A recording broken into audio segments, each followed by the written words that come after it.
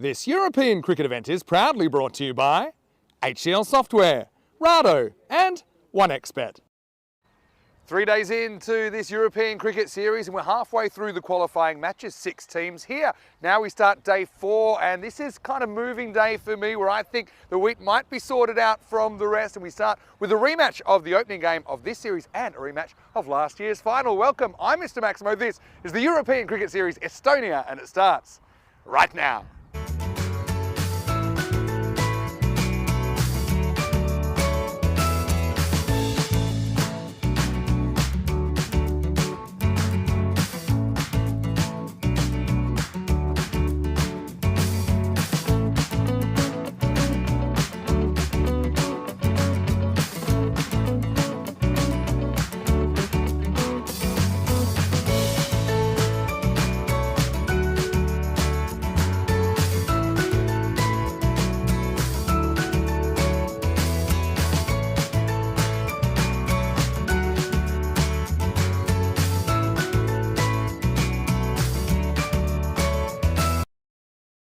Terehomikos, good morning to you wherever you're watching from around the world, and welcome to another huge day in European cricket. It is day 4 here. It'll be a super Thursday of action live from the Estonian National Cricket and Rugby Field in Tallinn, Estonia. And we are starting with the first of 5 matches today, match number 16, a rematch of match 1 of this series, also a rematch of last year's final and an incredible qualifier one last year as well. By the way, it's the Tallinn Stallions take on the Tallinn Strikers in match number 16.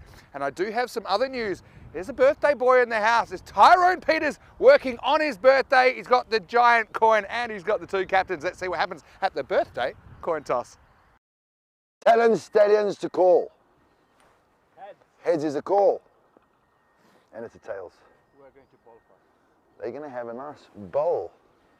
So the Strikers win the toss and elect to bowl, so they're sending in the dangerous Stallions lineup, although I suppose when the Stallions batting has failed, it normally has been in the morning, but one of those mornings was not on Monday morning, as the Stallions, they were able to get the win over the Strikers and get their tournament off to a good start. And currently the Tallinn Stallions, they're 4-1, had 1 shock loss in there, but they've been perfect through their other games. Against the Strikers outfit, 3-2, they're slowly getting going, but I think the big concern is that Amjad, who is an absolute star, just hasn't really been able to get going with the bat so far. Watch out for Saifur Rahman, as usual, at the top of the order for the Stallions. He's coming off 92 yesterday and 100 in the opening day proceedings. So really 2 teams that are going to go toe to toe. They play alike, they even look alike with their black uniforms, the black and gold. So yeah, I think we're in for some big hits this morning. And it was quite an incredible one. When Amjad did fire, I mean, last year on finals day, he scored 183 on his own out of a score of 254. Still the 3rd highest score all time on ECS. I will say the balls haven't been flying quite as far, except for last night, I suppose, where the Hippos got a few out of the middle. But yeah, just this batch of grizzly balls, maybe not carrying the distance compared to some that we had earlier in the season. Let's talk weather today. Well, right now, blue skies and sunshine. I am very, very happy with the weather so far. Though I will say the wind has picked up a little bit this morning, so it's a little bit of chill factor in the air, currently about 9 degrees. But we are expected to get to a quite balmy 18 degrees today. Well, Marco Celagin is in with me once again. Actually, he's going to take you through the first game of the day. It's the classic Stallions versus Strikers matchup, and I can tell you the Strikers, they want to bowl first after winning the toss. Marco, let's have a look at what happened yesterday and look ahead to match 16. Yeah, hello and welcome to all our viewers around the world to this day. We're at the middle point of the tournament. All the teams have played 5 games, and this clash is going to be a good one, as the one that began the tournament on Monday. In that occasion, the Stallions taking out the win. As we can see here, this is the match summary of Tallinn United beating the Riders by 9 wickets.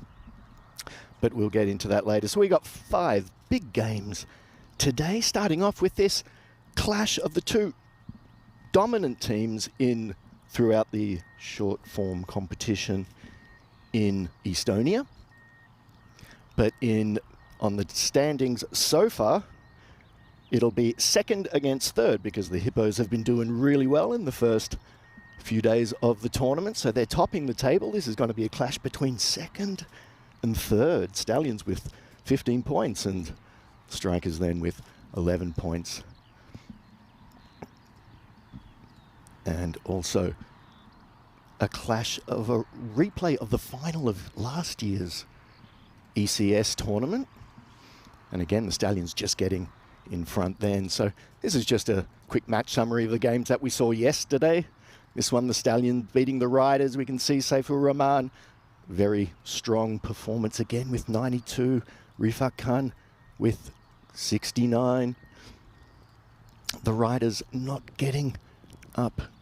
And there's a bit of a gap now between the top 4 and the bottom 2. So let's see if we can spring some surprises today and try to get that gap a bit smaller and see if the Riders or the Tata Wolves can put some pressure on the top 4 and try to get their way into finals day on Sunday. As Vinny mentioned, the weather so far is good. Sun's out.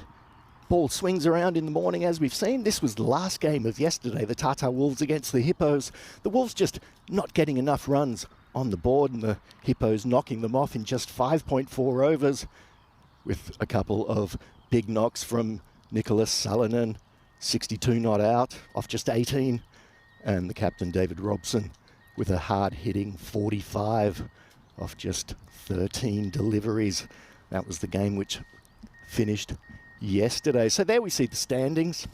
The Hippos on top, and as I mentioned before, this game we'll see second play third Stallions against the Strikers. Just one loss for the Stallions against the United, against Tallinn United, and the Strikers with 2 losses so far.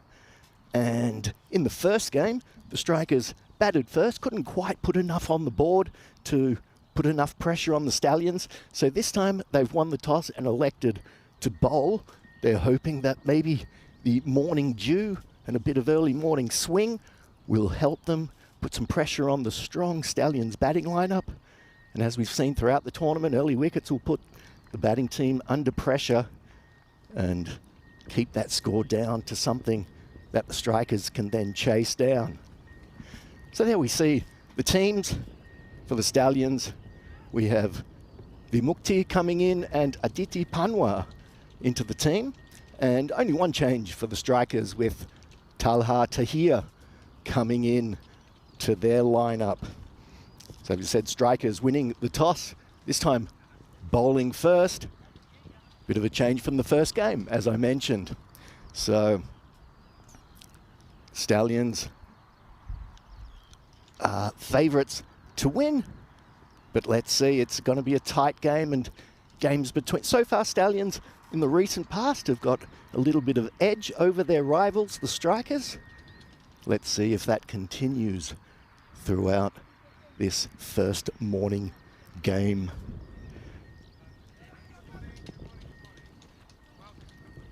So the players have made their way onto the field.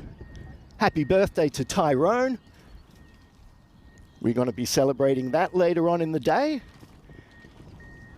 He's a hard-working fellow on his birthday, getting up nice and early to help bring the cricket to you. So happy birthday to Tyrone, and we'll celebrate that properly later on in the evening, I'm sure. So the opening bowler is going to be Arslan Amjad. First ball, and it's a bit of a loosener, but it goes through, loosener all around. So no damage done, and the game is underway. Bit of a change in the field, just moving the mid off a bit straighter. The bowler is changing his field, and here we are. So Khan, the batter, and swipes it away just for a single. So first run of the day, and Khan getting himself off the mark with one. And now we have the big, hard-hitting, big Baltic boss, Saifur Rahman, who's been on fire with 100 on the first day and 92. He looked like he was on course for another 100 yesterday, just holding out at the end. So here we are, Amjad into bowl, played down the ground again for a single. Just a good start to the day, just nice and sedate, no fireworks as of yet. So I'm looking forward to seeing what's going to happen in the chat too. So if you want to get in there and we can bring that out, that's a big hit, good connection, and that's going to be the first 6, and into our commentary box the ball goes. Here we go. Hopefully there's no damage done to the ball. The bowler will make sure of that. And that was a very nice hit there by Rafiq Khan. That's the first 6 of the day off the 4th ball of the first over. So that was well struck. And this one just decides to come around the wicket.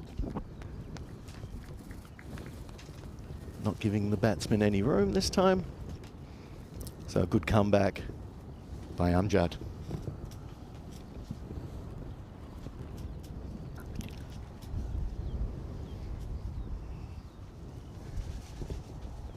Okay, swing and a miss.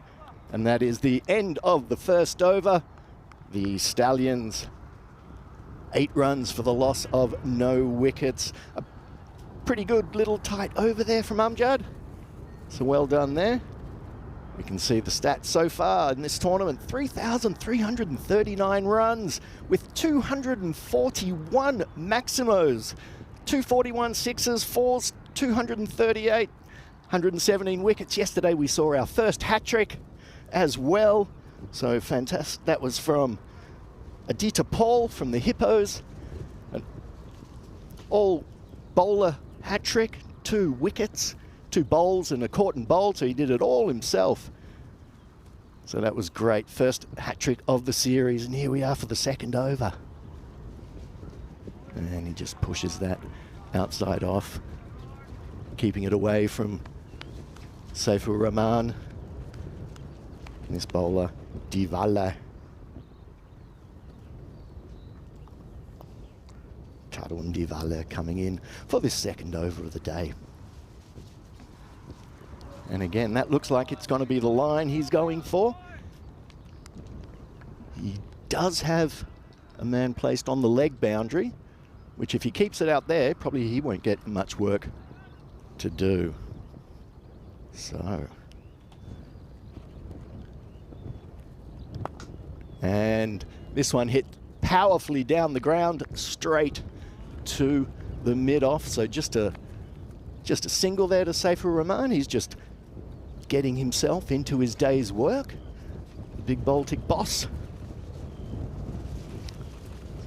So far, Rafiq Khan, the sole maximo of the day. So Divala pitches this one up. Is this one gonna go? The wind takes it and it just floats over the wide mid-off's head for another maximo. So 2 sixes now to Rafiq Khan. He moves his score along to 13 off 6.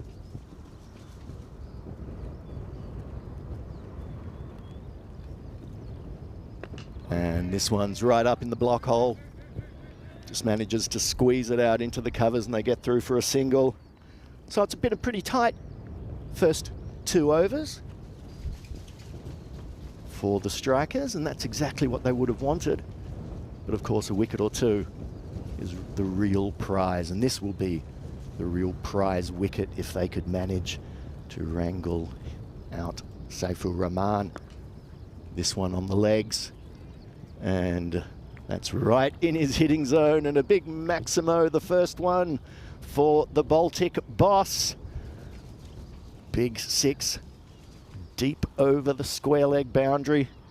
And that one comes right off the meat of the bat. So let's see who's in the chat. Hello to Lizan Ahmed and hello to Sarah Shovo. How are you all doing? I was thinking I might play a little game. I'm the new commentator in the bunch, so you probably don't know me all that well, but I'm a bit of a music junkie.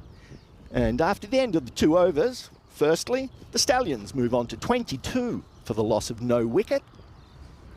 And Arslan Amjad will be coming on again after a tight first over to finish off the last over in this power play. And this one gets a top edge. Will it go over the keeper, or he runs around it, runs in circles and just falls outside of his hands and it goes to ground. That's something the strikers can ill afford. They need to take the chances that come their way. There's not going to be too many in between all of the big hits. So if you get a chance, you have to take it. So Arslan Amjad continuing his good line and length. And this one, Saifur Rahman, right over the boundary. Ramalama, far, far, far over the boundary, that one. And a big Maximo there. So as I was saying, I'm going to try to throw in some musical song titles into my commentary and see if anyone in the chat can pick it up. They're going to be some obscure ones. I actually just used one there. And yeah, if you do pick up or you do recognize the name of the song, maybe just put it in the chat, say what the band is, and it's a little point to you. So it's a little quiz in a way. So will you pick it up or not? Some will be in English, some will be in another language. Here we go. Another big shot outside off. It's well played all along the ground. Well driven by Saifur Rahman. He is looking good again. He always looks very confident though. He's a big confident fella. Saw him on the first day. He had this wry smile. I'd never met him. I shook his hand and I thought, okay, yeah, he looks like he knows that he's in for a big week. So Arslan Amjad has to keep it tight, but he's keeping it well up to the batsman. And there we are, that one, unfortunately, just a bit wide. So he misses his length there. I think Rahman's power just putting him off just a bit. Saslan coming in again. Oh, and that sounded very good. A big crack off the bat, but straight to the fielder, so no boundary. Just a single. That puts Rifa Khan on strike. He hasn't had much of the strike in the last few balls. And just 2 balls of this power play left. Let's see what the Stallions can make of it.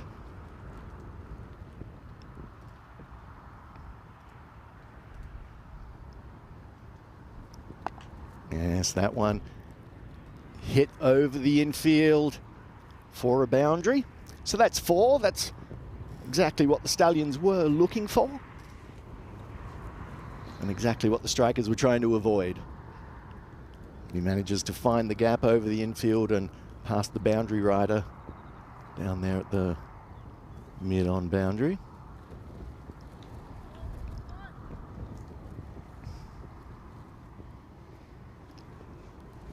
And this will be the last ball of the power play. Let's see where it goes.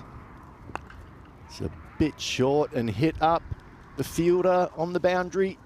Oh, he tries to knock it back in, and in the end it was good work by the captain, Habib Khan, keeping it in play, stopping the boundary. So at the end of the 3rd over, the score goes to 40 at the end of the power play. And I think the strikers will be pretty happy with the run rate there. They'll be a bit disappointed they couldn't pick up a wicket. They had one chance. The keeper letting that one chance slip. And it looks like now the captain, Habib Khan, is going to be bringing himself on.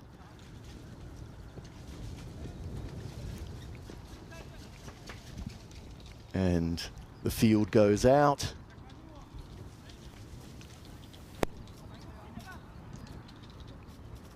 Rifat Khan will be facing this first ball. There we are. That's the Manhattan. We can say that's a stairway to heaven from the Tallinn Stallions. 8 off the first, 14 off the second, and 18 off the third. The strikers will want that going in the other direction, going down. Let's see what the captain, Habib Khan, can do about that, as he still is marshalling his field. Bowling some offies. And that one's put nicely outside off stump, and the batsman plays and misses.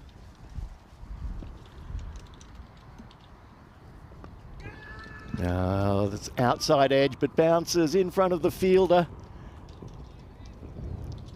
Chance for a catch, not quite there, but they only go through for a single.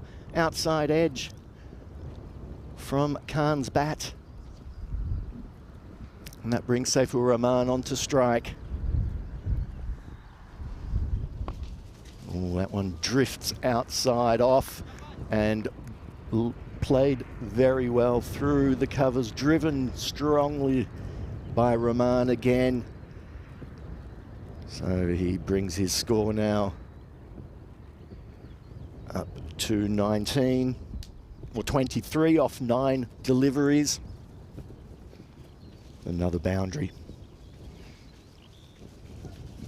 So here we are.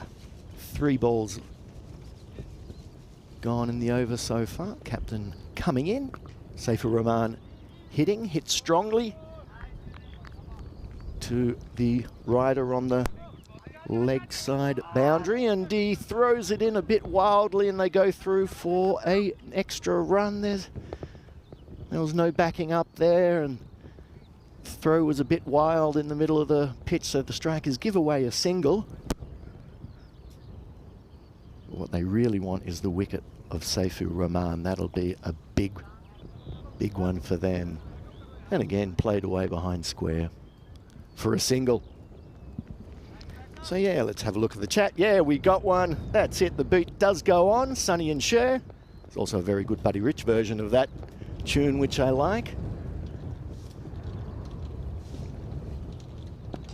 And this one sounds good, looks good, and Ramalama far over the boundary for another Maximo there from Rifat Khan. He brings his score on to 33, and at the end of the 4th over, the score moves on to 54 for the loss of no wickets for the Tallinn Stallions. So well done to Johnny He for getting Stairway to Heaven.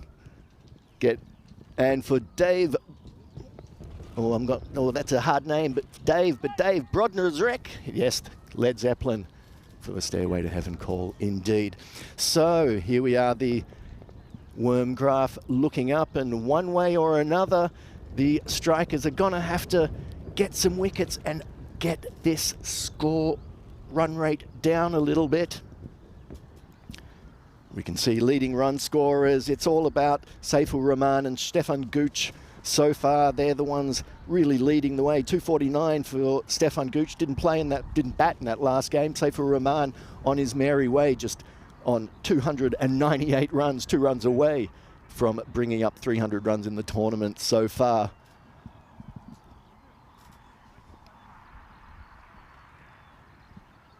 So the 5th over is going to be bowled by Gul Zaman.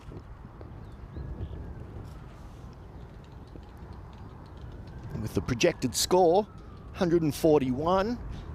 And I hazard to guess if it continues like this, they could up the ante. It could be a little bit more, but let's see. Lots of cricket to be played. This one played down the ground, should be stopped on the boundary, and it is. So just a single.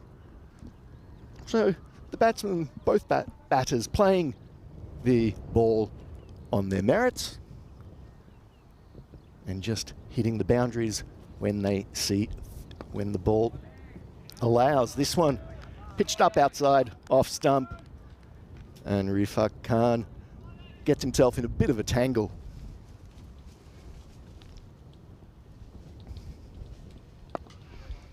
So Zaman this time straight in Khan's hitting zone, and that is another Maximo. Indeed. Another 6. Bringing up his 4th 6, I think, of the innings so far.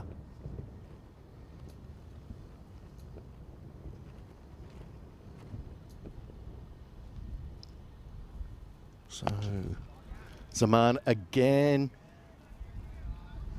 bowls it, and Rafiq Khan another big Maximo, so 2 in a row now.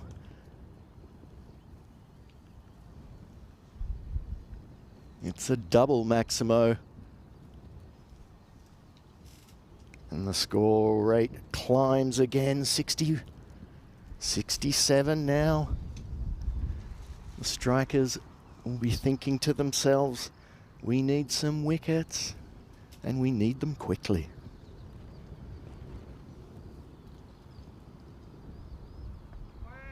Okay, a bit more of an angle.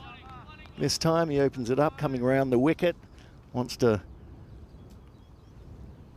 try to make Rafiq Khan reach for the ball a little bit more and get it out of his hitting zone, coming wide of the crease there.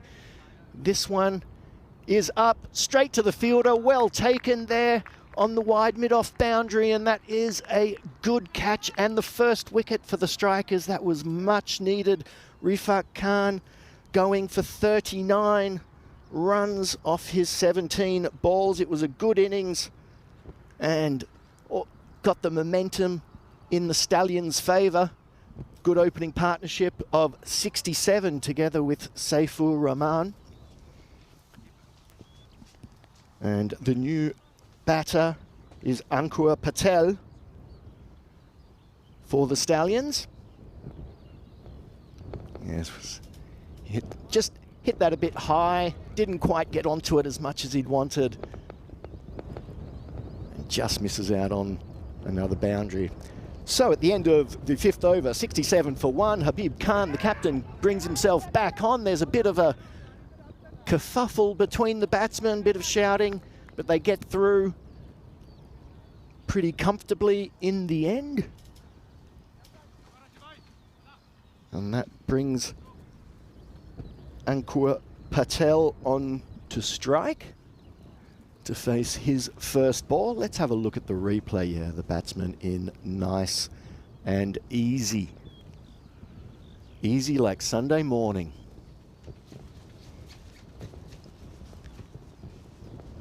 So Captain Khan, this one he bowls with a bit of wrist spin, and Ankur Patel plays it to the leg side just for a single, bringing the Baltic boss onto strike. Oh, this one just slips out for a wide, too wide of off stump this time from Habib Khan. That ball's probably a bit wet and slippery, and bowling wrist spin with a slippery ball could be a bit soapy, can slip out. Probably what happened there. Here we go, this one. He drags down, and Saifur Rahman drags it down over the boundary for another big 6. And he takes his score along to 34 off just 14 balls.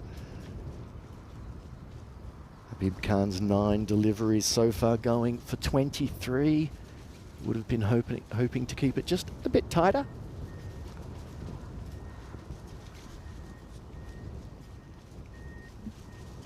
Okay, this one nicely pitched, but into Saifur Rahman's hitting zone, and another big Maximo there. So he takes his score on to 40, and on his merry way he goes. He doesn't do things in halves, does Saifur Rahman. He does things in 6s. So this over getting a bit pricey, shall we say.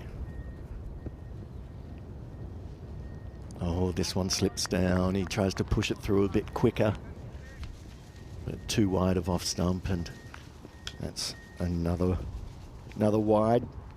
Second one of the over. He's trying to get it away from his hitting arc. Understandably so. Here we are, this time outside off stump. Doesn't really get the middle of the bat onto it, but he gets enough wood to get it over the infield and to the boundary for a 4. That's 44 runs for Saifur Rahman now, and Habib Khan's over. What is it? 18 runs so far off it. 2 runs for a magic over. Let's see if they get there.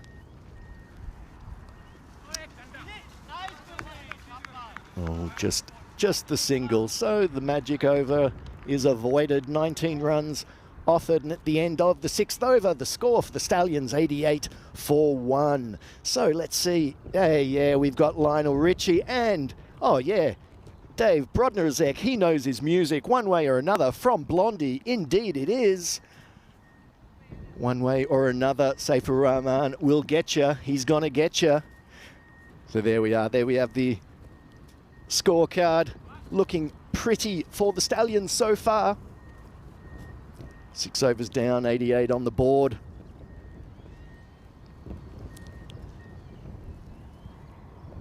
Yes, Dave, Lionel Richie indeed, also Faith No More cover. Easy on Sunday morning, easy on Thursday morning for Saifur Rahman.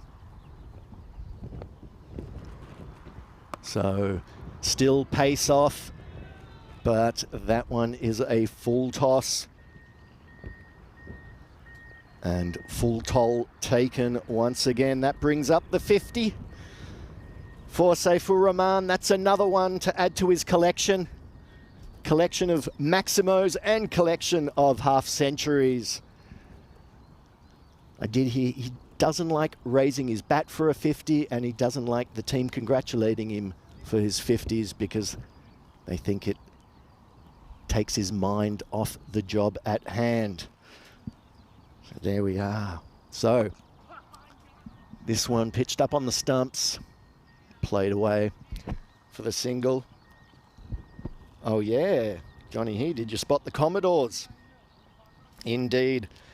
Lionel Richie, of course, the lead singer of the Commodores back in the day, singing that chilled out, beautiful soul tune.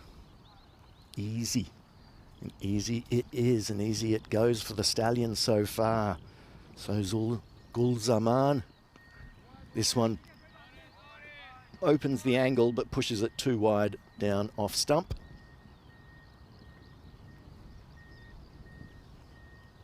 Okay. 150 plus. A lot of people in the chat are saying, I'm thinking the same, that it's going to be a big score for the Stallions and the Strikers.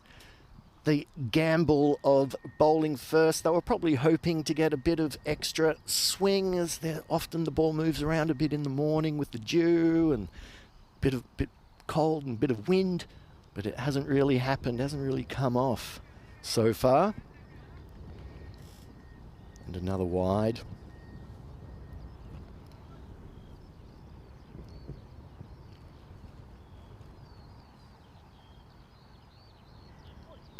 Oh, that one's going to be a no ball for height. It's a big 7-up. Another Maximo Ramalama far over the boundary indeed. And this one's going to be a free hit.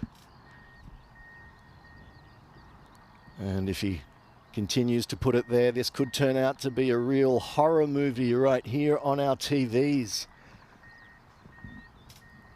So Zaman, free hit.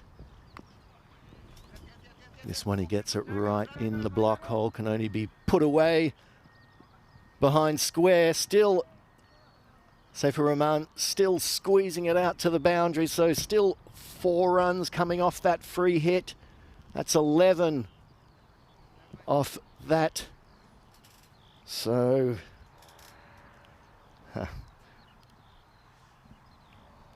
Oh, I spotted a Bon Jovi in there. If I did it by mistake. So so well done to Higginbottom.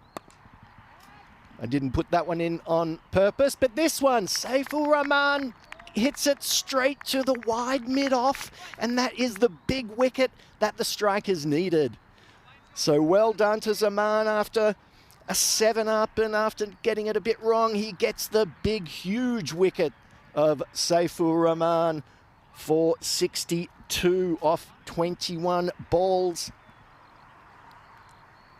It was a full toss, and but deemed legal.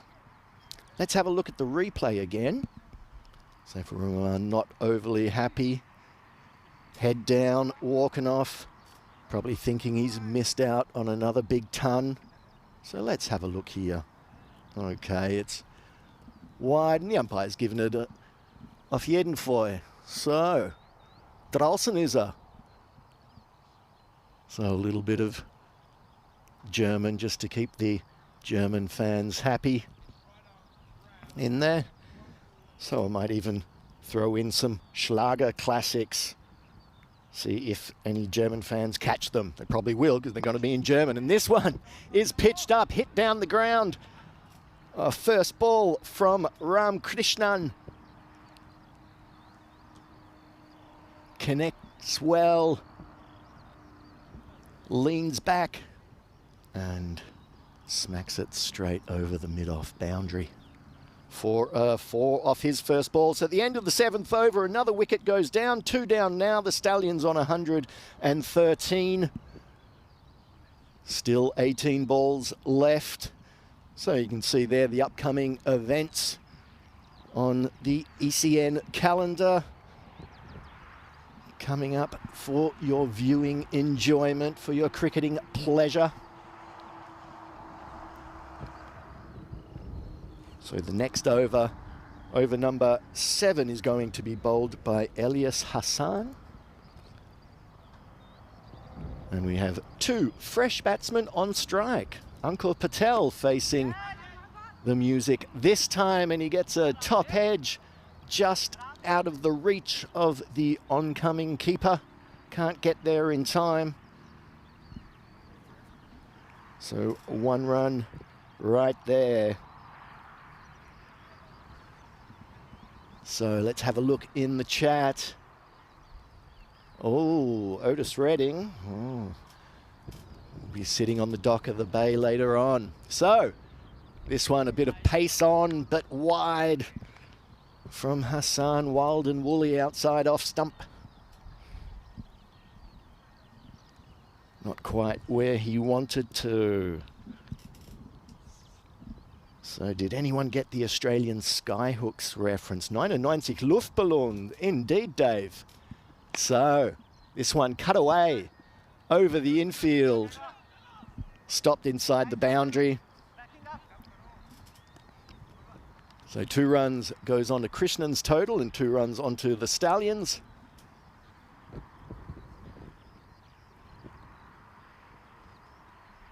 Indeed, yes. There was one Australian band I threw in, horror movie from the Skyhooks.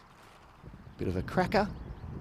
So Hassan in again. This one, a full toss on the batsman's legs, and he swings high, he swings mighty for another Maximo. Far, far, far over the boundary. And that Rama Lama Lama is an MC5 tune, if anyone's into their very early punk rock stuff. Hard and heavy, and that shot was certainly hard and heavy, right off the middle of the bat from Krishnan.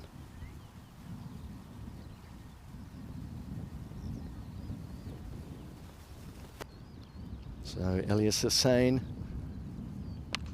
coming in. This one hit high and to the fielder again. Another catch similar to the first wicket. And a good catch there from, is it Shayan Khan there? Or is it going to be a no ball? No. The batsman is out. Well taken. And a good catch second there. Second good catch there in that position at the wide mid-off from Shayan Khan. So Elias Hassan gets a wicket. And the Stallions losing their third. Well taken. Never looked in doubt. No doubt, one could say.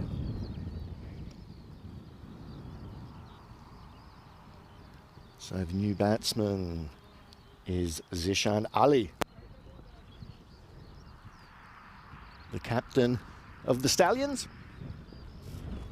facing Elias Hassan, who bowls it a bit short, gets swiped straight back down the ground, a bit of foot fielding, but stopped well by Habib Khan on the boundary there, thrown in. And Zishan Ali gets off the mark with two off his first ball. And as we've seen all tournament, the run rate just coming down just ever so slightly, but there's a long way to go. This ball goes through the batsman, missed by the keeper.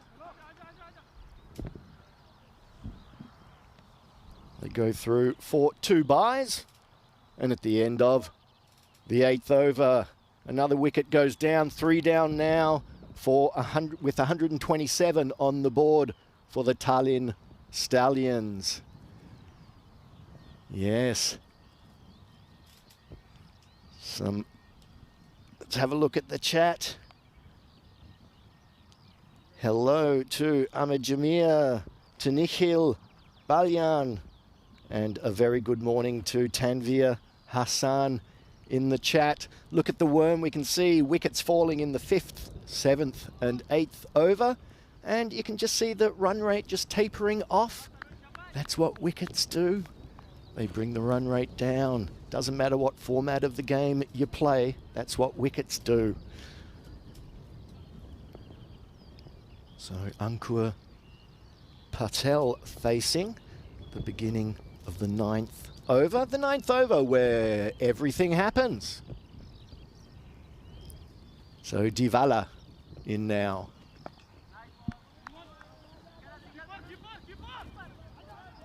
Batsman going through for 2. There's a bit of a fumble from the fielder. And that allows the batsman to go through for an easy 2. Easy 2 indeed, yes. 99 Luftballons. Well, we're well past 99 today. 128 on the board at the moment.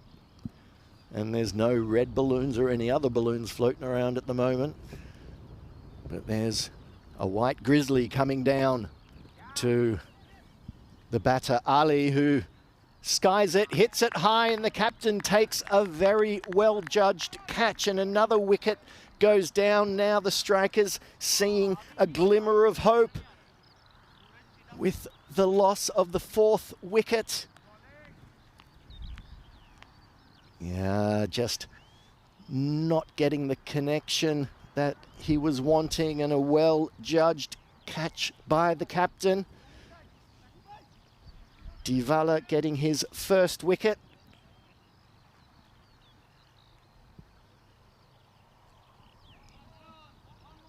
So, the new batsman coming in,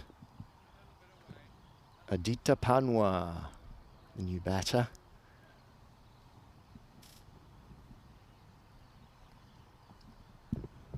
Field stays the same, no change there.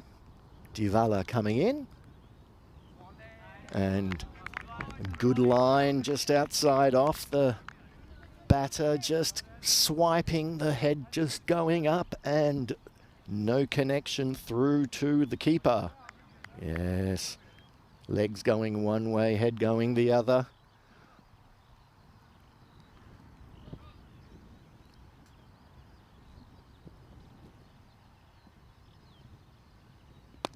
Oh yeah, that's one's pitched up. Umpire Winter once again in the firing line. He was in the firing line yesterday, that's for sure. I spoke to him before the game started and he said he was feeling fine. Hardly even a bruise. He's a tough gentleman. So Duvala in again. Okay, good shot. Swipe down the ground, well fielded. Batsman considering a second, but good tight fielding there from Aslan Amjad. Stops any thought of the batsman going through for 2. So Aditya Panwa now on strike, facing. And pretty much a replay of the ball before. So that is the end now of the 9th over. And the Stallions losing another wicket for 131. So we were saying 150 plus when the opening batters were in and when they were making hay, when the sun was shining. Now the clouds have come over and they've come over the run rate just slightly as well, so it's just going down. We've seen wickets falling at 67, 109, 123 and 128, and that's just slowing up the progress of the Stallions and giving the strikers a bit of momentum and a bit of hope going into their batting innings. Let's see what these last 6 balls can do. It's Elias Hassan coming in again. Batsman running hard. That first, Now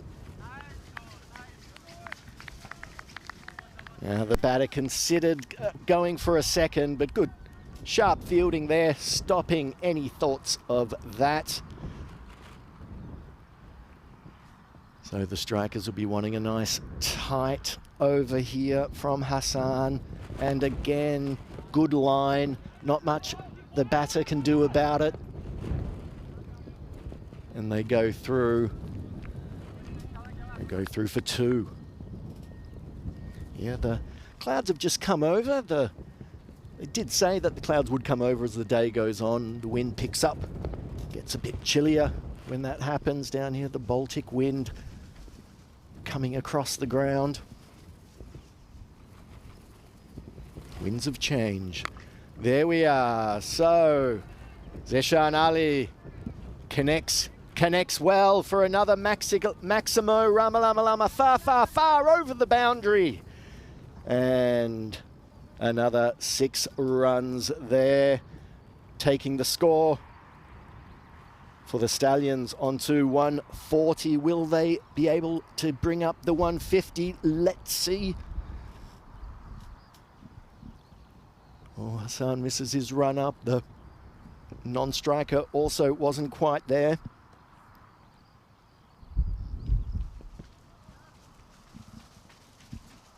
So repeat and rinse. Okay, nice shot there outside off stump, but it's not going to get to the boundary. The fielder considered it, but picked it up in time. But unfortunately, the backup from the bowler, he misses it. Allows the batsman through for another.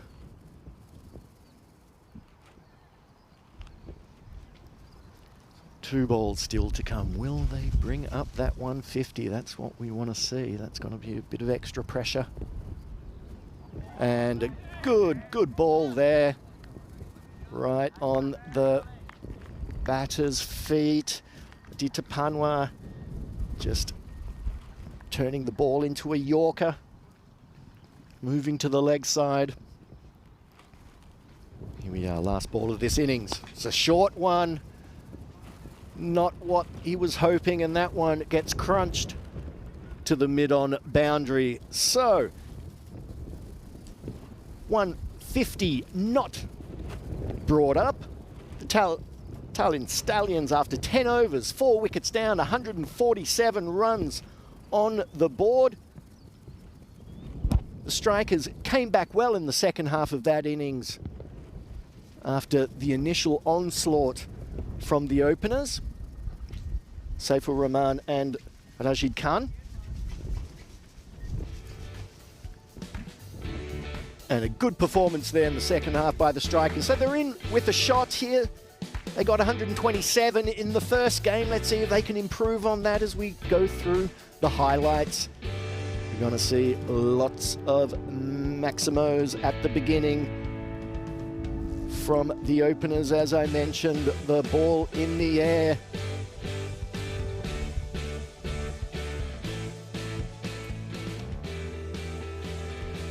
And once those wickets started falling, though, the run rate climbed down. Here we are. Saifur Rahman's wicket, a good catch there by Habib Khan. And they'll be happy that they managed just to control the innings in the second half there. And the Stallions might be a little bit disappointed that they really didn't go on and take advantage of the position that they found themselves in after the initial onslaught. So, 147 for 4 from the Tallinn Stallions. We'll be back in 10 minutes with the reply from the strikers. We'll leave you with the scorecard to ponder over. See you soon.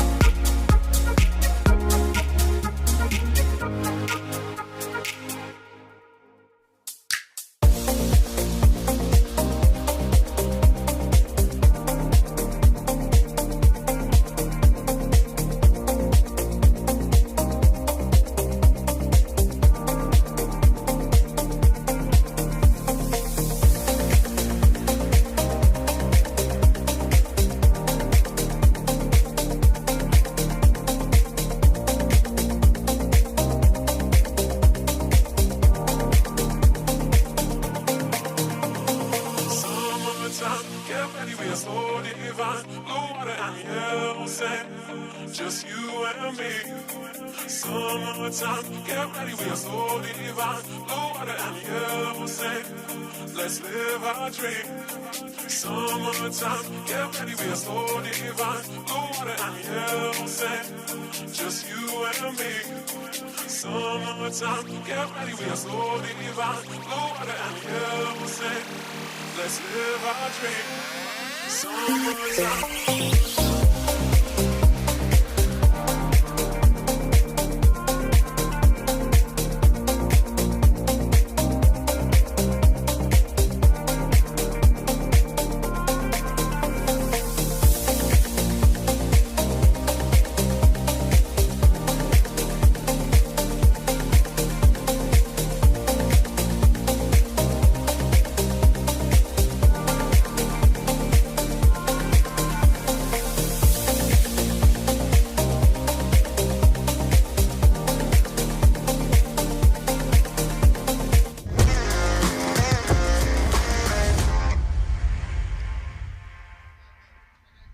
This European cricket event is proudly brought to you by HCL Software, Rado and OneXBet. So welcome back, and we're here for the reply by the Strikers against the Tallinn Stallions, who put 147 on the board. The Tallinn Strikers needing 148 to win for the bonus point. Strikers need to be restricted to under 102. 102 is going to be the minimum target for the Strikers to get a point. They have to get that in 7 overs. So the Stallions will be starting with Aditya Panwa.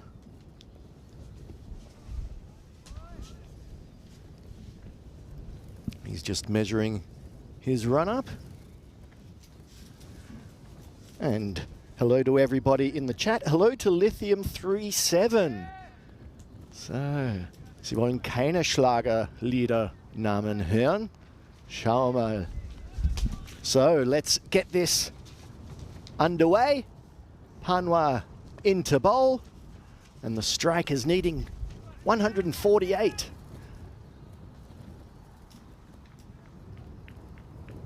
And they start off with a single onto the leg side. Indeed. So the Strikers were able to just take a breath, take a puff, dum mara dum, as the song goes. And Panwa into bowl. That one's way down leg side. That one goes all wrong and stopped inside the boundary, so it doesn't go for 4, but a good throw. Let's see if the batsman's back in. He doesn't batter, doesn't look too flustered, so I think he managed to get in time, but let's see on the replay. It's a good throw, good comeback, good stop by the fielder. Thrown in quickly, good team fielding. And let's see the replay. The batter gets his bat down and is all good. All good. So Panwa just getting that one a bit wrong. The batsman walking all over his crease. And a run out as well. It's all happening. It's all happening there. So up for the LBW. The batter's going through trying to get through for a single. Not quite managing to get in time. Again, good fielding. Good tight throw again from the same fielder. And the direct hit. The direct hit sees Aslan Amjad out of his ground.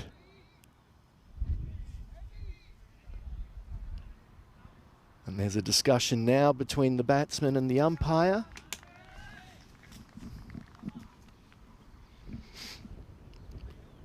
but out of his crease, and the umpire is giving him out. There's nothing to discuss really there. That sees the end of Amjad. Just faces the one delivery. Moving all over his crease, to be honest.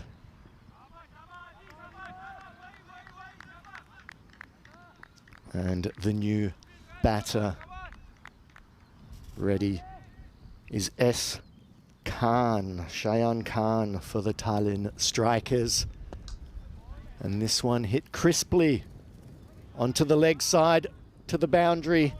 And that is a good shot to open the boundary account for the Tallinn Strikers. That's exactly what they needed. And that gets that initial chaos out of the system with a nice, crisp boundary from the batter Khan. This one, top edge. Well taken.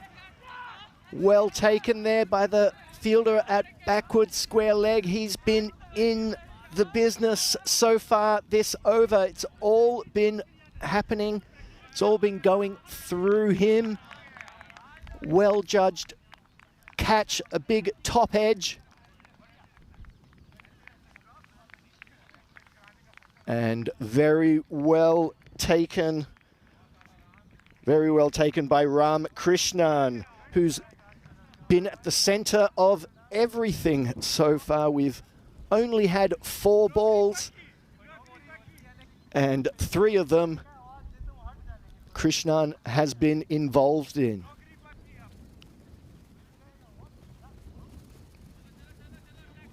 So that's exactly what the Stallions wanted, and the Strikers wanted to avoid. Those early wickets, 2 gone in the first over. Etisham in now, the new batsman, facing Adit Panwa, who misses his run-up. There is a reasonably strong wind blowing across the ground, so he might have just not felt quite comfortable, thought he would go back. It's always good when the bowler gives himself a bit of time, and in he comes again.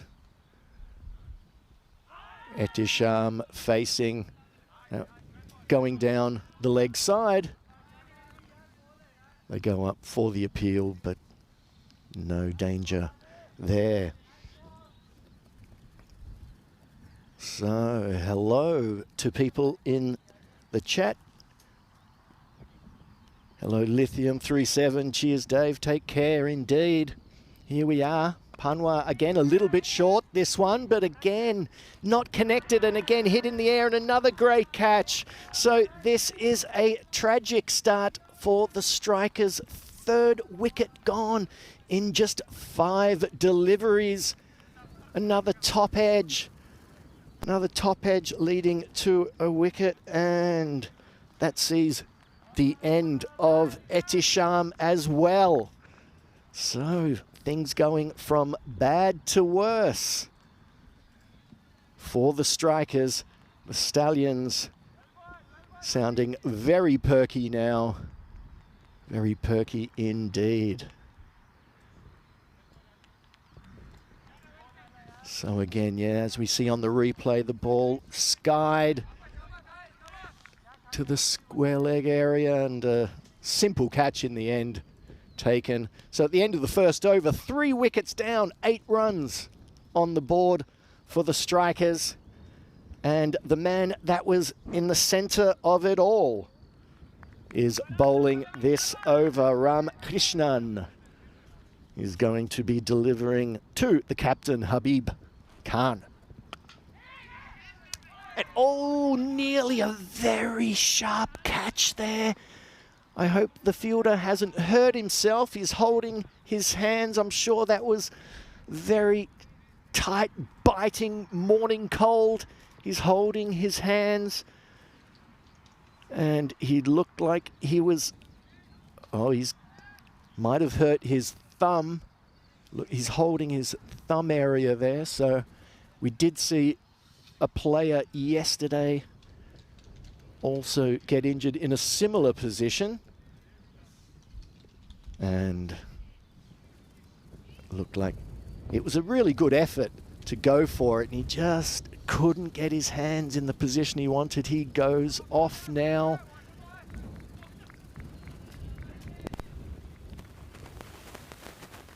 To seek some treatment. He doesn't look in too much distress, so I think he just needs a bit of the magic spray just to help him through. We'll probably, hopefully, see him later on. So Krishnan in again.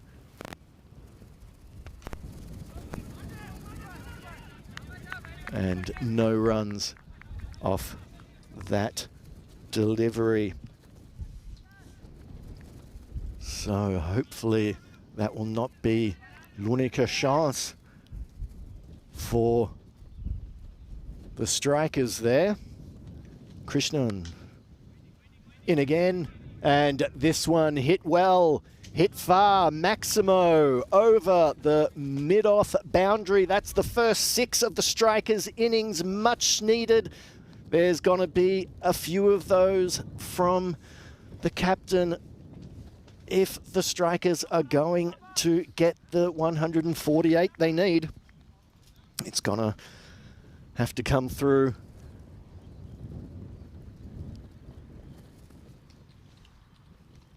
And Krishnan just getting this a bit wrong, wide outside of off stump. So a bit of pressure now building for the bowler. Captain of the strikers leading from the front.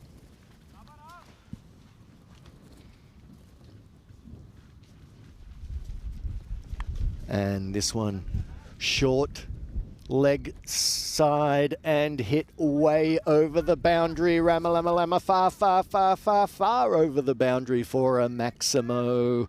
And that's another 6 now. The captain taking the bit between his teeth and saying we might have lost 3 wickets in the first over, but that's not going to slow us down. So the keeper, Vimuktu, just fine-tuning the field a little bit as Krishnan coming in to bowl. This one hit cleanly again, and another Maximo. Another Maximo for the strikers, much needed, the 3rd in the over. 3rd in the over, and we're looking at a magical over.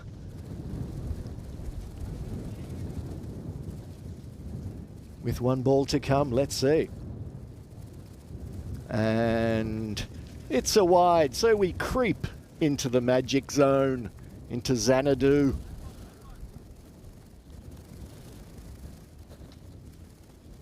There we are. So let's have a look in the chat. Let's see if any of these... Hello to Din Islam, to Apurbo Misty, and another big hit. This one won't go to the boundary. This will be kept inside the ropes. Good quick throw in, and just the single this time. So 21 coming off Krishnan's over. The score at the end of 2, 3 wickets down for 29. Looking a lot more respectable in the runs column for the strikers. They're going to want to continue this partnership. Elias Hassan hasn't faced a delivery yet and won't be facing yet. The strike going back to the skipper of the strikers. So Aditya Panwar will be bowling the last over in the power play.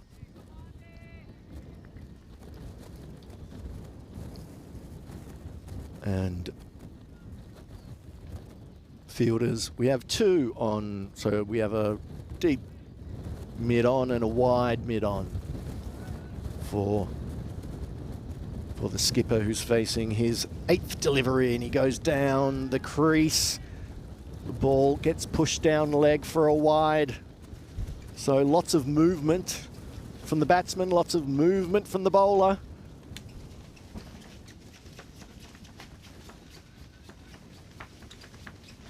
And it all ends up in a wide. Panwain again. Oh, that one just floats in, just moves off the seam a bit. Missed by Habib this time. Doesn't connect. So a dot ball. And the dots join the Davy D, Dozy, Breaky, Mick and Tick, indeed. Okay, and this one connected well, connected high. It's another big 6. So the skipper really leading the way here. All the runs coming off the bat. And he is leading from the front and saying, follow me, my teammates, follow me. If we're going to win this, I need some help. I can't do it all myself. So, John Higginbottom, hello. Davy D, Mick and Tick, indeed.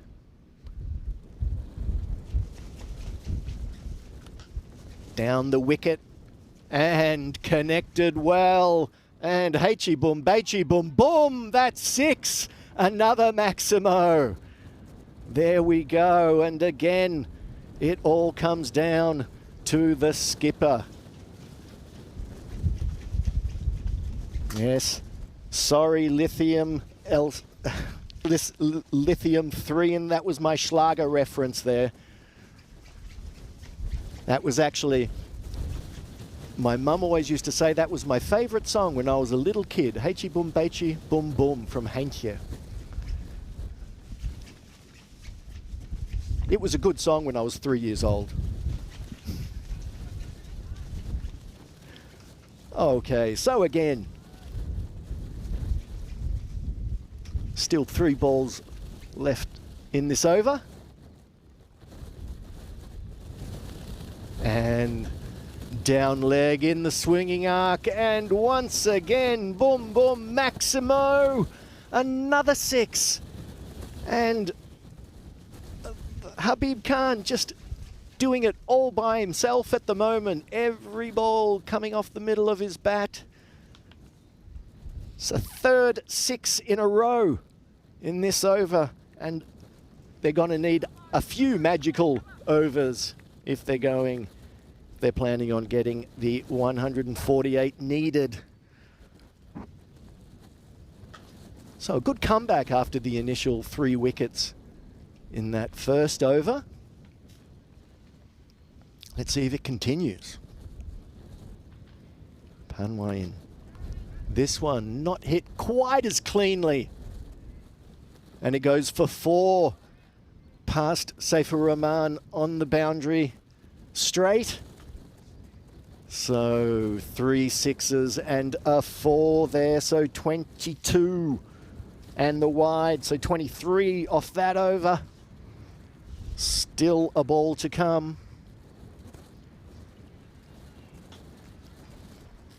And now we're looking like a game is going to get a bit closer. And drifts down leg, and again a 6. So a fantastic over for the strikers there.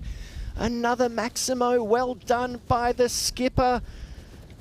He's going to be he's now talking to Hassan and saying, I've just hit this one for 20 plus. Now it's your turn. It's the end of the power play, end of the third over, and the Tallinn Strikers 3 wickets down now for 58, and we see the step graph there. It's a stairway to heaven for the Strikers. 8, 21, 29 coming off that third over. Fantastic stuff. And the captain dragging his team, kicking and screaming back into this game. Well done. So let's see if he can get some bit of help get some support here from the rest of his team.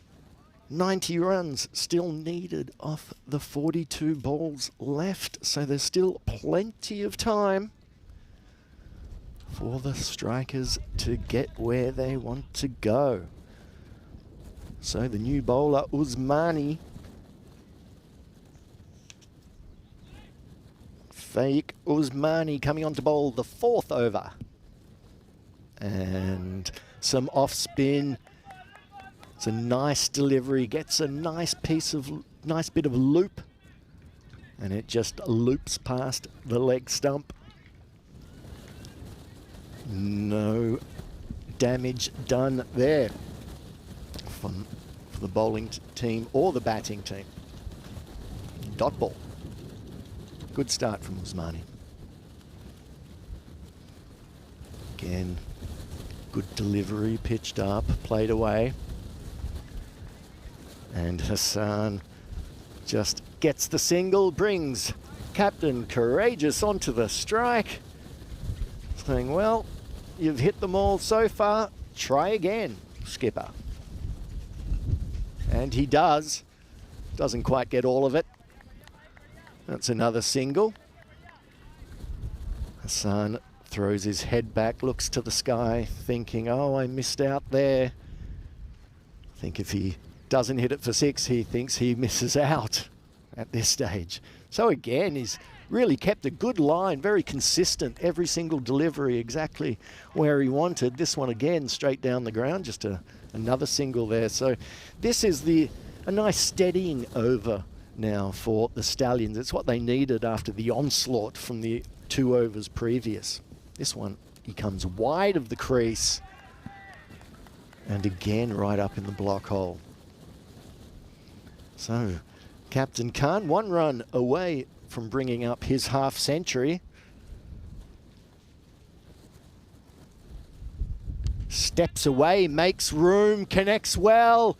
This is coming straight to us and just dribbles past our tent for another big Maximo.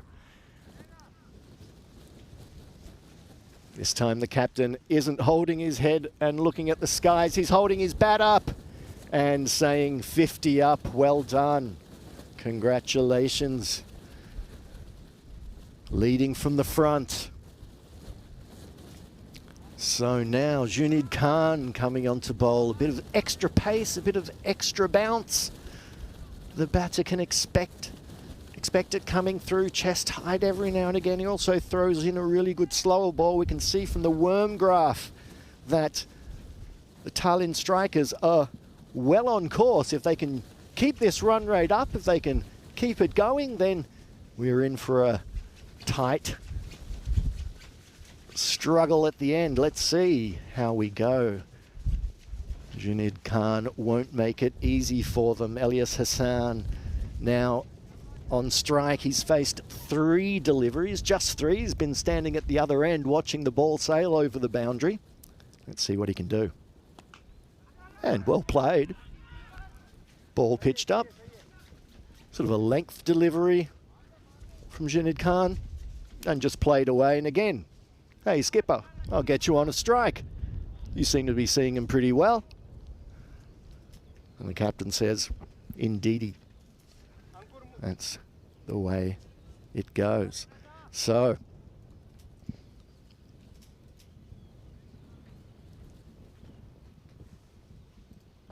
Khan in again.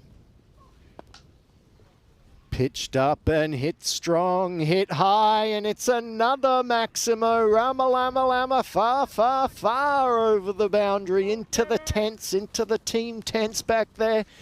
And the captain continues on his merry way. Taking the score up to 74, so they're right in here. They're right in, not only for the bonus point, but I can feel the Stallions starting to think about this a little bit. They're getting a bit wobbly, and this one, again, another Maximo. Another Maximo, the captain, blistering innings here. Absolutely sensational stuff. right off the meat of the bat again. His bat is like a trampoline at the moment. He's swinging, and he's certainly not missing. He's swinging straight over the boundary. I'm guessing that Khan is going to bang this one in a bit short. Let's see. Oh, yes, he does.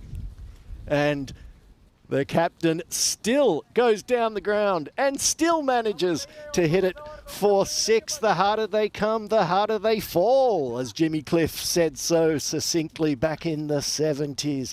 Great little reggae tune, and that shot's even better. That shot's even better. So, the skipper again. What a sensational knock. One-man show for the strikers here. The Stallions are going to want to get this wicket and get it quickly. 73 off just 19 deliveries. Crazy stuff. Shinid Khan in again. This one, yeah, good line, good length. Amazingly, Habib Khan misses this one. First one he's missed in quite a while.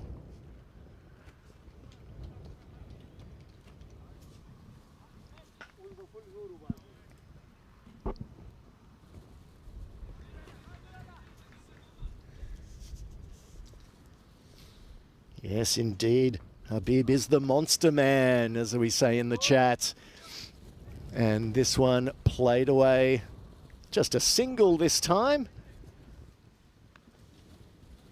So at the end of the 5th over, 87 runs up for the Tallinn Strikers. Still just, well, 3 wickets down. They all went in the first over. And since then, it's been an absolute one-man show by Captain Habib Khan. And the rest of his team is saying, keep on going, keep on going. There's a bit of a group chat now between some of the strikers. What are we going to do? Who's going to come on to bowl? And it looks like it's going to be Zishan Ali, the captain of the Stallions. So, skipper to skipper.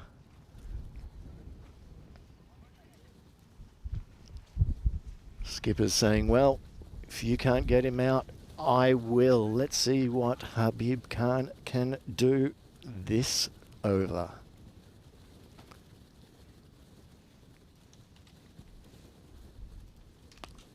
Yeah, that again in the hitting zone, and again skipper to skipper, but it's over the boundary for another Maximo. Far, far away indeed. He's really seeing them well. He's connecting. They're going over that mid-on boundary. Straight to his teammates, I think, just to keep them awake back there, you know, just to say, well, you know, you're probably going to have to do a little bit of work as well later on.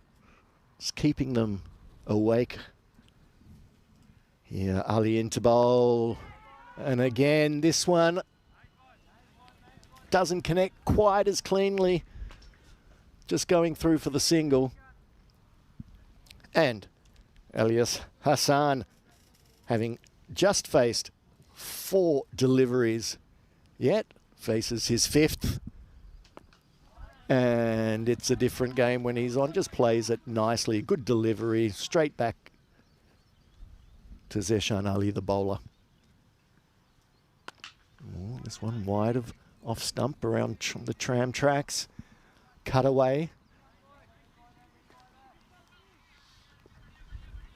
And Hassan getting his captain back on strike. And that's what they want. He's the one who's seeing the ball very well. Here we go. And does this get to the boundary? It goes over the ropes for 4. Seems like it's been a while since we've had a 4.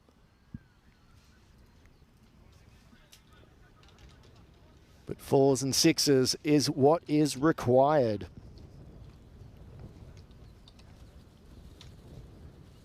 So the Skipper also approaching 3 figures, not too far away. So Zeshan Ali in again. Another good-looking shot, connected fantastically, and that is another 6. That is the 100 up for the Tallinn Strikers. At the end of the 6th over, they go to 106 for the loss of 3 wickets. That's 106 runs, 91 of those coming from the bat of their skipper, Habib Khan. He's seeing it like a steam train, which is really big, so you'll see it really easy.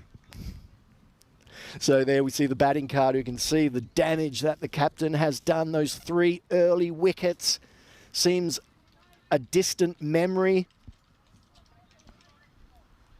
And Faik Usmani, who bowled pretty good first over. I do like the loop he gets. He looks like a really good spinner. But at the moment, if it's going to Skipper Khan, it's generally going over the boundary. But this ball is going to be faced by Elias Hassan. And he just tells his skipper, come down, come back on strike. And good teamwork there, just getting the informed batsman on. And again, incredible, incredible. Every shot just off the middle of the bat, over the boundary. Another big Maximo. And Habib Khan goes on to 97 now. 97 off just 26 balls. What a sensational innings this has been. Talk about leading from the front. And this time, over the top again. That's his 100. Fantastic stuff. Maximo, indeed. 3rd century that we've seen this week. I've seen them all too, which has been great. What a sensational innings. I don't think I've ever seen one person dominate a batting innings as much as Habib Khan has here. This is incredible stuff. From 118 runs off 6.3 overs, the team, and the skipper's score is 103. Imagine that. Crazy stuff. Crazy train. Here we go. And that one looks nice and crisp, but he hits it straight to the fielder, and that's the big, huge wicket the Stallions needed. The skipper goes after bringing up a magnificent 100. He hits it down the throat of the fielder on the offside boundary, and he makes no mistake. And that brings a fantastic innings to a close. And the Stallions will be breathing a sigh of relief, let me tell you. But the skipper has put his team into a good position. Really has, and he should be, the rest of the team should be saying, Skip, we're going to be doing this for you. So the new batsman coming in now. Oh, what a sensational innings again. That's one I'm going to remember for a long time. Yeah, the new batsman coming in is Katamanchi. Don't know if I've seen him play so far, so it could be a newbie. Let's see what he has on offer.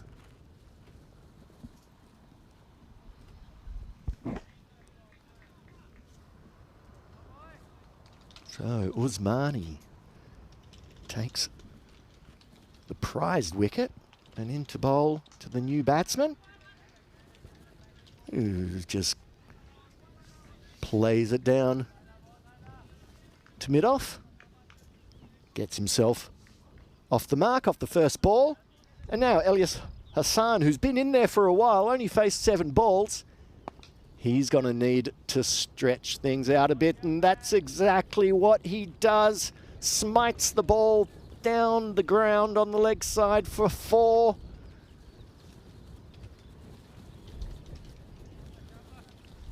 And the strikers here continuing where their captain so courageously left off. Hassan there. So at the end of the over, 123 for 4. Habib Khan on the Hall of Fame, the latest century of the list of 2025 Hall of Fame, 103 off just 28 balls. You can see it's the 3rd century we have seen this week, and I'm sure it's not going to be the last. So this game is tightening up. The Stallions are going to need another wicket. And captain continuing bowling. Bit of foot fielding there. There was a desperate dive in the covers, but the ball gets past him. But Adit Panwar on the boundary there, getting his foot down in time to make sure the ball does not go to the boundary. So Elias Hassan, 2 runs. There, and Zeshan Ali coming into bowl. And a top edge goes over the top of the third area, down to the boundary, and that is another 4. This we see an outside edge. Just misses the fielder placed there. Aslan Aurangzeb fielding down there. Just gets past him. And Elias Hassan now continuing where his captain left off. And this one hit down the ground powerfully and tight and along the ground. And once again, it's another boundary. So the Stallions looked like they were in a fantastic, impregnable position even after the first over with 3 wickets falling. But the captain putting the strikers now into a position of strength, and they're just on their merry way. 132 up. Hassan facing. This is a bit short again. Into the covers. Well fielded on the boundary. Just the single. So the Stallions are wobbling and wobbling hard here. Katamanchi facing. Just a dot ball. So 15 runs in 13 balls now needed. That's a pretty, not a hard equation at all from the strikers. And they can thank their captain for that. So Katamanchi facing again. This one hit straight back down. Stopped by the stumps. The umpire was not in danger. The stumps were, no runs. So the end of that over. The strikers 133 for 4 at the end of the 8th, 2 overs to go. The 9th over. Here we are, where it all happens. Will it all happen now? Will it all happen here? We will see.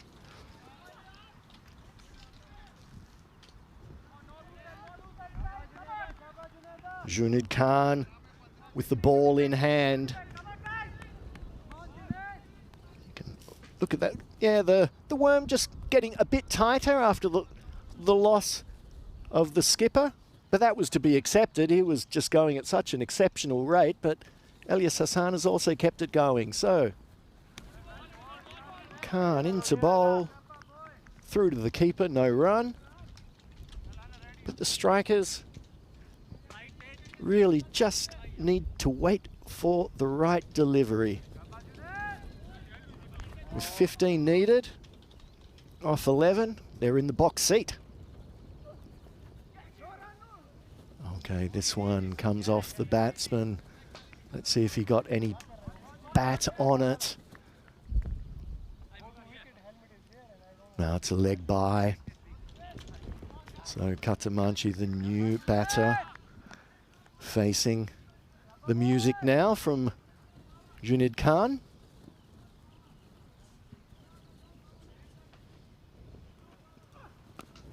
And outside off stump into the covers, well stopped, thrown in quickly, well backed up.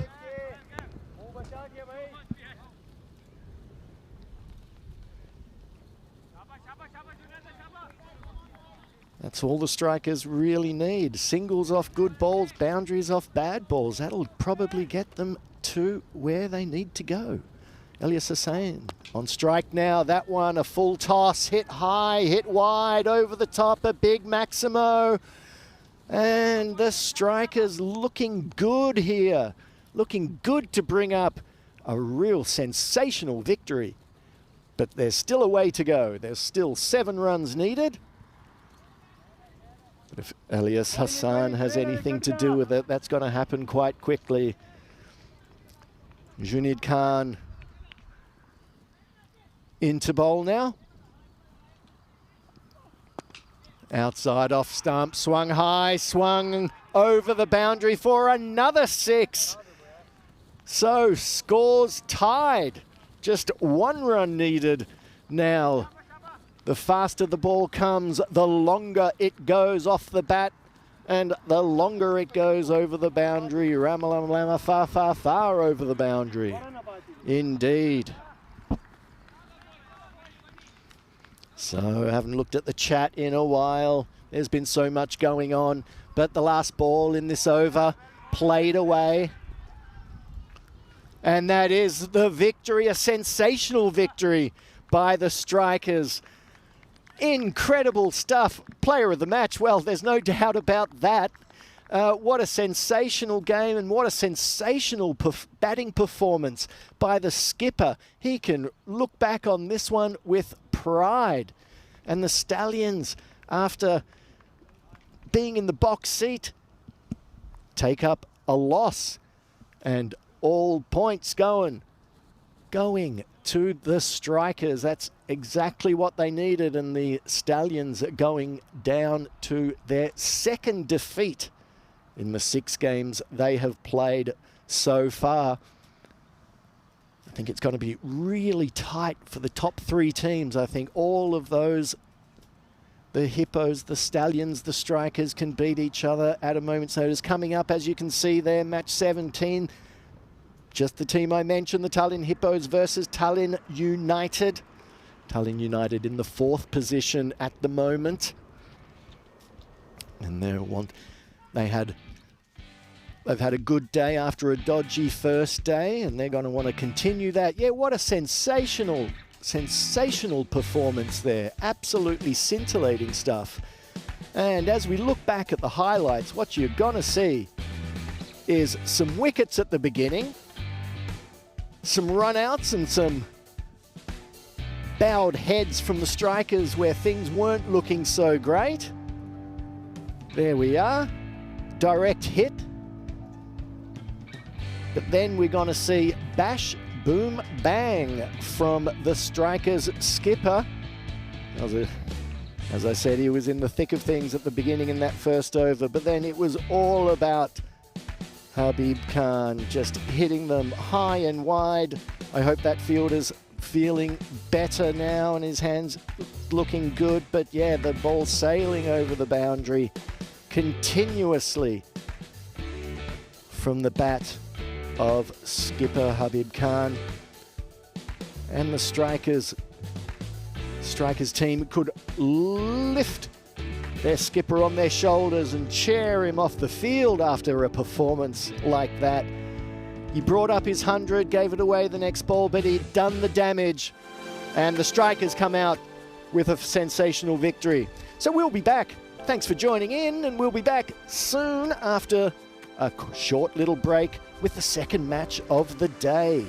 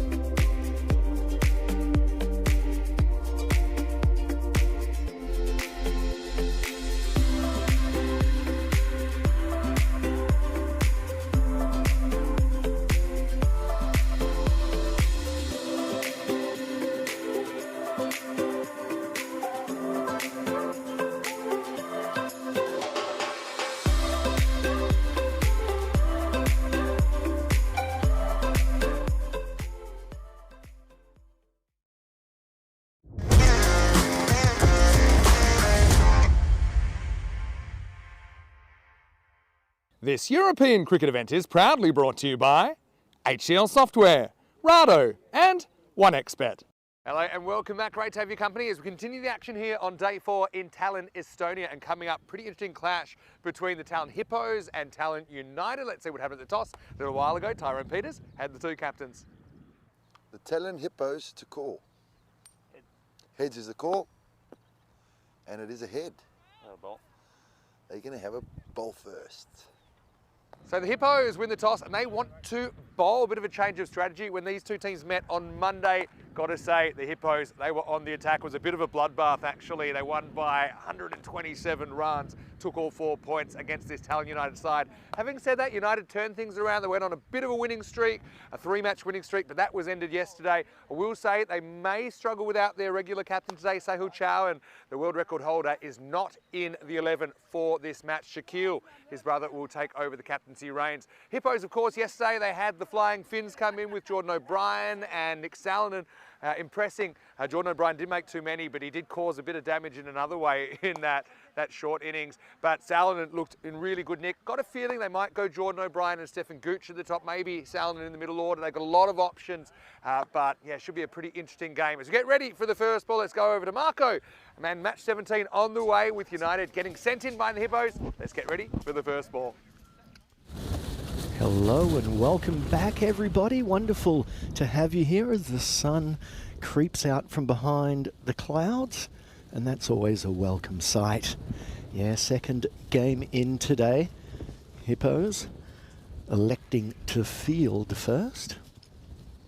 And as Vinny just mentioned, the regular captain, Shahil Shahan, not playing today. The captaincy role taken over by his brother, Shakil Shahan. It's a family affair from Tallinn United. So the teams coming onto the field, and we can see the teams listed up. Masood coming in for the Hippos and Ramesh Romeo Tana coming in. Again, a few changes from United as they've been doing throughout the tournament. Rana Rashid, Ashid Nigam coming in, Faz Shitza, and the Hippos, 80%. They look like they've been playing well, and they're the favourites for this game. I think they feel very confident chasing runs down at the moment, and it looks like the opening bowler is going to be the impressive youngster Henri Pattenden, who's a regular wicket taker. And he's just measuring out his run. The skipper, Shakil Shahan, is opening the batting and will be facing the first ball. We saw in the first game how the skipper can lead from the front and take their team kicking and screaming over the line. That first game, sensational. So yeah, that's what the skipper's up to. Pattenden warming up, loosening up, and the batter ready now to face the first ball. The umpire says game on, and the bowler Pattenden coming in. Let's get this game underway. And, oh, straight away, straight to the deepish gully. It's cut away straight into his hands, and a good catch there. Looks like, it's like Hook took that catch straight in. So success first up for the Hippos, and once again, Henri Pattenden gets a wicket first ball. He's been threatening throughout. And the skipper not quite managing to repeat what Habib did in the first game by leading from the front, gets out first ball. And that is not what Tallinn United wanted. That is exactly what the Hippos wanted though. And yeah, nice, easy catch there. The wind, it is quite blustery today, so any balls which get hit high would be swirling around in the breeze and make it a bit more difficult for the outfielders, but That didn't take into play in that ball. That was straight to the fielder, and here we are, second ball in. And what happens here? That was, well, just defensively played down the pitch, and a good ball. A little bit of movement away also from Pattenden. And the sun's still creeping through, and we like that. When the sun's out, the temperature is just a different one. As soon as the sun goes away, the temperature plummets a good 5+ degrees. Here we are, third ball in. And this one short and pulled away past a wide mid-on, and that's the first boundary for Tallinn United. That's Ashit Nigam facing that delivery and getting all of that one. That was well played over the infield. One bounce, 4. And United will be hoping for many more where that came from. So, Pattenden in again. And again, good line. Batsman plays it cautiously at the moment. So Nigam now with 5. Just getting things rolling after that start from Tallinn United that they'd like to forget. And this batsman, Ishan Kashyap. And again, a nice little piece of movement. Beating Ishan, all ends up through to the keeper. Again, an impressive delivery from Pattenden. He's been impressive in all the games, the youngster.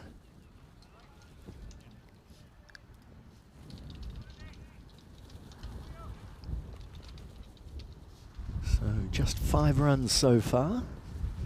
Let's see how the over ends, and this one drifting down leg. Probably just a leg by. Let's see what call from the umpire. Was there anything on it? No. So that's the end of the first over with Tallinn United. 6 runs for the loss of their skipper. Just the 1 wicket. Shakil Chauhan lost. 6 for 1 for Tallinn United.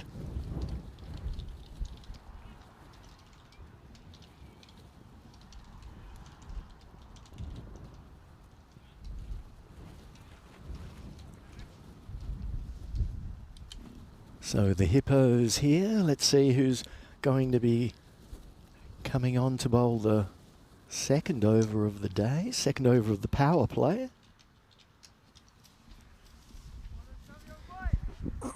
As I'd like to introduce for the first time into the commentary box, my co-commentator, Vinny. Hello. Yeah, nice to be back. Yeah, quick look at the Premier Division there, which Estonia will be aspiring to get into. They're pretty close, about an over away from being there last year. Anyway, here's Ditchy Paul coming off a hat trick, and wow, he's getting his something blown off first up. Ouch. Wow, well, what a difference a day can make. And Ditcher knows he's in something. It looked like something flew off. Might have been the is it some sort of strapping, or I don't know what happened. Yeah, he's got these kind of these I suppose fingerless gloves. I don't know what they are, but they didn't last. Oh, it was actually something that fell out of the umpire. Wow, it's all happening. This is my first ball of the morning. There we go. Yeah, and then something came off his hand as well. So we had a finger strapping get blown off. The umpire dropped a cap. The catch was dropped. And that's after 1 ball of my commentary morning. But yeah, Marco, great job so far. Here's a ditcher. Hopefully with 10 fingers, this is we knock down the ground. So yeah, the big news, I suppose, or 2 bits of big news. No Sahil Chauhan in the side, and then also Shaquille going very first ball. So someone has to stand up here for United. Otherwise, could be a bit of history repeating and a bit of a roll job like back on Monday. Indeed, history repeating as the song titles continue. Kashyap here facing this delivery.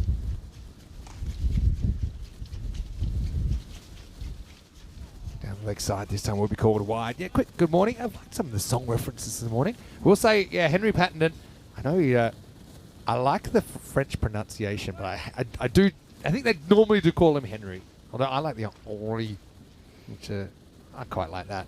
Henri Lecomte, one of my favourite tennis players. Oh, yeah, Aditya he was Paul, good. there you go. 21 hat-tricks this year. He'd scored the 21st, or he obtained the 21st just last night in match 15 against the Wolves, and we found out who wins the battle between a hippo and a wolf.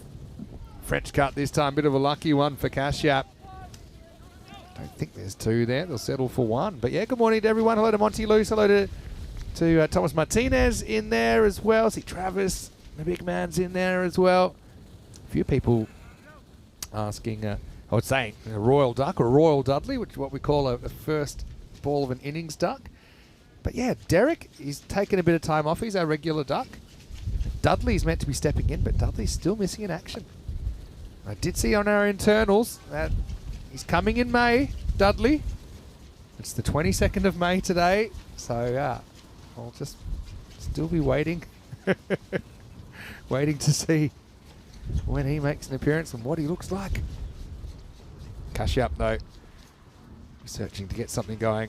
Just 11 off 10 so far in the power play for United. The mystery men, as I've been calling them sometimes. Well, that's lifted up in the air. It's just away from the fielder. Maximo for Kashyap. Right on cue. This was the angle that worked for Aditya last night. But this time it turns into a bit of a half volley and well put away. Yeah, well struck. Well struck there from Kashyap, and nice Maximo. That's going to be needed. Lots of those going to be needed from Tallinn United if they're to put up a good score for the Hippos to try to chase down. Last ball the over here. Pretty good one. That's what he did so well, just jamming it in there. Just missed his spot slightly the ball before, but he came back well. So 11 off the over, and United are 17 for 1. Yeah, beautiful. Beautiful day here. Although the wind, I would say the wind is chilling things a bit more than we've had over the last day or two. And yeah, currently it's like 14 degrees. It says we're getting up to 17 or 18. So Well, that would be nice. Yeah. Well, we're not feeling it at the moment. But No. Hippo's top of the table with 16 points, plus whatever they get here. Tallinn United, again, they want to keep in touch, I think, with the top two. If they could have a good win here, they're probably only 2 points out of the top two. And again, it's always easier if you do get that double chance. We actually saw it become pretty important last year here as well. As Kalle Vislapu is going to bowl over number 3. Another really good native Estonian player. Yeah, but the Hippos, they've got some decisions to make with the batting order today, exactly how they go about it. Well, they've got lots of choices, lots of options. Oh, interesting one. Marco doesn't glove it clean. He's kept pretty well, Marco, back in the tournament. I just wonder, did he fall out of his crease here? I think actually the foot was pretty much always down, so it wasn't an opportunity. The thing with Cullen is he's slower than you think he'll be, and I don't mean that in a bad way. I just think he throws off batters' timing. I've seen him do it at the international level as well. He'll be quite effective. Again, this time it's going to be up in the air. O'Brien hustling in and takes the catch. So Nigam goes, and once again, the colour crush. They'll all be very, very excited with the Vislapu wicket as O'Brien has the wind help him out a little bit there. I think it blows it towards him. Still had to make plenty of ground, and that's the second wicket down. It's 17 for 2. Yeah, that was a well-judged catch, and just as we said that Vislapu can deceive the batsman with his lack of pace, I think that's exactly what happened there.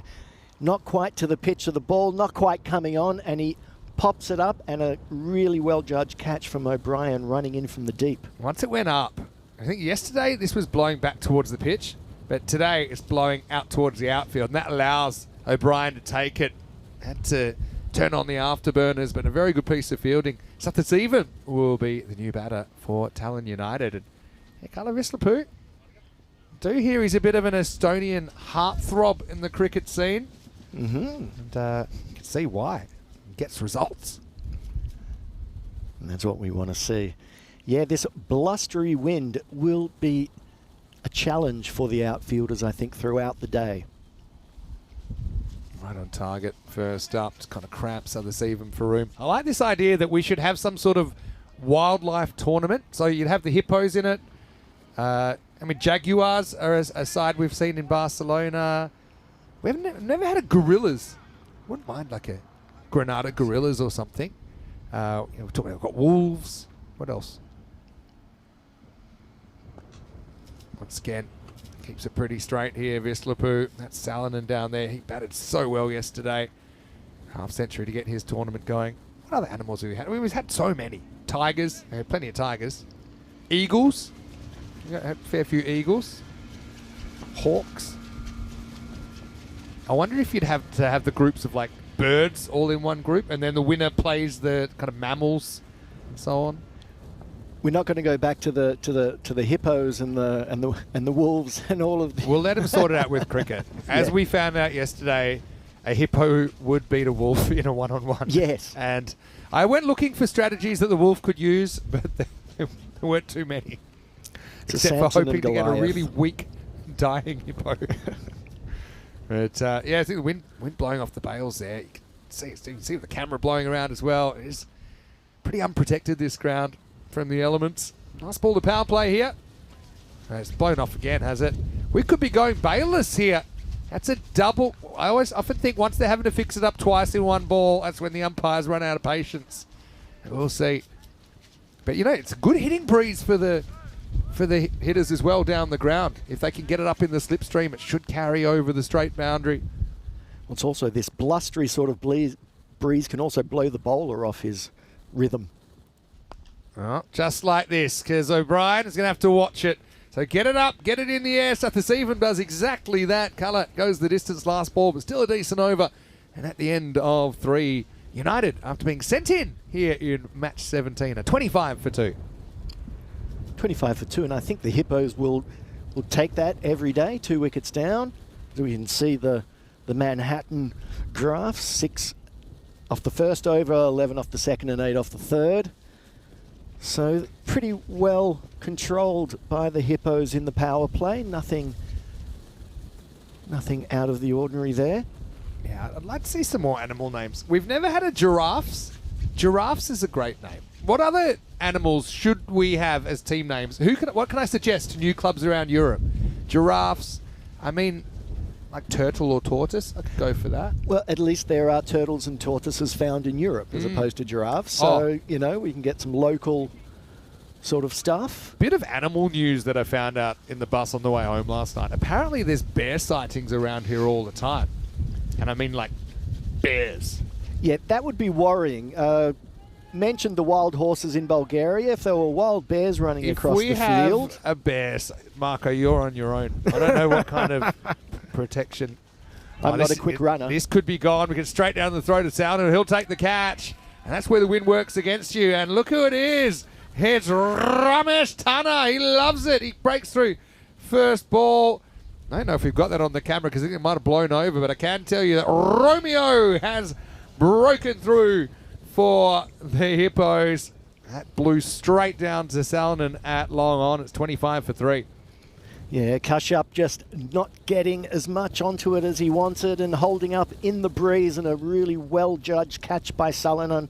He looks to be a very handy cricketer with bat in hand and in the field. It's a good day to be down the ground. Okay, if it goes over your head, it goes over your head. But those ones that are high, they're coming towards you. You saw that with the O'Brien catch, even that one Salonen. You know, he judges it well because a lot of fielders would probably rush in on a ball like this and get themselves in a bit of trouble. But he just lets it blow to him. Knowing what the wind's doing is critically important, especially on a day like today. Yeah, so blustery. Now, well judged from Salonen and a good start from Tana. All right. Romeo once more. Pretty well bowled to Shoaib. It comes out. Shoaib actually took an amazing catch yesterday and almost another. In fact, he did take one. It was just over the line. Tana slowing it down here. This is a Gundy ball, really, though. It'll get through the field, and that'll go for 4. So Shoaib is off the mark. Notice that they're speaking a bit of Spanish in the chat. I've got to admit, I did a little bit of Spanish last night. It was fun. So buenos días, Thomas. Encantado de verte. Y a todos mis amigos en el chat esta mañana. It's nice to see you. And yeah, maybe Monica will be tuning in from Colombia pretty shortly once she gets up. My Estonian isn't as good, though I have nailed the terre omikust.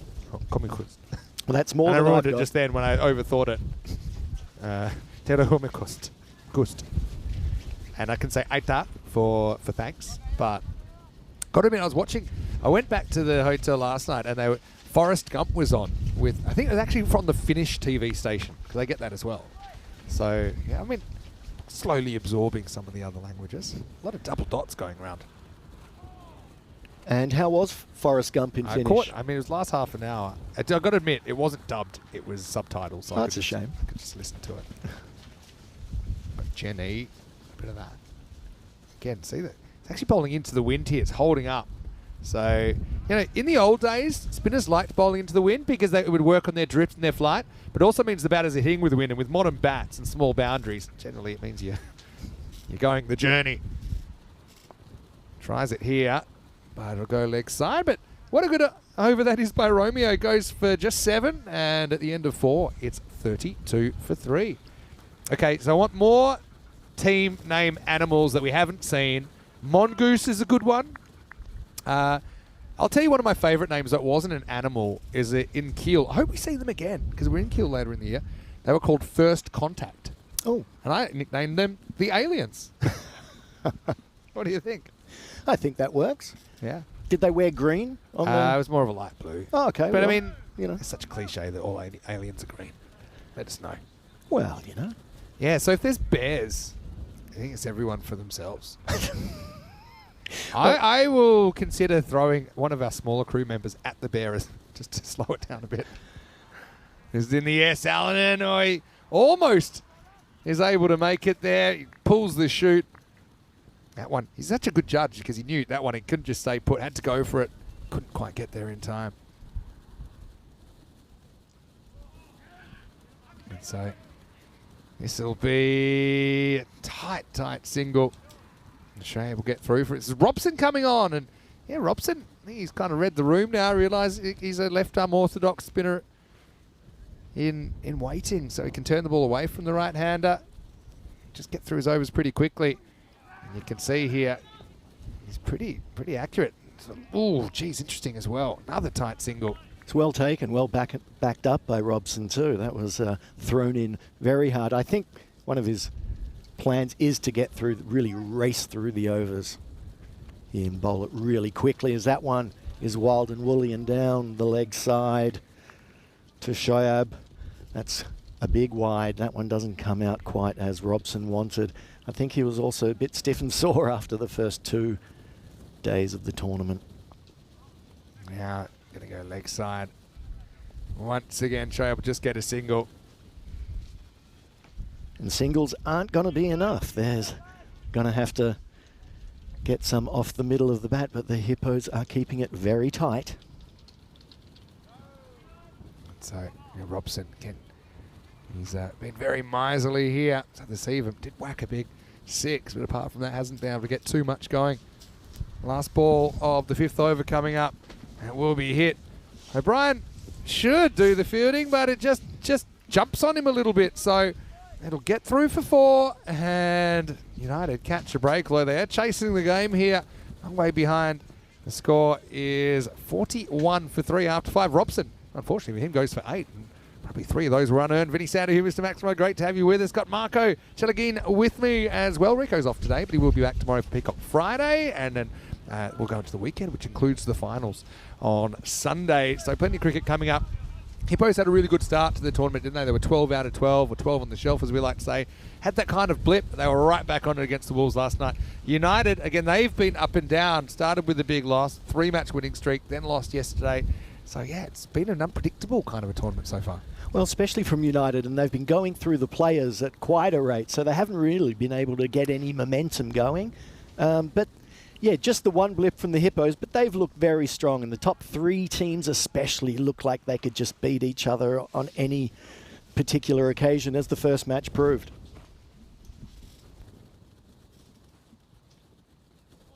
This next one, he's going to slide through with Romeo, a.k.a. Ramesh Tana, getting a second over straight away. They're really burning through these overs at the moment as well.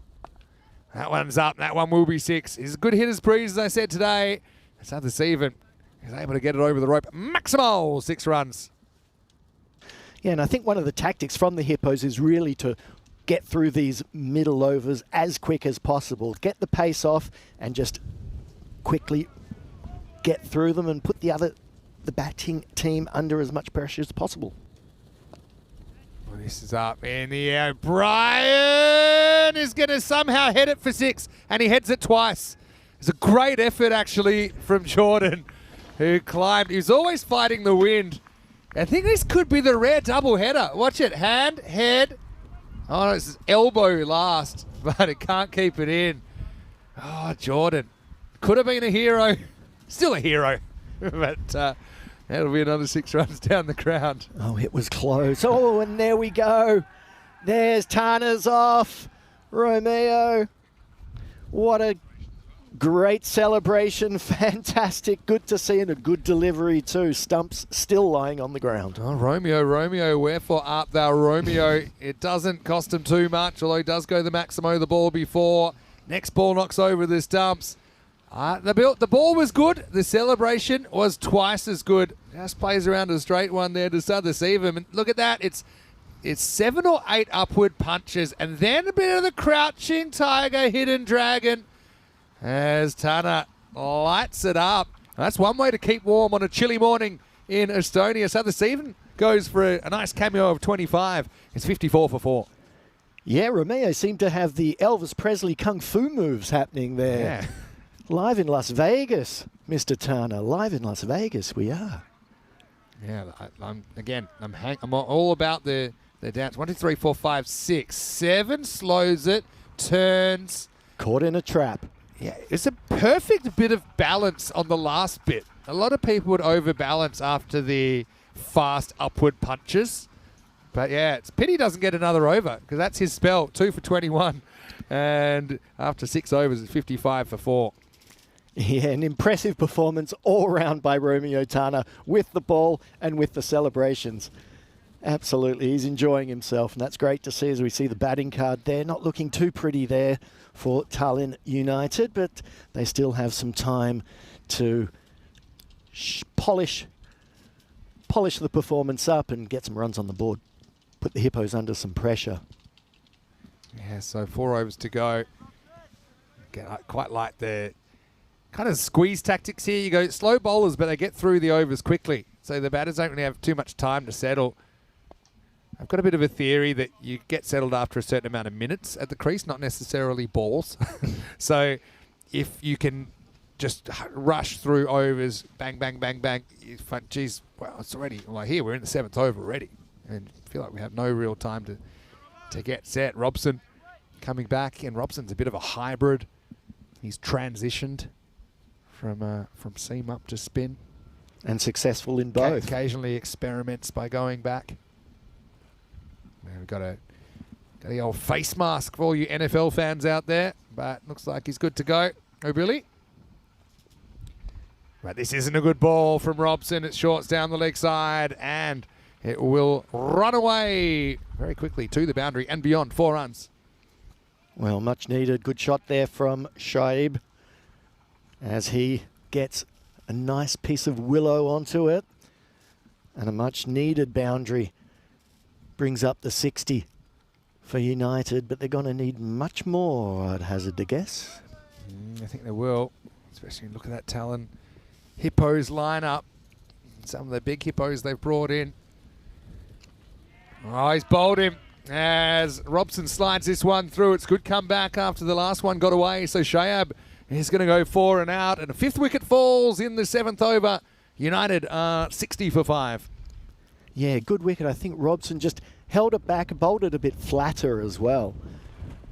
Not quite giving it the flight that the others, and the batsman went forward, batter went forward, straight through. Straight through. Yeah, Shoaib just yorked himself there really more than anything. Robson, yeah. Robson with the breakthrough. And that's the death rattle. Probably would have been stumped. That's good keeping as well. I know it doesn't get to him, but I always look for that, because sometimes keepers will assume a ball's hitting the stumps and go out of position. You should have your gloves where the ball would go if there were no stumps. Marco does a lot of things right. I noticed. He's been impressive behind the stumps every day so far I've seen him. Very Took a great catch down the leg side off Robson yesterday as well. And he holds on to this one as well. This is Fazil Shahzad, who is coming out in the number 7 position. This guy we'll see in Finland as well a little bit later. It's kind of nice, kind of like when I was in Sweden last week. You got the Danish border just an hour away, and you get this nice crossover of player groups, and international rivals sometimes become domestic teammates. You're kind of seeing that with some of the players integrating into these sides. And again, it's just building that sense of community. I like it. Absolutely, and I like seeing, all the Finnish players coming. That actually was a bit of a surprise to me. I didn't think they would come across, but they are very close. Well, considering some of the distances people travel to move to play cricket, it's I think it's a great thing. Anyway, 7 overs down, and United are 62 for 5, and it gives us an opportunity to give you a little bit of a peek about what's happening here in the 2025 season, although there are other tournaments around this. This is kind of our primary tour. You can see it heading to Romania next week. Hornchurch after that, so that's a first. I'll be in Czechia, actually. There'll be some T20s even before that European Cricket Series gets underway there. And then Finland. That's Finland on the calendar in, basically a month's time. A month tomorrow we start in Finland. And I'm excited because it's my first time there. And I've wanted to go to Finland for ages. And I've got plenty of good tour guides over there as well that have said they're going to show me around. So I'm looking forward to that. Oh, you'll get a sauna tour, I'm sure. Yeah, that should be amazing, actually. All right, in the air, Brian. He's going to be able to stop this one. A quick peek at the boundary to make sure he wasn't going to step over. Good bit of work. Actually, I think Finland, it's probably the country I'm going to for the first time that I know the players and the teams quite well. I mean, they've been part of the ECN family since 2020, where we showed their T20 and Finnish Premier League. We also had a European Cricket Series there, for 2-day series. So we'll take him by Marco. Gets away from colour. And it's a bit like Estonia. Estonia had a 2-day series in 2020, and then we weren't able to come back till 2024. Finland are even more, because they had a 2-day series in 2020, and we haven't now going for the first time in 2025 since. So that should be good. A lot of people up there, I think we pretty excited to have a European Cricket Series. I'll be one of them. Now, Finland's a beautiful country. You'll have a great tour, I'm sure. Yeah, definitely. There's Vislapu. He's bowling out right here. Like I said, I've seen Culler have success at a good level of cricket because he's just something different. He's an in-betweeny kind of bowler. And he's quite accurate. I think it's something that he's improved very much in the last couple of years. He runs in hard and then just takes the pace off. Yeah, it's just in the wrist release. All right, here's Romeo. Makes the stop. I'm going to take him on. Ooh, I think he's just in. It's closer than you think, though, this one. He didn't have the greatest bat slide. Romeo fires it in. Marco had the bails off in a flash. Let's have a look. My spider senses are up. Marco gets him. Oh, he actually does a 360 around the stumps. Oh.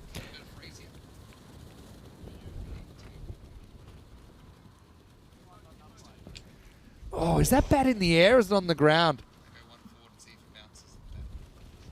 That could be out. I mean, how long's the grass? It's very tight. I don't think... Oh, he's gone. Yeah, there you go. Maybe it was given out in the field, but I do feel that when the bails are broken, as the dance comes in...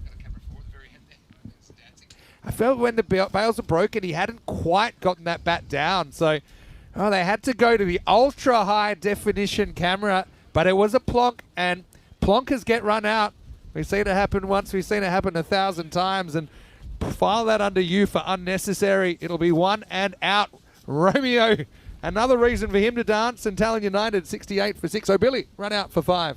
Oh, Billy will be kicking himself there. He basically got himself out. He was well in the crease. All he had to do was slide his bat in, something you learn early doors as a cricketer. And, at this stage, you should have enough experience to know don't have to give away a wicket as easily as that. Yeah, that's just lazy. I think it's a good call. I didn't know if they'd have the courage to give it out, but I think it is. And also, it might have been given out on the field, and that might have been the existing umpire's call. So, yeah, when you see it, sometimes with those ones with the bat getting plonked, you're better off not watching a freeze because then you're asking yourself, is that bat on the ground? I think you need to see the impact of bat on the ground. But anyway, Rashid comes out for a hit. He does hit it, but won't really get it out of the infield. Vislapu wheeling and dealing, 1 for 14 off 10. I like this from Monty Luce saying, what about the Angry Pigeons for a grand team name, since they, let's just say they deface every major building in Europe, so why not every opposition team? Interesting where you've gone with that, Monty Luce, but I hear you. Good call. Vislapu in. Down the ground this time. Salonen won't be able to stop it. It's well struck by Shazad. It's probably the guy you would think could at least get some sort of respectability into this score. Again, had to make his own pace there, but he had the wind behind him, didn't he? So it raced away to the boundary. Yeah, they need plenty more where that came from. But well struck by Shazad. And he moves his score along to 5. But again, another good over from Vislapu. He's deceptive, as we've said, and especially with his pace, with this bluster, the ball will just be moving around, just flopping around a bit.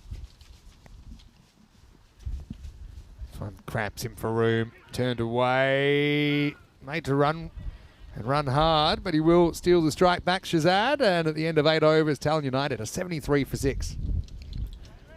Well, with 2 overs left, what do you think they've got?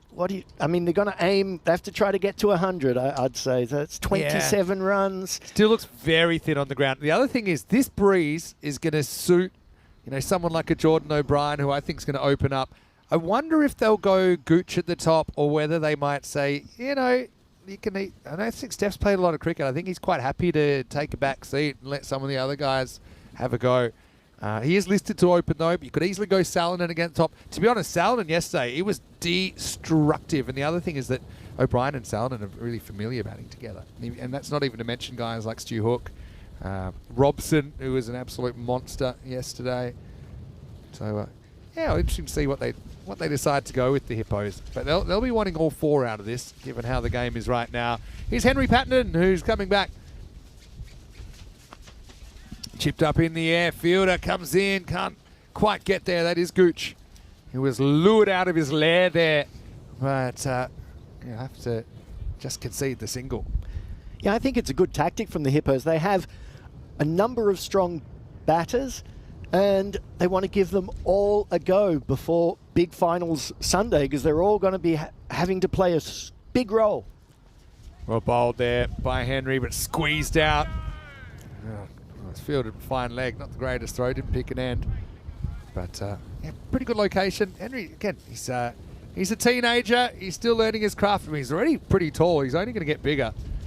But what I like about him is his natural outswing movement. As he gets bigger and stronger, he's probably going to add a bit of velocity on as well. Comes Henry. Down the ground this time. And Gooch will clean up just a single. Once again, hello to everyone in the chat. Hopefully you're enjoying. I know that the Hippos, they're a team a lot of people follow. They also get around, play a few other tournaments. I know they've played in cricket on ice before in Switzerland. They played in the Mediterranean Cricket League as well, I think. And they actually won this ECS, the first ever, which was a 2-dayer back in 2020. Can't get under this. Rashid have to settle for the single. So Shazad, he's going to have a dip at this. I wonder what he's going to try. I mean, I would be trying to hold my shape. They do have the deep cover back, but I think with the movement of Pattenden, just trying to hit straight through the line of the ball, maybe over extra cover for 6. It's going to be hard to swing across him. Well, he's going to be pitching it up more than likely. Yeah, that's it. That's the length, but he, again, couldn't get under it. So, yeah, Henry doing a good holding job here. It all happens in the 9th, but it hasn't really happened for United here. Just 5 singles. It's been a while since we've seen a 6 as well. Yeah, it hasn't really happened for any of the 9 overs, actually. Yeah, true. Last 6 was in the 6th over, where there were back-to-back 6s. That won't be a 6 either. Once again, it should just be a single. So Henry Pattenden battens down the hatches, and just 6 singles off the over. Good work from the teen sensation. It's 79 for 6 after 9. And Pattenden just 12 runs for 1 wicket off his 2 overs, and that's impressive stuff again. He's been consistent throughout, and it's great to see from a young lad If we have a look through the bowlers there, Adita Paul also doing well. 2 wickets from Tana, the entertainer. Yeah, he is the entertainer. You could say. Hello to JJ. Jason's in, saying yes, Alden used to play in Switzerland. I remember it very well, actually. And it took a sensational catch to get rid of a certain Jason. Good lad. He is a good guy, Nick, and he also qualifies to play for Finland, so you see him up there. Learned his cricket in South Africa, Nick Salonen. Hasn't bowled. I heard maybe he has a slight injury issue. Probably doesn't need to bowl. They've got a lot of options, so he's playing pretty much as a bat here. Well, this is hat-trick territory for Aditya. It was last night, wasn't it? As the sun comes out, so we're getting a little bit of shine on this field right now, maybe for the first time today. Interesting, he's going over the wicket, whereas around the wicket was where he was able to do the damage last night. 10th overtime. And he's been very good at getting that length right towards the end. If you look at his hat-trick, wickets 2 and 3, though, it really pitched up on the stumps. That one likewise, you can just see the wind right now.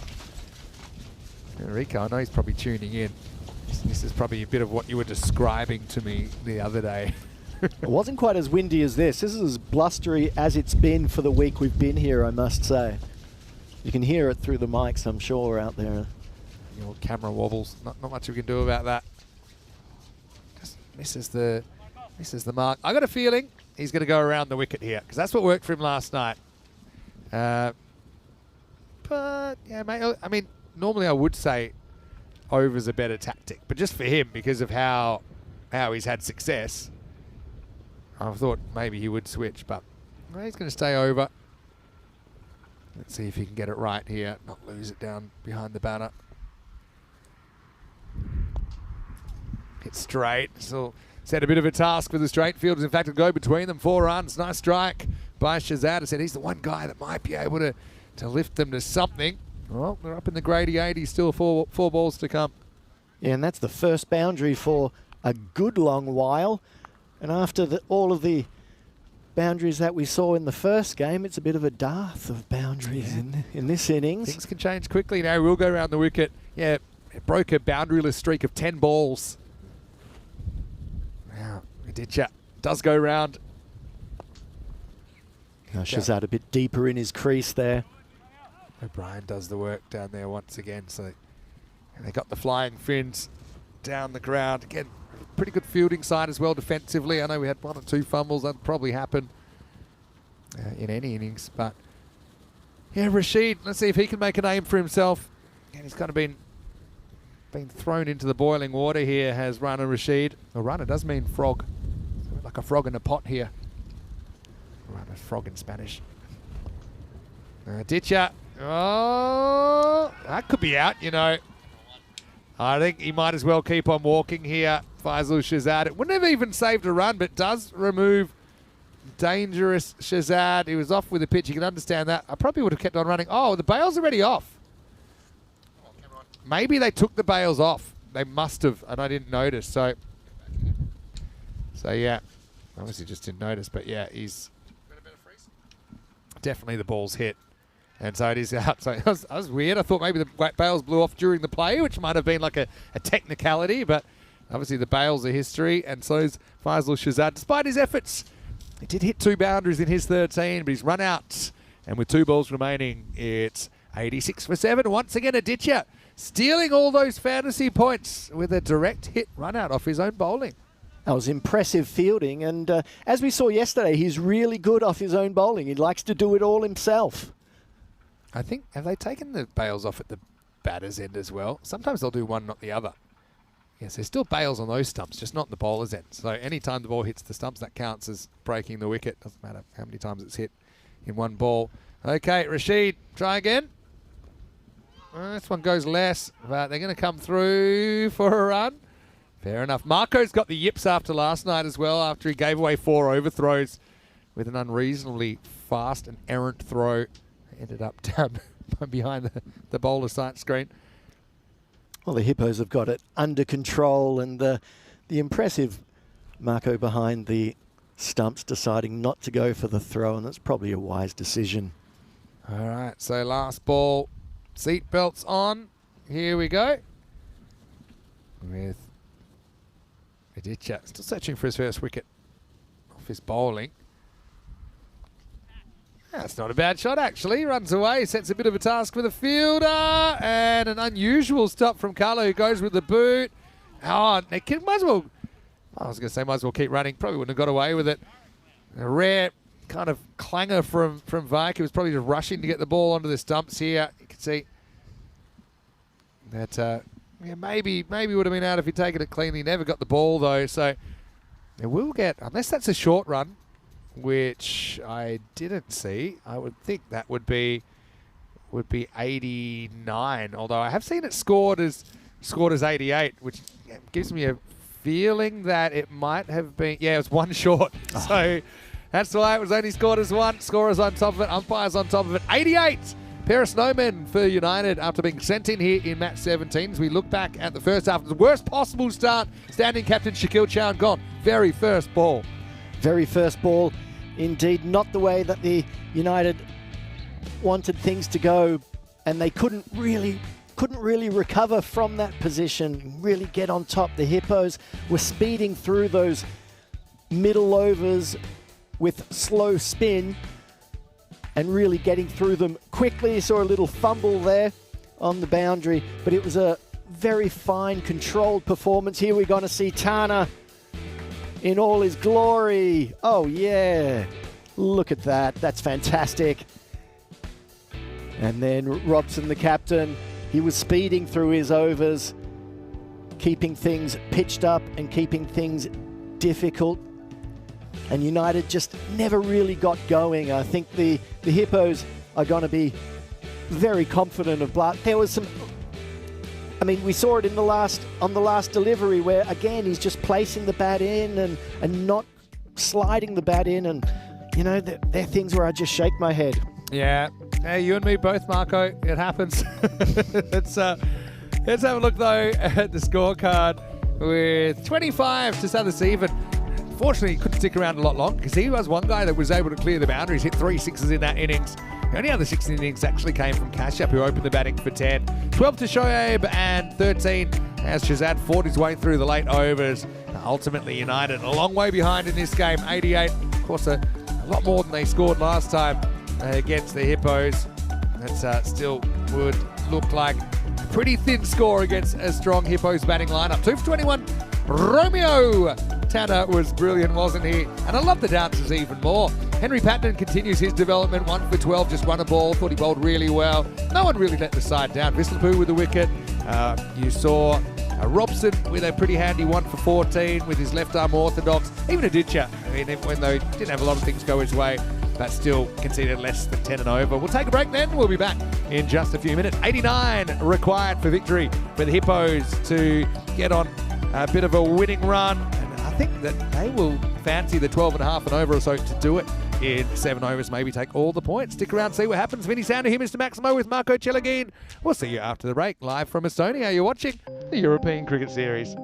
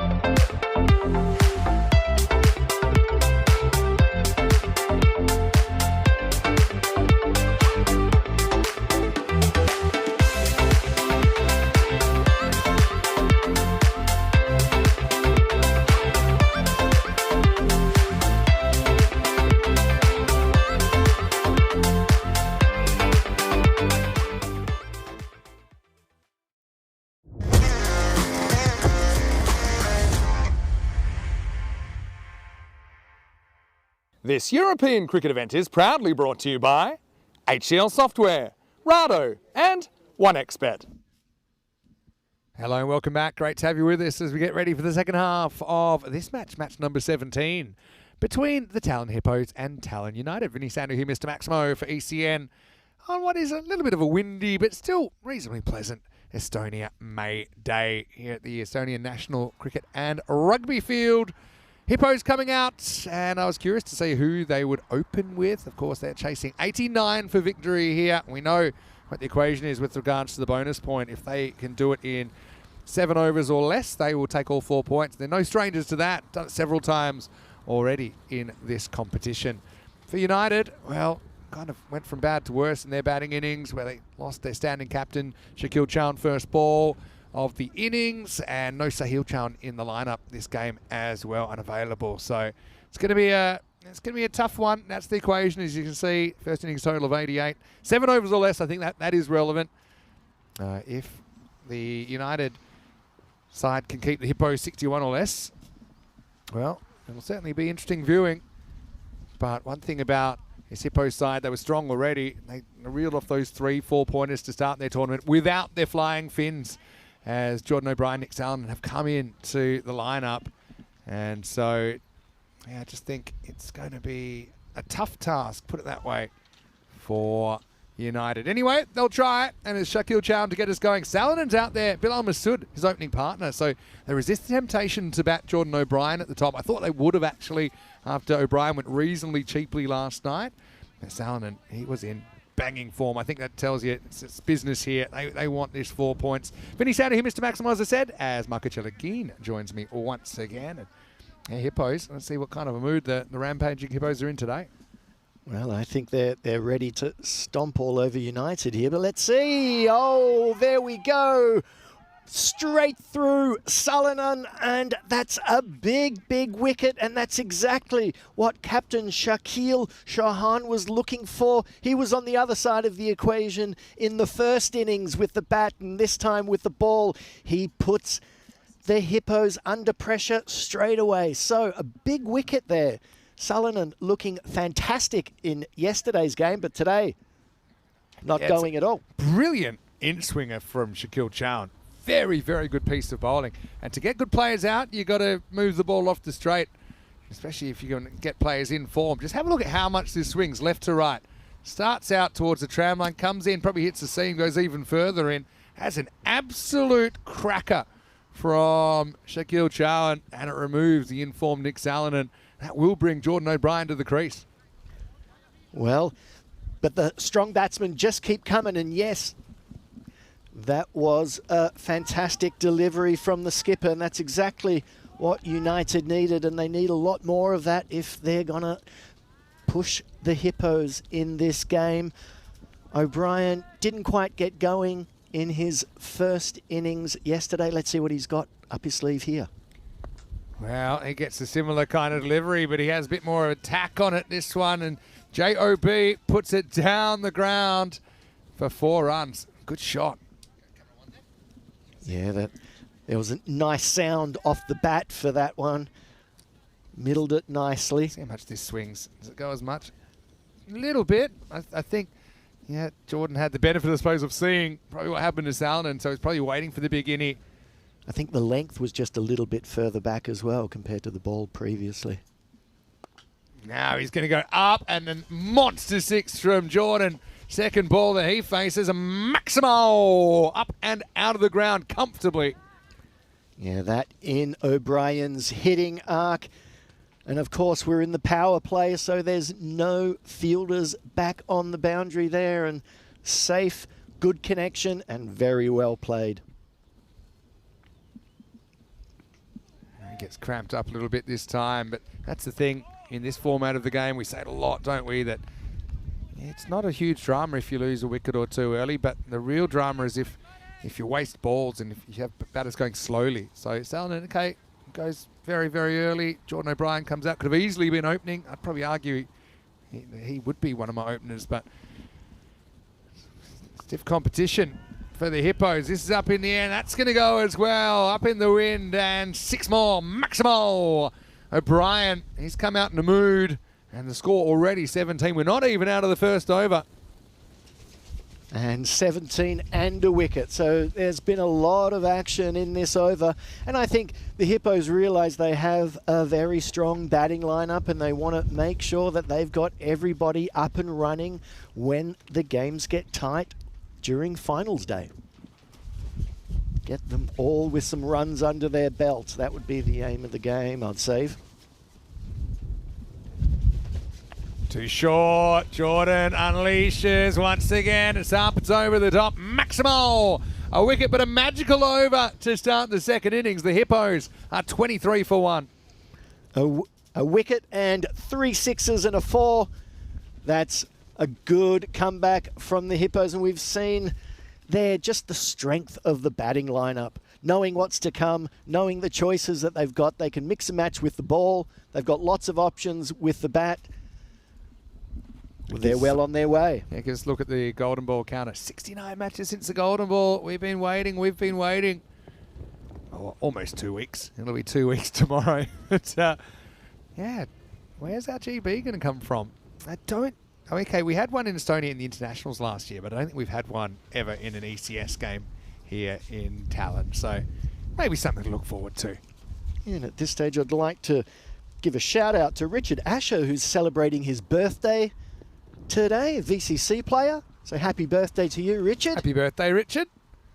He's in good company because our very own Tyrone Peters, tournament referee and ECN umpire extraordinaire at generally at the Cardamore Oval. Tyrone's having a birthday as well, so happy birthday to anyone that's having a birthday today. But Richard, special shout out to you. Enjoy. I hope you have a great day as Shahzad comes in. And again, ball swinging into the hitting arc and a big Maximo from O'Brien again. He's looking very good. He's got his eye in and that bat is sounding very, very good. Yeah, again, knowing the wind. Wind is pretty much kind of, if the field was a clock, as we look at it straight on from here, it's basically coming, I'd say kind of 10 o'clock to 4 o'clock or 11 o'clock to 5 o'clock, probably more 11 o'clock to 5 o'clock. So anything that's kind of straight or even down towards the mid-wicket area, it's wind assisted. And to be honest, O'Brien doesn't really need the assistance. He's already very, very powerful. Shahzad coming on to try and stop the bleeding here. And with these short boundaries, it doesn't take too much of a breeze to get the ball over. Trying round the wicket this time. And I guess just want to hold its line a bit. Just maybe got a little bit across that one, Jordan. Mid-off was up. So I think maybe an early movement thinking he wanted to go leg side. Probably just kind of had that in the back of his mind. Generally a very good straight bat player, Jordan. Now he will go up and over mid-on once again. Crunch! Maximo! And 6 more. O'Brien is making light work of this target at the moment. Yeah, once again, that just sounded beautiful off the bat. Very cleanly struck and flying over the boundary. And hands on hips from Shahzad. The teapot position, he's wondering what he can do. That in-swinger which caused the damage at the beginning, at the moment it's just taking the ball into the batter's hitting arc and over the boundary. As we said, it's all wind assisted today. Bit of a bogey team for United of the Hippos. Remember what they did the other day, beat them 163 to 36. Admittedly, they're a bit undermanned on that occasion. O'Brien, he's red hot. And now he's going to go up in the air. Now this could be a chance, but again, with the wind, it's not a chance. In fact, it ends up going a good 5-6 metres over the boundary. Now yesterday, I think that's holding up. And that is so yesterday. Right now, Jordan, 40 of just 9. Another Maximo down the ground. Yeah, and another powerful shot. Again, just in the hitting arc. And as we've seen in the overs so far, O'Brien not letting anything go. At the moment, Bilal's only faced 1 delivery. Yorks himself this time, but might be a handy one for O'Brien. You know, he's looking at 2. In fact, they are going to get 2. I was going to say he'll keep the strike, but Bilal, he'll get his chance to shine as he'll be on strike at the start of the 3rd. Shahzad's over goes for 21. It's 44 for 1 after 2. Have a look at the table here because it's an interesting little battle for the top 2 as well. because I think the 4 is starting to work itself out, especially with the strikers winning.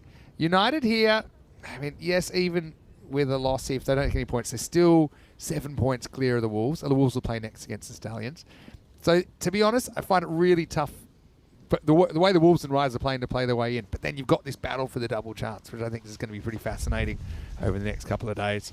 Now, the battle for positions in the top 4 is tight. And so far, the Hippos have just been more consistent throughout so far, but they're still half a tournament to play.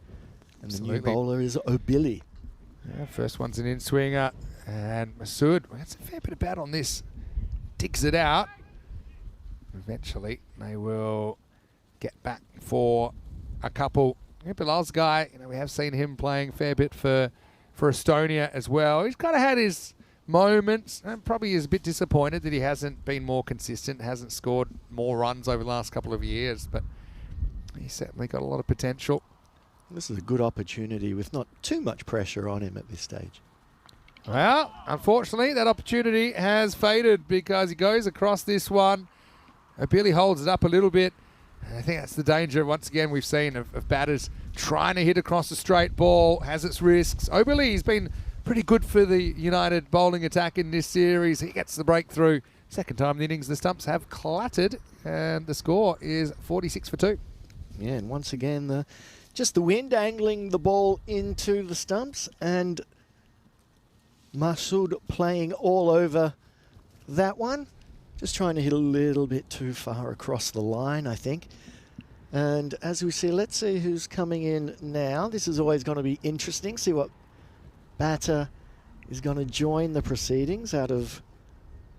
Yeah, because I also think, it looks like, is this Marco Vake? It is. So Marco's coming in. Again, head of Gooch. I just have a feeling that when push comes to shove on finals day, you want to have a fair few batters that are feeling comfortable out there. Now, Vake's pretty handy, but he's not someone you'd normally see batting, probably even in their top 6. But, he's a pretty experienced campaigner. We've seen how good he's been behind the stumps. Even has a couple of wickets in the series, which I think surprised everyone, including himself. But, you're going to have to face up to O'Billy here. Have a look at that. Have a look at that. Have a look at that shot. Shot of the day. That would have belonged on any cricket ground in the world.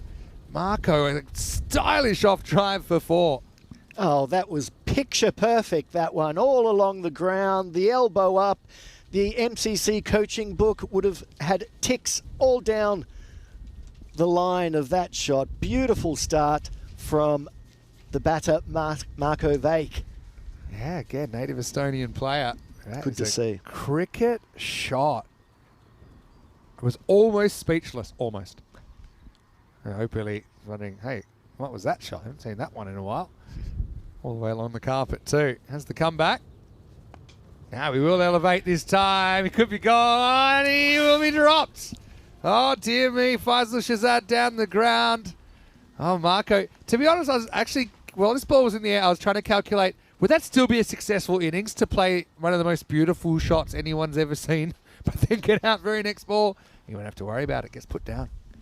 Oh, when you play a shot like that, it just stays in the memory. You forget what the ball happens after. Yeah, it was a bit of a hot potato effort there at deep mid on there from the fielder, not quite holding on. But Marco Vake lives to fight another day. Now, this is an absolute blast from O'Brien. It might bring the rain. Maximo. He's 48 off 11. And I was going to say the other thing for someone like Marco coming out, he's got no real pressure because Jordan O'Brien is on a Class A heater. And this is the other thing.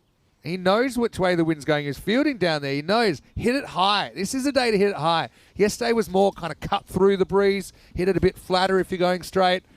But once it gets up there, it is absolutely flying absolute miles. And sailing over the head of the boundary riders, that's for sure. Second best shot of the innings so far. Second, yes. from Jordan O'Brien. 32 off 25 for the BP to take all the points. Now gets a slow full toss on the legs. Maybe held back from O'Billy, but that's also going to fly as it will be 4 runs. And Jordan O'Brien will bring up his 50 in just 12 balls. Well, yesterday he almost caused damage of a different kind. This time it's scoreboard damage. Just flicked away. A couple of bounces and a cross for a 12-ball half-century. End of the over, end of the power play. This game is on its last legs, I feel. 61 for 2 after 3. How many overs have we got left in us for this innings? We will see. We will see. The Hippos will want to finish this off as quickly as possible, and it's so far so good for them. They're looking very, very hot. O'Brien's looking good, and they've still got some important names in the shed as well. I like this from Monty Luce. He's in Australia. O'Billy's nickname would be Obladar. Still good. Continuing the song titles. That is very good, actually. Yeah, that is very good. Well done, Obladi. All right, Shoaib. He's a bit of a trickster. Right now, he's getting a hit just over cover. Wasn't too far away from the fielder, McVeigh. He is making a pretty good case to bat up, isn't he? This is a brilliant shot. Again, he plays it with good technique. Hits through the line of the ball. He was a bit worried, I think, when he first hit it. Wasn't going to get over the fielder. It did. And ends up running away for 4. Yeah, no, another good shot. He gets a nice... just plays forward really well. And he's been getting his head over. Good connection. Good stuff. All right, it's Gundy ball, really. Marco puts it away. Easy pickings, really.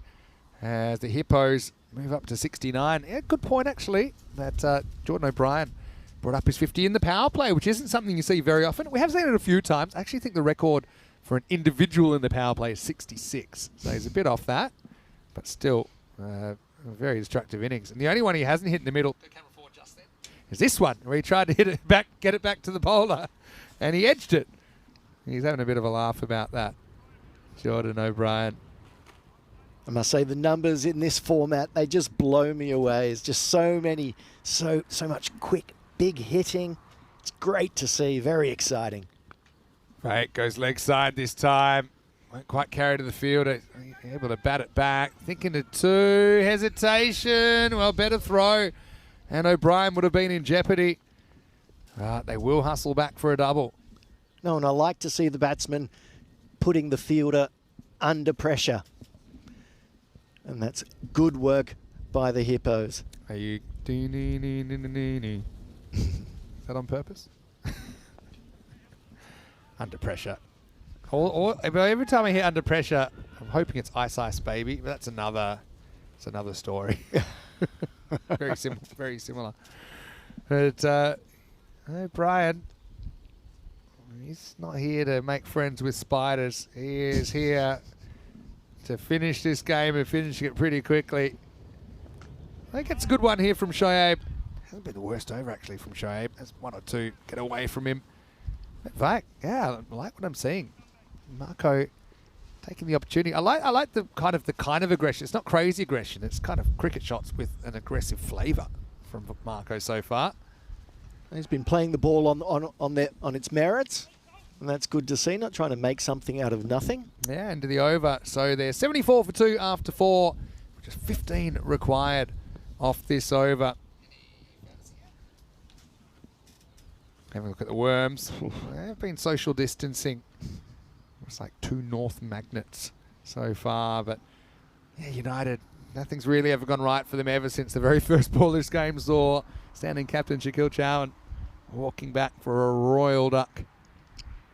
Yeah, United doesn't seem to like playing the Hippos, I can say. Both games have been runaways. That's true. Anyway, hard to see how they could get through 3 overs without losing, but if they can do that, they'll keep their point. Here's O'Billy. Oh, Marco, beautiful looking shot again. Test the fielder. And again, I think there you see a clear difference between the 2 fielding units. I know that Shaquille must be feeling pretty fatigued at this stage of the tournament, but he only offers a foot, an elevated foot there. Marco will cash in with 4 runs. And once again, Marco Vake showing the maker's name, hitting down the ground. Elbow up, looking very stylish. Very stylish indeed. Chowan, he looks like he stepped on a prickle. But, he's jogging back, limping back to his position. 11 to win now.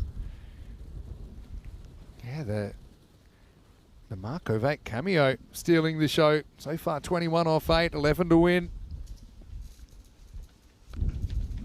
Oh, this should be a couple here. If they turn quickly, they will. Again, good hustle. And Hippos have a good, oh geez, almost gets away from the keeper. Hippos have a good mix, I think, between kind of all-out aggression, but also with it. I call it a bit of small ball.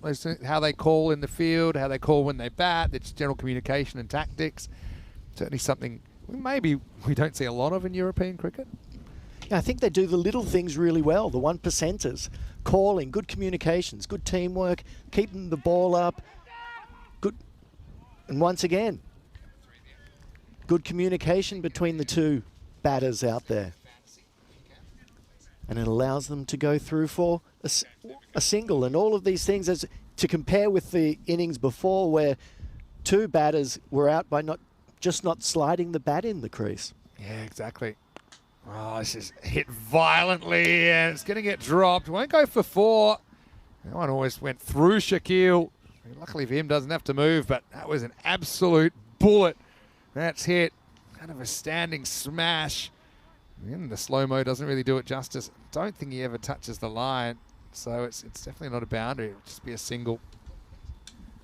He wasn't too far away, but he was in front, no problem. And now worked away, just 7 to win.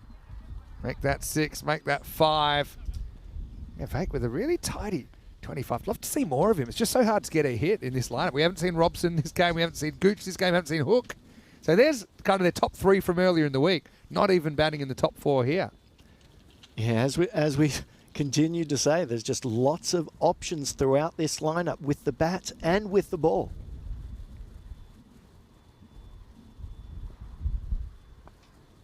Oh, this game will go into a 6th over. Looks like it might not for a while. They might actually get 2. They will. Oh, good throw will be out. Well, it's a throw. They'll get 2. They're going to come back for 3. They might. No. Enough's enough. So, yeah, just a bit of disarray from United. The mystery men.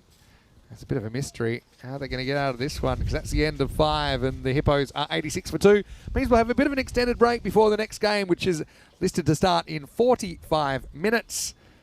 As the Stallions will take on the Tartu Wolves in match number 18. Giwala comes back for the Stallions. Handy bowling option for them. Hamad Khan back in as well, and Kush Brumbat. For the Wolves, they bring in Jazib Sawa. Mubashir Iqbal, let's hope he's recovered from that nasty head knock he took last night when he was fielding it mid-off. O'Brien actually smashed the ball in his direction. He got a Tortuga on the head. But apparently he's cleared to play. And the news from the toss is the Wolves have been sent in by the Stallions, who were trying to get a win after they went down to the Strikers before. Okay, this could be the only ball of the over with 3 to win, and it will be. So O'Brien will go bang, game, set, maximal, and the Hippos will win a big one once again, this time on the chase against United. They win with 29 balls to spare. Well, a dominant performance from the league table leaders. They're going on their merry way. It was never really in doubt from the first ball. As soon as the captain of United lost his wicket off the first ball, Hippos have been right on top. They've had their foot on United's throat and haven't let up. And it was a stylish batting effort there from the Hippos. Yeah, let's have a look one more time as the next game is coming up in around about maybe 40 minutes. We'll be back to take you into it with the Stallions sending in the Wolves in match 18. So still 3 matches to go today. I've got to say, Stallions, Usmani, who's down the bottom of their lineup there, he's really impressed me with his left arm spin, so watch out for that. The Wolves, they've been scoring some runs, but they've been giving away even more runs. They're 0-5, which is an uncomfortable place to be. They will want to get a good result, maybe catch the Stallions napping. Before we do go to the lunch break, let's have a look at the second innings. And well, there were a few highlights in there. Shaquille Chowd with a brilliant in-swinger to get Salonen, who's in form. Just got done by a good one. It shows you there's always a battle between bat and ball. But O'Brien, he came out in the mood. So with Jordan in this kind of mood, you knew it was never going to be a very long innings if he stayed in. Bilal Masood, unfortunately for him, just again another missed opportunity. as he would lose his stumps as well, but it meant the Marco attack was going to be in session for the Hippos. And the keeper, bat, bowler, it's a bit of everything, isn't he, Marco? But I suppose the only thing that cost him a longer innings was the fact they were chasing such a small target. And in the end, they reached the target of 89. And the first ball of the 6th over. Stalin an early casualty, but doesn't really waste any time. Masood, again, he'll be disappointed with not making the most of his opportunity at the top of the order. But Jordan O'Brien came out at 3 and smashed 60 at 4 a ball. Was really, really on fire, wasn't he? Made the most of the wind as well. 8 sixes, 2 fours in his innings. And Marco Vac with 27 off 12, including probably my shot of the day. Copybook off drive all the way along the turf, first ball. Chown with the wicket. It was a good one. O'Billy with the wicket. It was a good one, but not too much else to celebrate for the Italian United side in that one. They go down without a point in match 17. We'll see them in match 20 later on in the day. Last game of the day, actually. They'll be taking on the Wolves. So the Hippos back in 4-point form. They will be back to take on the Riders in the 4th match of the day. Before that, we've got the Stallions and the Wolves coming up in around about 40 minutes. Vinny Sander here, Mr. Maximo with Marco Chilagin. We'll take a break and see you after it for more ECS Estonia.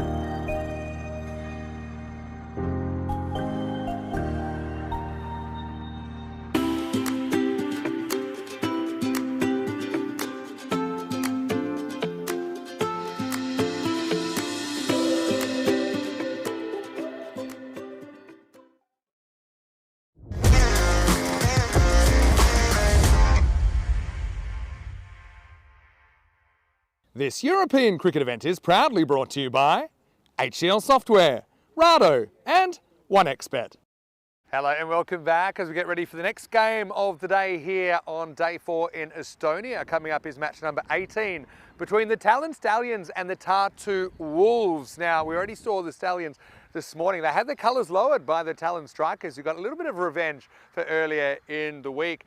Wolves playing their first game of today. Let's see what happens at the coin toss. Birthday boy, Tyrone Peters, out in the middle with the two captains. The Talon Stallions to call.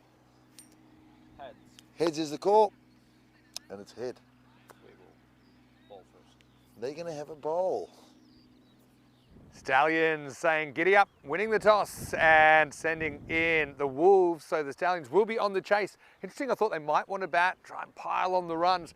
One thing I will say about the Wolves, they are winless. They have generally been competitive in 4 of their 5 games. They have taken a point out of their loss, but they don't have a win. And if you don't win games, you're not going to make the final 4. So this does feel like, well, every game kind of feels like a must-win for them at this stage. And one thing is they've got to sort their bowling out. I think there's bowled way too many hit-me balls last night to the Hippos. They got pounded, and the Stallions will probably have a similar attitude if they get those kind of balls. But there's always the room for improvement. The Wolves, again, you know, they seem like a team that's a bit unlucky to be 0-5, but they need to sort themselves out. With the bat, they've actually been reasonably competitive. For the Stallions, though, a bit of a banana peel game for them.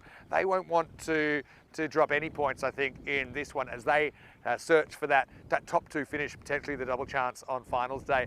Marco Celigin is standing by as we get ready for the start of this one. I can tell you the Stallions, they're ready for action. They've decided they want to bowl first, so the Wolves will be on the prowl with the bat first up. Over to you in the commentary igloo. Hello and welcome back.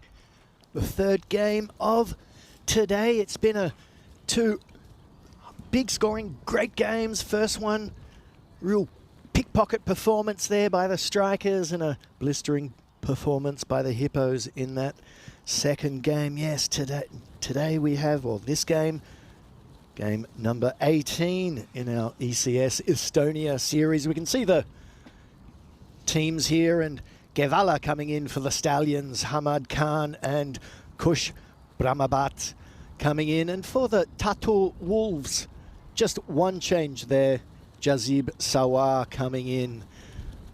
So yeah, the Tartu Wolves still looking for their first win, and one thing that they haven't managed to do is just put enough runs on the board to put pressure on the big teams. They've generally been a team over the beginning stages or the first half of the tournament that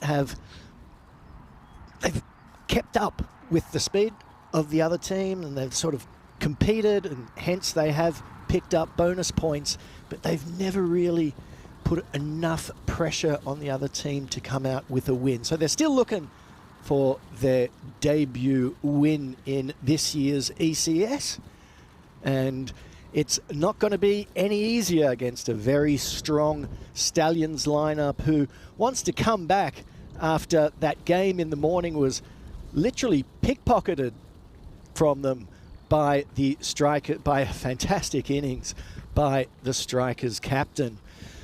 So as you can see, the teams and the umpires are making their way onto the field. The clouds, as the weather has been all day, the clouds have come and gone, and it's been sunny, but it is blustery. That's a consistent today. We've just had a fantastic lunch, lovely biryani, so we're well fed and looking forward to a great afternoon of cricket entertainment here on ECN, here on the Estonian National Cricket and Rugby Field, which once again is looking really good. The groundsman once again doing a fantastic job. So the Stallions this time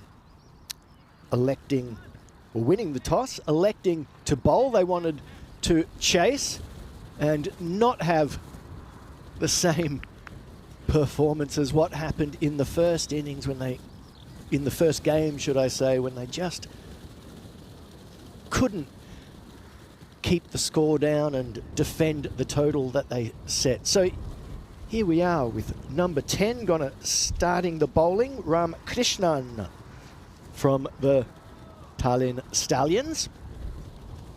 And the opening batsman for the Tartu Wolves being Muhammad Usman Senior and Ali Raza. And we start off with a swish and a top edge for 4. So first balls today have always been quite exciting, I must say. Wickets falling, 4s, and this is no change. This one just a top edge over the keeper, and that gets the Tartu Wolves score rolling along. Krishnan in now. And this one's a bit wide, and that's going to be a no ball off the pitch. Yeah, just missing everything there. So yeah, as we did in the first game, I'm going to throw in some little song titles, and if you pick them up, just put them in the chat. I'm new to this gig, so let's see how we go. And once again, wide outside off stump. So maybe Krishnan just needs to let his lunch settle, get into his work in the afternoon, and find his line for this over. So 2 wides. I'm sure he'll tighten them up. Krishnan in again. Batsman coming out. Hitting through the cover. That's Muhammad Usman Senior. And he's been a big player with bat and with ball throughout the tournament for the Tartu Wolves. And they would want that to continue. So 2 runs off that second legal delivery, I should say. Here we are. Oh, just over the top of the bowler. Mistimed from Usman Senior, and it just goes over the top of the bowler. He thought for a second he had a chance for a caught and bowled, but it just flew over him. And now Ali Raza to face his first ball.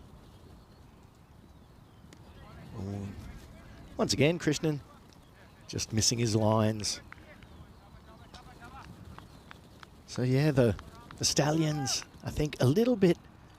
I spoke to them after that first game, and you know, they took it in their stride. They know that these things happen in this format of the tournament. It was a good innings, and you just have to stand back and applaud sometimes a good performance. But they're going to want to come back strongly in this game for sure. And the Tartu Wolves are going to be putting pressure on them in order to get their first win of this tournament. So Ali Raza standing back deep in his crease and gets caught easily at cover. The ball just swinging away from Raza, and he just holds his bat out and just pops it up into the cover region for an easy catch there. So the Stallions up and running, their first wicket. Well taken there by Pranay Gevala. A very good and well-judged catch. Nothing difficult about that one. And the first wicket down for the Wolves. Ali Raza, who can be dangerous when he gets going. He's already got a 50 in this tournament. And you could see just on that replay reaching for that delivery outside off stump. So the new batsman is Mubashir Iqbal, and Ram Krishnan wanting to finish this over strong, which he does. The ball swinging in this time and played onto the leg side for a single. So although it was a bit wild and a few wides in that over, only 11 coming off it for the loss of the wicket. So the Stallions will be happy with that first over. Definitely in the Tata Wolves. There will hope to make more use of the next 2 overs of the power play. Of course, only 2 fielders allowed outside the inner circle. As the new bowler is just marking his crease, this will be Hamad Khan, coming in to bowl the second over of today. Busy action. And it's busy down the leg side for a wide. We saw this yesterday with Hamadi. Busy action sometimes just gets it a bit wayward, but when he gets it right, he can be very effective. So Iqbal facing, and this one wide, short. The bowler holds his head and the ball runs down to the third area. Thrown in quickly, but it's going to be a wide. And 3 runs so far, not one legal delivery yet. Usman Senior back on strike.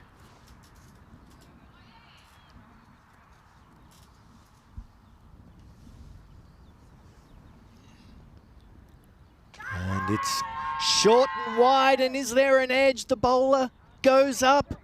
Usman Senior unmoved, and more importantly, the umpire, Winter, unmoved.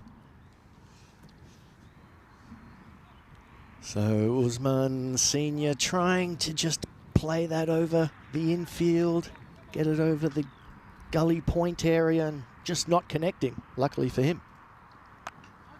That one's better. Straight to the fielder, and good fielding. Very good fielding there.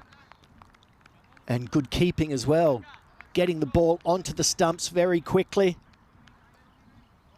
Batsman, let's look at the replay. That is, once again, the bat not being slid in. And oh, this could be tight, but the safe, but it's a very close call. A very close call. So Mubashir Iqbal lives to fight another day. And well pitched up. Just played deep, and the batters go through for a single.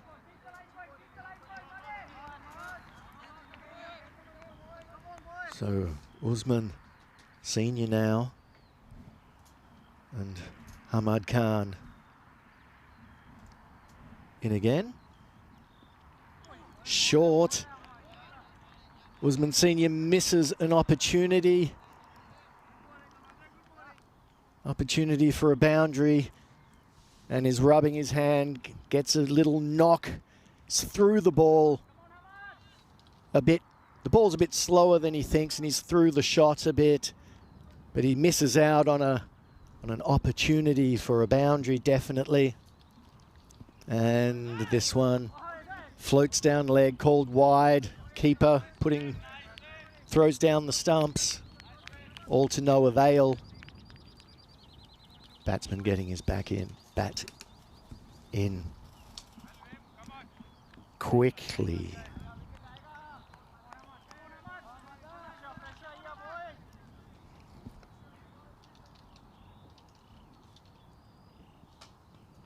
So here we are, Hamad Khan in again. And once again, he just loses control of it down the leg side. This is something that the Stallions would want to tighten up as the tournament goes on.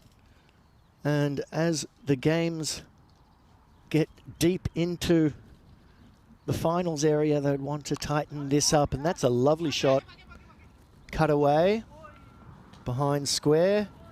Batters go through for a single.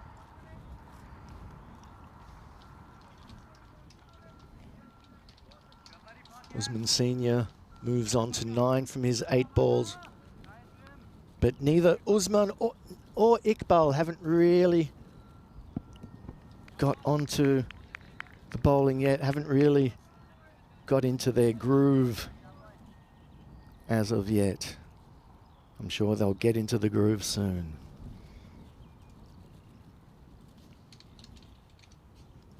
That's wide down the offside. So Hamad proving a little bit wayward.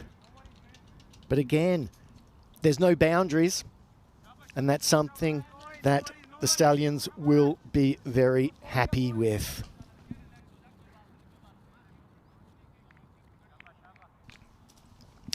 Okay.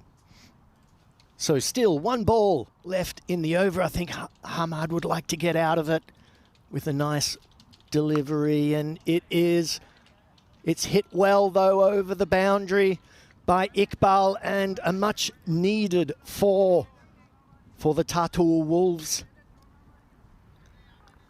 And at the end of the second over, that brings the score to 24 for the loss of 1 wicket. As you can see, the calendar coming up there. So let's have a look at the chat. Hello to Patrick Bro. Hello to Akhtar Zaman. And see if any song titles have been picked up. Not yet. All good. I've been pretty light on that. So this bowler, once again, it comes down to Ram Krishnan coming in to bowl the last over of the power play. And this one hit down the ground by Mohammad Usman Senior. And the Tatul Wolves will be wanting to up the ante in this over while the field is in, and to take as much advantage of these last 5 balls of the all-important power play.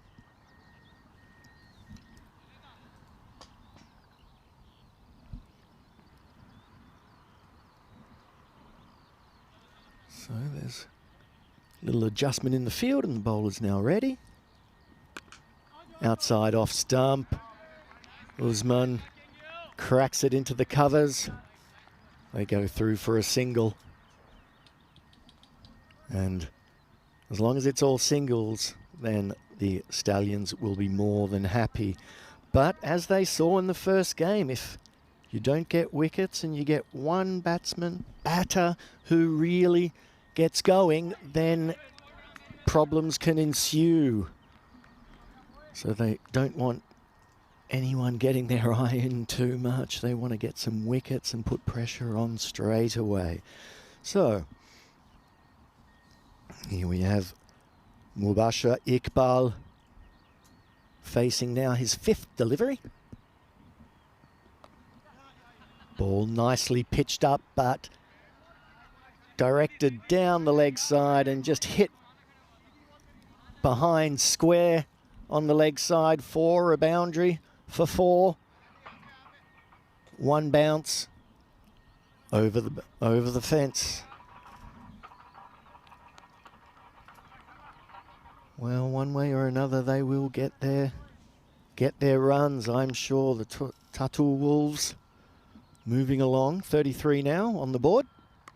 And another high top edge over the keeper. And the ball running down for another boundary. Not exactly in control of it. Maybe just a bit higher, bounce a bit higher than Usman expected. And also the line was outside off stump, a bit harder to hit away behind square, which is where he was looking. So Mubashir Iqbal facing now. And this ball, too short, whacked away for another 4. And Mubashir Iqbal gets 2 boundaries in 2 balls. 3 boundaries, 4th in the over. So there we have the Manhattan at the end of the power play. The Tartu Wolves 41 for the loss of just 1 wicket, which fell in the first over right at the beginning of the innings. So they've steadied the ship, so to speak. And let's see what the Stallions have up their sleeve now. They're bringing on the impressive Usmani, who has looked really good. He bowls some nice off spin. He gets some nice flight. Likes to drop the ball at the batsman's feet.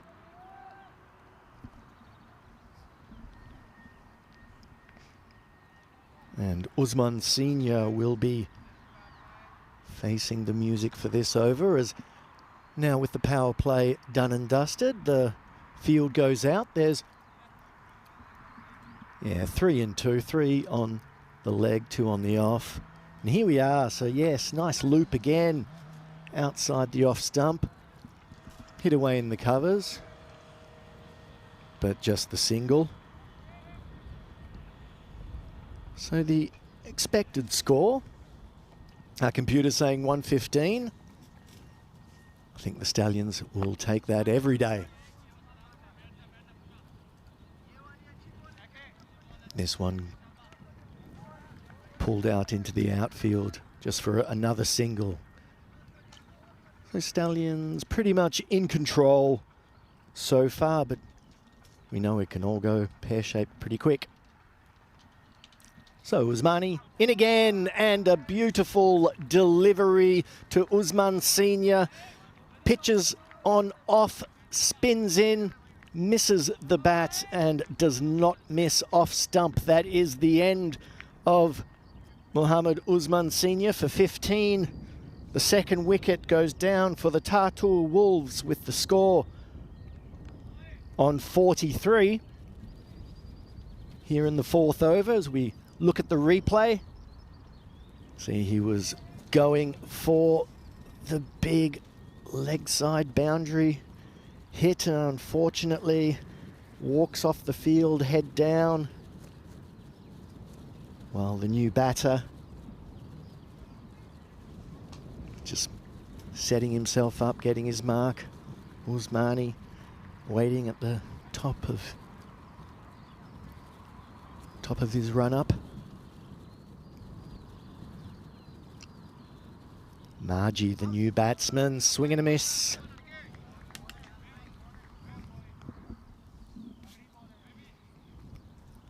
So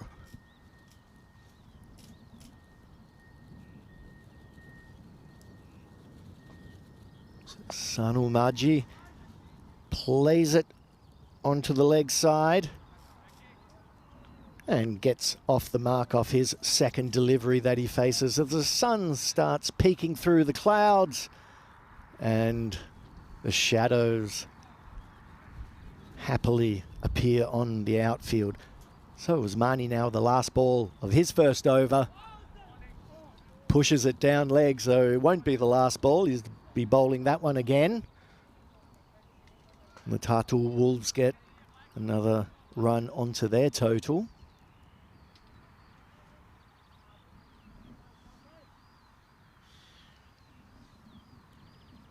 Usmani tries to get out of the over again. This time gives it a bit more flight. And Mubashir Iqbal just defends away into the offside. So that's the end of the 4th over. The score, 45 runs for the loss of 2 wickets.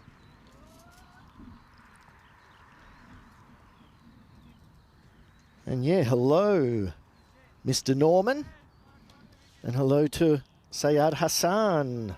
Yes, Margie is a big hitter when he gets going, as we can see the Wormgraf wicket falling in the first over. And a run rate never looking too threatening. Here we are, Saif ur Rahman coming in to bowl this over. the Balti boss. Comes from quite a great height, big fella. So he brings it down and will try to put the batter under pressure outside off stump. A big swipe, and the fielder, I'd like to look at the replay here. He tries to go for the catch. It looks like it's going to be 4. It's going to be 6. He tried to do the fancy tapping back in. Let's look at the replay. This will be interesting. So he goes back, ball in hand. He's touching here. He tries to throw it away, but it's a little bit too late. And it's a 6 for Sanu Marji. But the wicket not too far away. This one, short, aimed down leg, and played away to the leg side boundary. The batter's just going through for a single there. So 3 balls into Saifur Rahman's over. He's going through it quickly. Doesn't let the batsman settle. And Sanu Marji again hitting to the leg side boundary. It's another much needed 4 for the Tata Wolves. There we are again, short. The fielder running in. He was trying to go for the catch and just dropped on him. He held himself back. He knew he wasn't going to reach it, so he just thought he would take it on one hand, one bounce and throw it in. Just a single there. So Mubashir Iqbal on strike now. And swiped away. That one goes over the boundary for a 4. And that's the end of the over. Score moves on to 64 for the loss of 2 wickets. And Mubashir Iqbal 24 off his 11, and his partner Sanu Marji 15 off 6 balls. So 64 runs at the halfway mark of this innings. The Wolves will want to up the ante in the second half, and they'll be trying to put pressure on this powerful Stallions batting lineup, and if they can get the score up around 140, even if that's going to be enough, who knows. But this is a big shot, but well caught on the boundary. A superb catch there. A superb catch by captain Zeshan Ali, and that sees the end of Sanu Marji for 15, and the 3rd wicket goes down with the Wolves total on 64.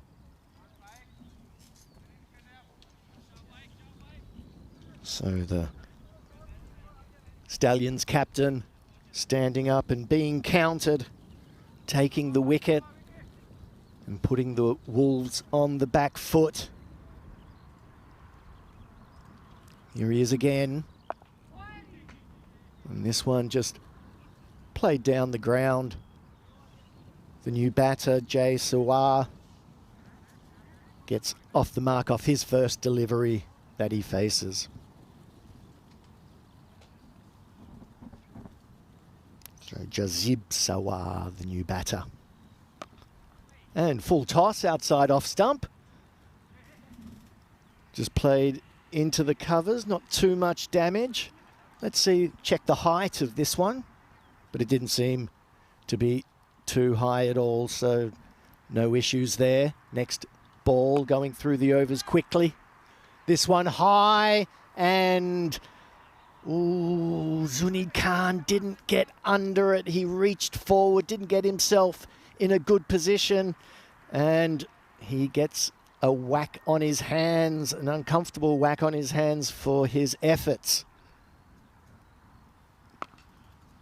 Here again, onto the leg side. Not too much connection. Ball pitched up. And the most that can be get is just the single. So Jazib faced the last ball of this over. This one cut away onto the onside. Some foot fielding there by Saifur Rahman. Moves across, good throw in. And they get through for 2 runs. So at the end of that over, at the end of the 6th over, the Tata Wolves move their score on to 70. And the Stallions will feel that they have this game pretty much under control as we look at the batting lineup. Yeah, Ali Raza going in on the second ball of the day. That put the Wolves straight away on the back foot. And they haven't really recovered from that. So Zishan Ali coming on. I think he's already bowled an over. Although our figures say something else.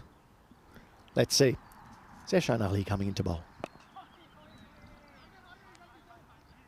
Pitched up, played on the leg side, just a single. So, yeah, good disciplined performance here by the Stallion bowlers as Saifur Rahman practices his swing, which will be tested in a very short while. So this one goes for 4. Bowler just pitches a bit short, and the batsman easily gets the ball away to the boundary. So Sawar opening his boundary account.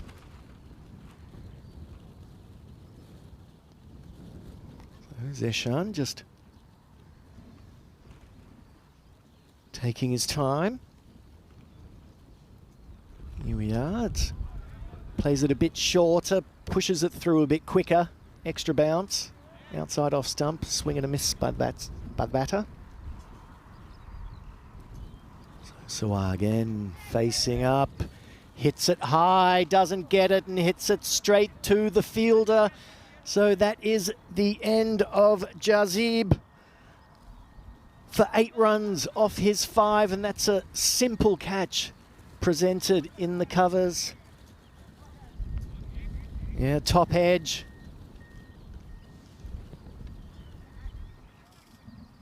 Top edge there, and 4th wicket falls for the Tartu Wolves. The score only at 75. Let's see. Yeah, so Thomas Martinez saying Usmani is their main bowling weapon. Problem may came later on. Maybe. Looks like they have enough backup though in this innings.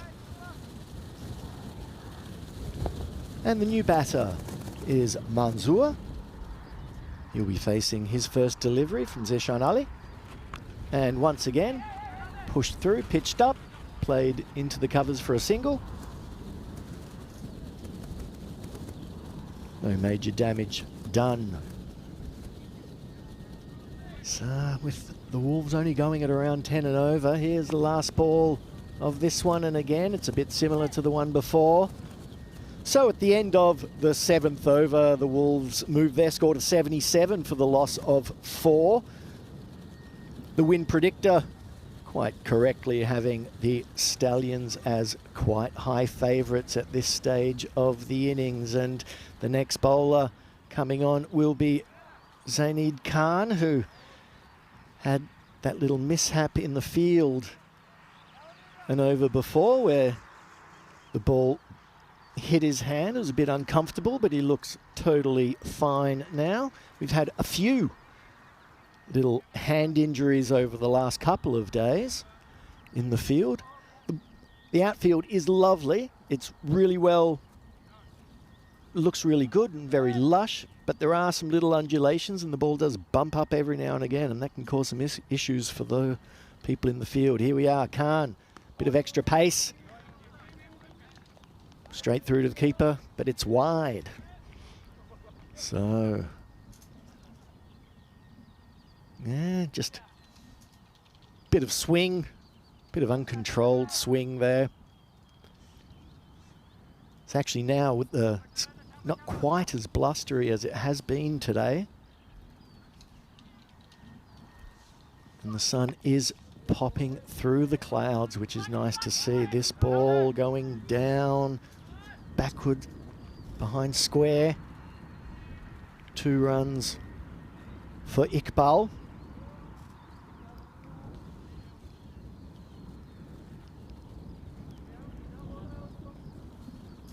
Two runs for Iqbal on that one, and the Wolves 79 now.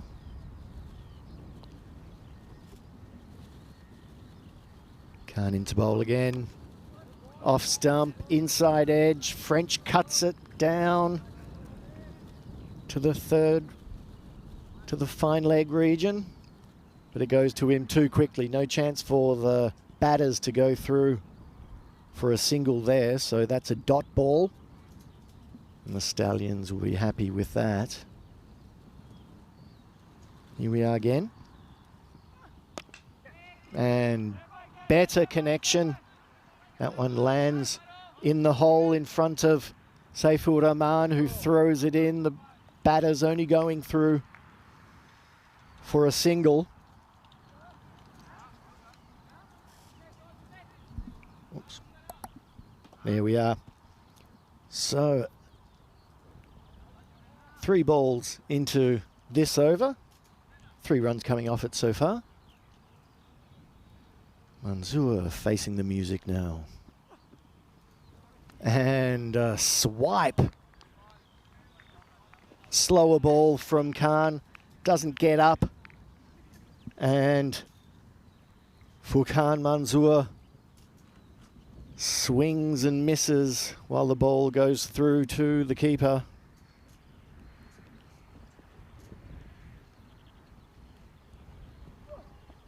And pitched up. The bowler, he's asking, he's down, he's asking for the LBW. The umpire's saying that it's out by the looks of it. I didn't see the umpire raise his hand there. I was looking at the bowler appealing. It was so impressive. Oh, there we are. Well, it wasn't a LBW. The batsman was out of his crease. So Manzoor has to leave. There was some chaos there between the batters. Let's have a look at this again. So it sort of comes off the foot. It looks like it could have been LBW. It was there or thereabouts. However, the batters try to go through, not quite communicating enough, and the non-striker gets his partner into a bother. And the new batter is Ali. He faces his first ball and gets off the mark straight away. And Junaid Khan finishes his over. 4 runs coming off at 81 for the Wolves at the end of the 8th over. And we can see there the worm graph. As always happens when wickets fall, the run rate drops. And never really reaching above 15. They're going at 10s, which in this format just isn't enough. And against a strong batting lineup, unless wickets fall early, I hazard to guess that anything between 1 and 120 will be easy pickings for a strong Stallions lineup, but I've been wrong before. So Zeshan Ali on again, it's captain time, and he bowls a nice tight line outside off, bangs it in a bit shorter, gets it through, and it's well taken by the keeper.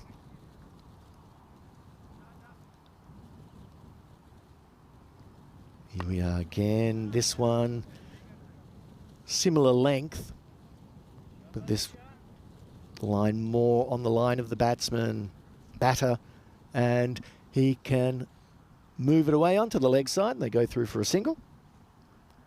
Wide down leg, well taken by the keeper.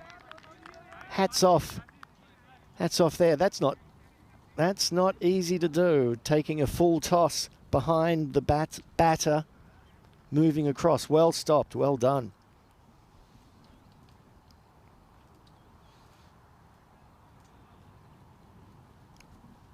So Mubashir Iqbal ready to face. While we're facing a little delay, I wonder what we're waiting for. The umpire calls a no ball and a free hit. So yeah, that not hitting the pitch, hence the free hit. But no damage done. It was a good comeback delivery from Zeshan. He does bowl a good line when he gets it outside off stump. He doesn't give the batter a chance to really swing, but he gives it a chance that time. And that one, the fielder calls 6, and that's a big Maximo. Ramalama far over the boundary.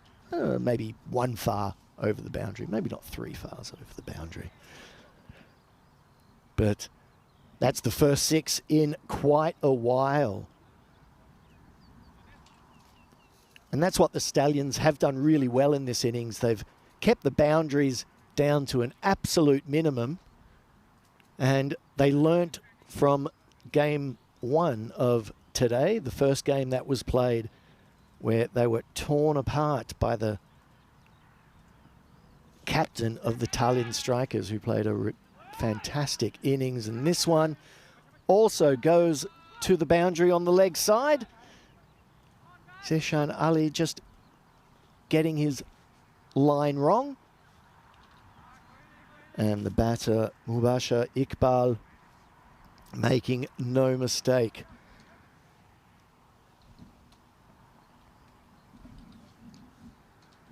So Mr. Norman's score will be under 110. It could very possibly be. We will see. So captain again in and goes for the appeal. No, umpire shakes his head. And at the end of the 9th over, the score for the Tartu Wolves, 93 for 5. And see there the bowling. Ramkrishnan, 1 wicket for 28 and 2 for Faik Usmani. Very impressive. Only 5 runs going off each of his 2 overs. 2 for 10. Exceptional performance in this form of cricket, for sure. And Fakir Ali to face Junid Khan, the big tall pacer from the Stallions.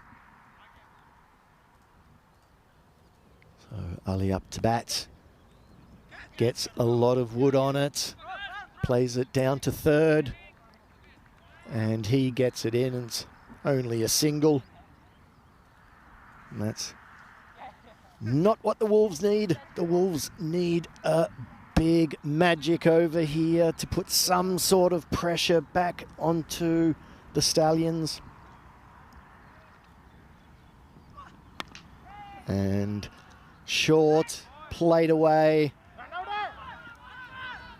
Good fielding and a good throw. And well collected by the bowler backing up at the non-striker's end. So once again, the Stallions doing a good job keeping boundaries to a minimum. And in this game, that will win you more than you'll lose. Yes, well played. That's a good shot. Good shot from Iqbal.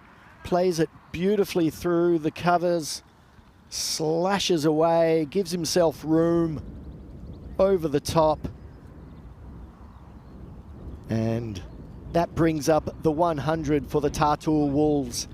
There's still 3 deliveries left to be bowled in this innings, bowled by Junid Khan and Mubashir Iqbal. Will he be able to reach his 50s on 46 off 25 balls at the minute? See if he can bring up his half century. And good delivery Little bit of movement through the air as well, just missing off stump. Mubasher Iqbal trying to get the ball away to the leg side. He might have had more success if he tried to play it straight. But good delivery from the bowler. Khan in again. Slashed away on the leg and over the boundary rope for 4. That's his 50. Half century up. Bat raised. Claps around the ground. And that's something for the Tartar Wolves to celebrate. Some good success there for one of their own. And last ball of this innings now. And cracked away. Sort of bounces, ricochets off the outfield, but picked up easily by Saifur Rahman in the outfield and thrown up at just a single. So at the end of 10 overs for the loss of 5 wickets, the Tartar Wolves put 106 on the board. So that's going to leave the Stallions with 107 to get in their batting innings. They'll be very happy with their performance. Their captain is giving them a big hearty round of applause to his fielders. And so he should. It was a good team effort in the field there.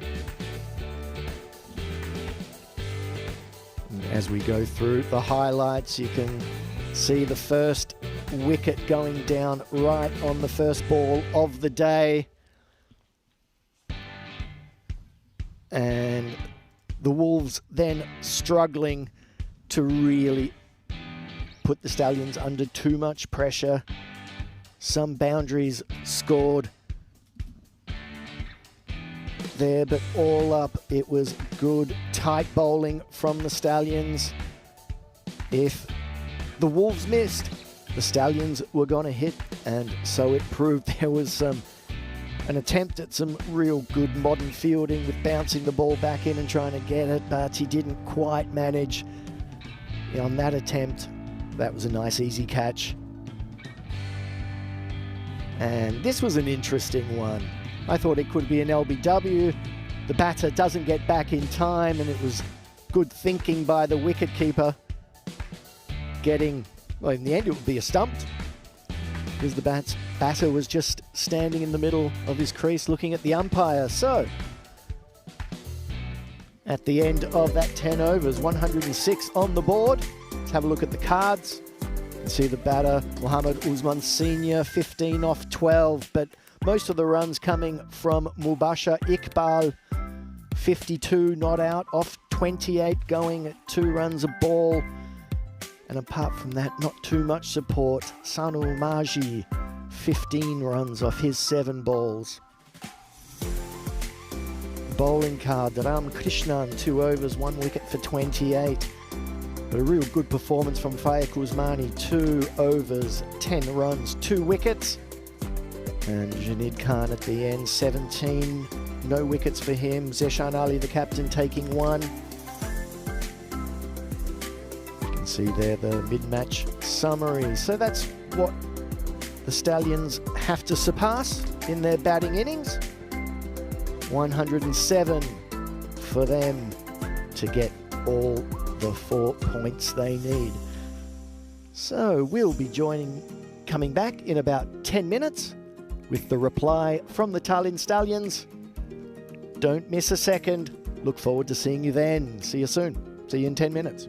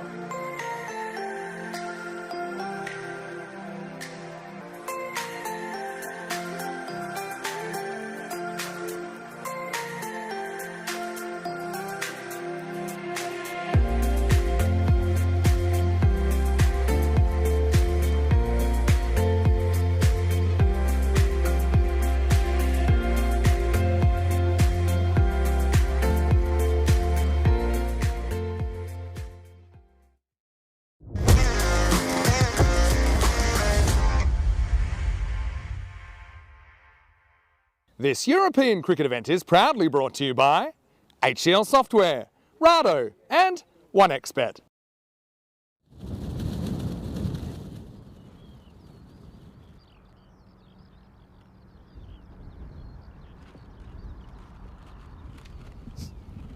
So hello and welcome back to the reply for the Tallinn Stallions. Hope you've been enjoying the cricket that we've had on offer today. It's been a fantastic day so far, lots of great performances. And as you can see, this is the equation for the Stallions. They need to, I think they're going to manage, or they'll be going for all out 4 points, that's for sure. But if they manage to not get it within 7 overs, then there's points there for the taking for the Wolves. And that is something that they've been a feisty team in that regard, making sure they've been getting as many bonus points on offer, even without getting the win under their belt. They still manage to have more points on the board than the Tallinn Riders, who actually have 1 win under their belt. So the Stallions opening up with Rifak Khan, and as usual, the Baltic boss, Saifur Rahman, the non-striker's end. The bowler who's going to start proceedings is Mohammad Sumran, and off we go.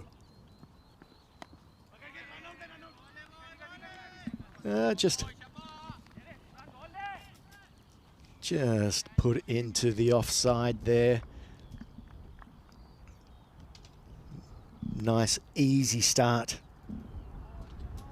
to the Stallion innings. Just defensively played as Sumran comes in for his second delivery. And doesn't quite get it right. There is a bit of swing on offer though. And just in the 10 minutes that we left you, the weather had gone from cloudy to sunny, and now we're back to cloudy. It's been the name of the game today. And with all those cloud and sun changes goes about a 5-degree temperature change as well, as a big edge from Rifak Khan goes over third to the boundary. And that opens up the Stallions' account with 4 runs. Not the most convincing 4 of all time, but 4 all the same. And in this format of the game, a 4's a 4, a boundary's a boundary. Sumran again, this one swinging onto middle peg. Put away down the ground for a single. Now one of the few left-handers. Hasn't been many left-handers in this tournament. Saifur Rahman, Stefan Gooch is left-handed. So 2 of the strongest batsmen on offer, lefties. And this one left outside.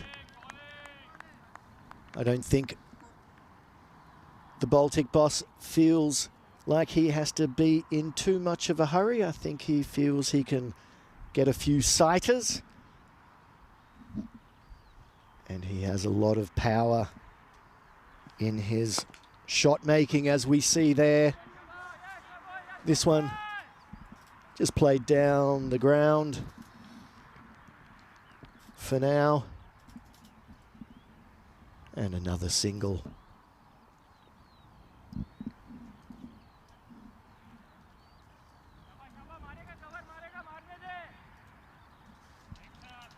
So Sumran, and again, wants to finish the over strong. Just as I say that, he doesn't. But he will get another chance to do exactly that. But not before putting another run on the board for the Stallions.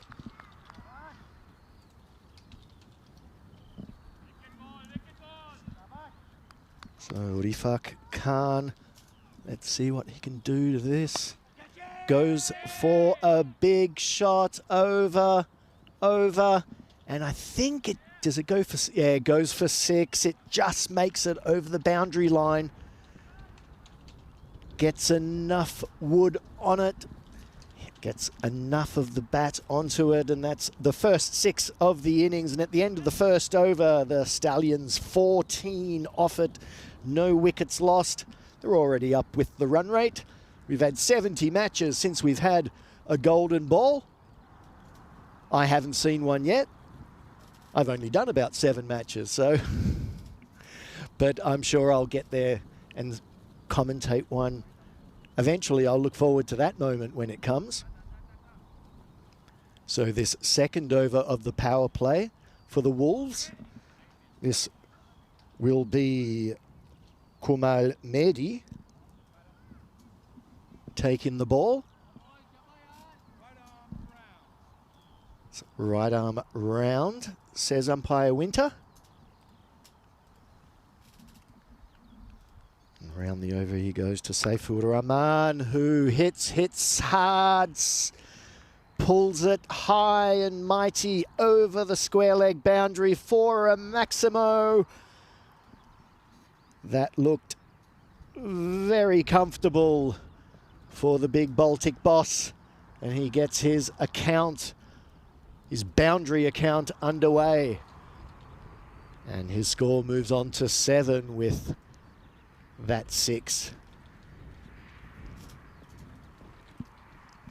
Yeah, Mehdi doesn't want to keep the ball there. He wants to attack the stumps, I would suggest. And in he comes again. This one outside the line of off and inside the tram tracks. Safe just letting it go, saying, I didn't want to take the effort of swinging at that one. I'm sure he'll bowl one into my swinging arc soon. I'm sure that's his mindset.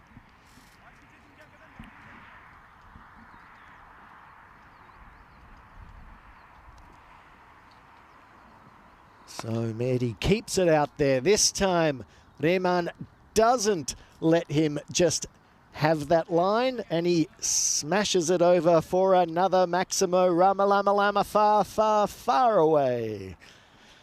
Indeed, another 6 there, and now Saifur Rahman moves his score along very quickly to 13, and I would be guessing that there's going to be many a ball flying over the next few overs.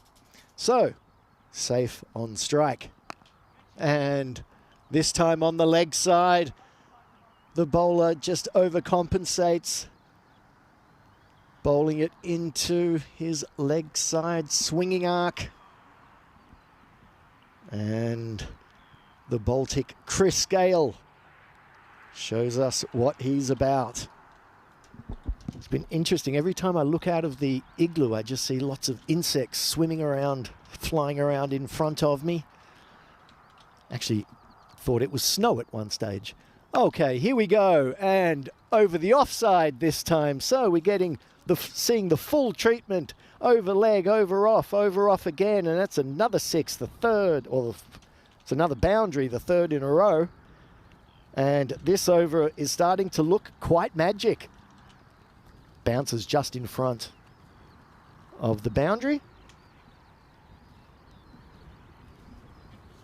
As I'd like to welcome Vinny to the commentary position. How are you doing? Yeah, good to be back. Don't know how long I'll be here for, though, with this kind of hitting. The Baltic boss, we always knew it was a bit of a risk, wasn't it? Hit the Wolves. They've struggled with the ball in the series. I mean, this over's gone magical now. Last over of the second already, 34. 1%, the Wolves clinging for life. Here we go. Yes, that sounded beautiful off the bat. And once again, another Maximo. Ramalama, far, far, far away it goes. That's got a bit of a ring to it. I think I must have heard that somewhere before. Where are you ripping that from? It's actually a song title. Is it? Yeah, it is. I knew it. All right, end of the over. It's 40 love, 40 without loss after 2. So we can see the Wolves. Here's the issue. They've got their own little battle going on with the Riders, but it might be the battle of the best of the aren't going to be theirs, the way things are going at the moment, because and we're looking at, I mean, if they don't take a point out of this, the Wolves have 7 points out of 4th. So you would say it's have to be some kind of miracle for them to come back from that. But I suppose then you've got your own battle to avoid the wooden spoon, Marco. Well, that's it. Nobody wants to be lying in that position. Yeah, it's there is a gap between the top 4 and the bottom 2, and it's been bit of a big gap all tournament, to be fair.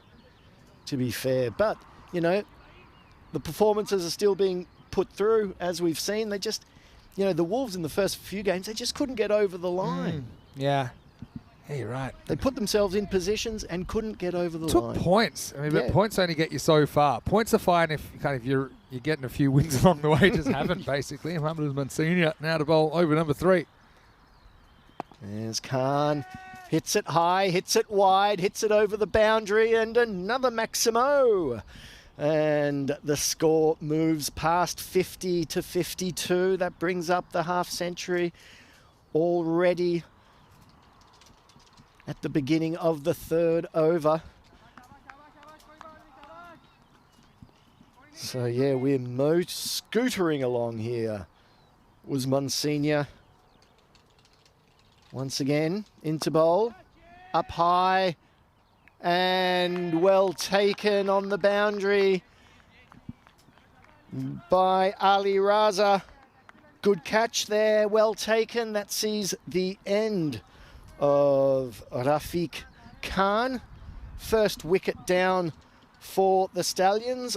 I don't think that's going to slow things down at all for the Stallions. I think they will continue on their merry way. Yeah, I think so. It's a good catch, actually. Yeah. Don't think it went in particularly cleanly. It was a bit of a stinger for Ali Raza. But I suppose you've got to try it one at a time. And Rifat, who's a good hitter, he'll have to go for 17. Jogs it off as some kind of punishment for getting out. And you see here, just didn't quite get it out of the middle. He's worried straight away, wasn't he? A lot of wrist in that. That wind has died down a bit compared to the earlier game where we saw it really kind of blowing down towards the sight screen at the bottom of your screen. So Patel gets an opportunity here. We know that he's a destructive hitter as well. Yeah, it's certainly a lot less blustery than it was before, and Patel gets off the mark off his first delivery faced. And I think that's a good tactic. Bring on the big hitting Rehman. We like watching him bat. He always looks so in control of things. So calm, cool and collected. Nothing seems to faze him. Yeah, Usman tries around the wicket to the Baltic boss. And that's way over the boundary, and another Maximo. I think that might have gone into the clubhouse tents. You know what's so good about him, though, is that he can hit through the line of the ball. So, yes, he can go leg side, but he only goes leg side when the ball warrants it. I think that's the real key. A lot of batters start looking for it. As we're joined by a mayfly. A friendly... Yeah, big buzzing. Is that what it is? Black. It looks like it's as big as a possum. Come on. You're on. You can't find its way out of the igloo. It's that way. Yes. So you're saying that's not a bee? No, that's not a bee. That's a mayfly. That's just a huge thing. There we go. We're looking at the fly. It's gone out. It's got out of our tent, so we're okay. We haven't been chased by bears yet, so that's good. Yeah, we heard there's bear sightings in the area. And it wasn't just Gooch being seen after dark. Apparently there's a real bear. Yeah, as Raymond plays the bear and smashes it over the leg side. As we said, this ball down the leg side, and Raymond goes with the flow and hits it behind square. Yeah, you're not going to have a good time if you bowl short down the leg side. That's just an execution error, I guess. Into the power play. And like I said, don't know if my stint in the commentary box will be for too long. 59 for 1 after 3. Yeah, power play over. Those 3 overs done and dusted. 59 coming off it. And when you're only defending 106, that's a pretty devastating 3 overs. Yeah, Rehman, a 360-degree player. He can play all over the ground, and he plays each ball on his merits. He's good to watch, and he's fun to watch as well. So Sumran continuing after his first over, going for 14. And he'll be bowling to Patel. When these two played on Monday, the Wolves scored 137. It's a bit more competitive, but that was after they'd let 187 go past. That's it. So, I mean, they do get a point out of that game. It's pretty well bowled, though, from Sumran. But, yeah, you could just see, if anything, the Wolves are finding it pretty tough, maybe fatiguing a bit. They haven't had too much to get them excited. No, and in that game, it was pretty early on, pretty quick to see that they weren't going to get to the 188. 188, so they just played for the bonus point and they got it. Nice little bit of swing there from the bowler. Yeah, it's not bad. I mean, all you can do in these situations, even where it looks like you're going down in flames, I mean, he's still got an outside chance of getting the point. I still think at 13 and over, you'd still back the Stallions with these two at the crease. But he can still grab a highlight, grab a wicket. You never know. Oh, look, as a bowler, you always want some success. And this one's hit high, hit wide, and is well taken. So Patel doesn't hang around for long. It's a good catch there behind square on the leg side. He just hits it too high, gets under it a bit too much, and well taken. Well taken by the man on the square. It's a pretty good catch, isn't it? Because that was up and it was swirling around. And he just took it kind of clean as a whistle. So he has a funny old innings once again from Ankur. Ankur just couldn't seem to find the middle of the bat. Swung and missed, and eventually Sky Danish tore it with the catch, 59 for 2. Yeah, and as you said, a lot of times in this format, wickets aren't much of an issue, but how many balls you chew up while you're there, that is more of an issue. And Patel, he was only there for 4 balls, tried to get on with it, didn't work. Okay, next one in. Yeah, next. It's Ram Krishnan, who's next for the Talon Stallions. I've got to say, batter's been pretty good getting to the crease quickly. Remember, it's a strict 60-second limit for them to get there. Otherwise, they concede a 5-run penalty, but we haven't seen it happen yet. And bowlers have been good too. Haven't gone overtime. And, okay, that looked agricultural from Krishnan. Yeah, he was heading towards cow corner there. I always wondered why do they call it cow corner. I thought it was because it's like an agricultural kind of shot, as we'd say. Well, I didn't know if they're genuine cows at some ground, like in England a couple of hundred years ago. Quite possibly could have been the case. Can you even have a corner of a cricket field? Well, you can in Auckland. Oh, yeah, that's true. Here we are. Good shot. Nicely played. Again, a bit cross the line. But he does get to the boundary. It just bounces inside and takes it off about an off-stump line. It's mostly bottom hand there. So after a similar kind of shot didn't work. When you do hit it, seems like a better shot, doesn't it? Probably was the same shot. But anyway, it'll go to the boundary. See what they need for the 4 points here. 44 off 19 required. So Sumran in again, bowling to Krishnan, who once again goes high, goes wide. Does he get enough? No, he doesn't. Well taken. Yeah, another good catch down the ground. I think he might have had a little bit of a patch-up job on his fingers after that earlier one, Ali Raz. That doesn't stop him handing out the high fives because he does get Krishnan 4 and out, or none and 4 and out to be more precise. And at the end of the 4th over, at 63 for 3. 63 for 3 after 4, exactly, yes. Rehman's still there, and Krishnan was there for a good time, not for a long time. Yeah, again, the wind isn't quite behind this. I think earlier on, this is 6. It was such a strong breeze in that direction. But now, it's just teased off a little bit less batter-friendly. End of the 4th, 63 for 3. Still got Saifur Rahman there, 39 off 11. And he will hope that he can elevate the Stallions to the 4 points. Because I think there's a huge race on for top 3. I think top 3 and maybe, 4th breaking the top 3 is possible. But this is where every point matters. So every point matters. I think it's hard to believe that they could possibly lose this game, although I've seen a few amazing things in my time. But they need 44 off 36 to win, 44 off 18 to take that extra point. And I really think that's going to be important because all of those top 3 teams, the Hippos, the Stallions and the Strikers, they can all beat each other on their day. All they need is 1 or 2 performances, and then all of a sudden it's cat amongst the pigeon time as Rayman continues with another boundary, moving his score along to 43, bringing up what would, if he gets to a 50, I would say that would be his 4th of the tournament, together with 100 and 90. Yeah, he's been flying in the tournament, hasn't he? Yeah.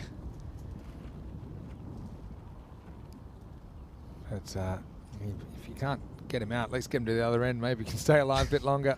That would be a good tactic, but he's going to stay down his end that time. That's a big, massive 6, and Ramalama far, far, far over the boundary indeed. A big Maximo.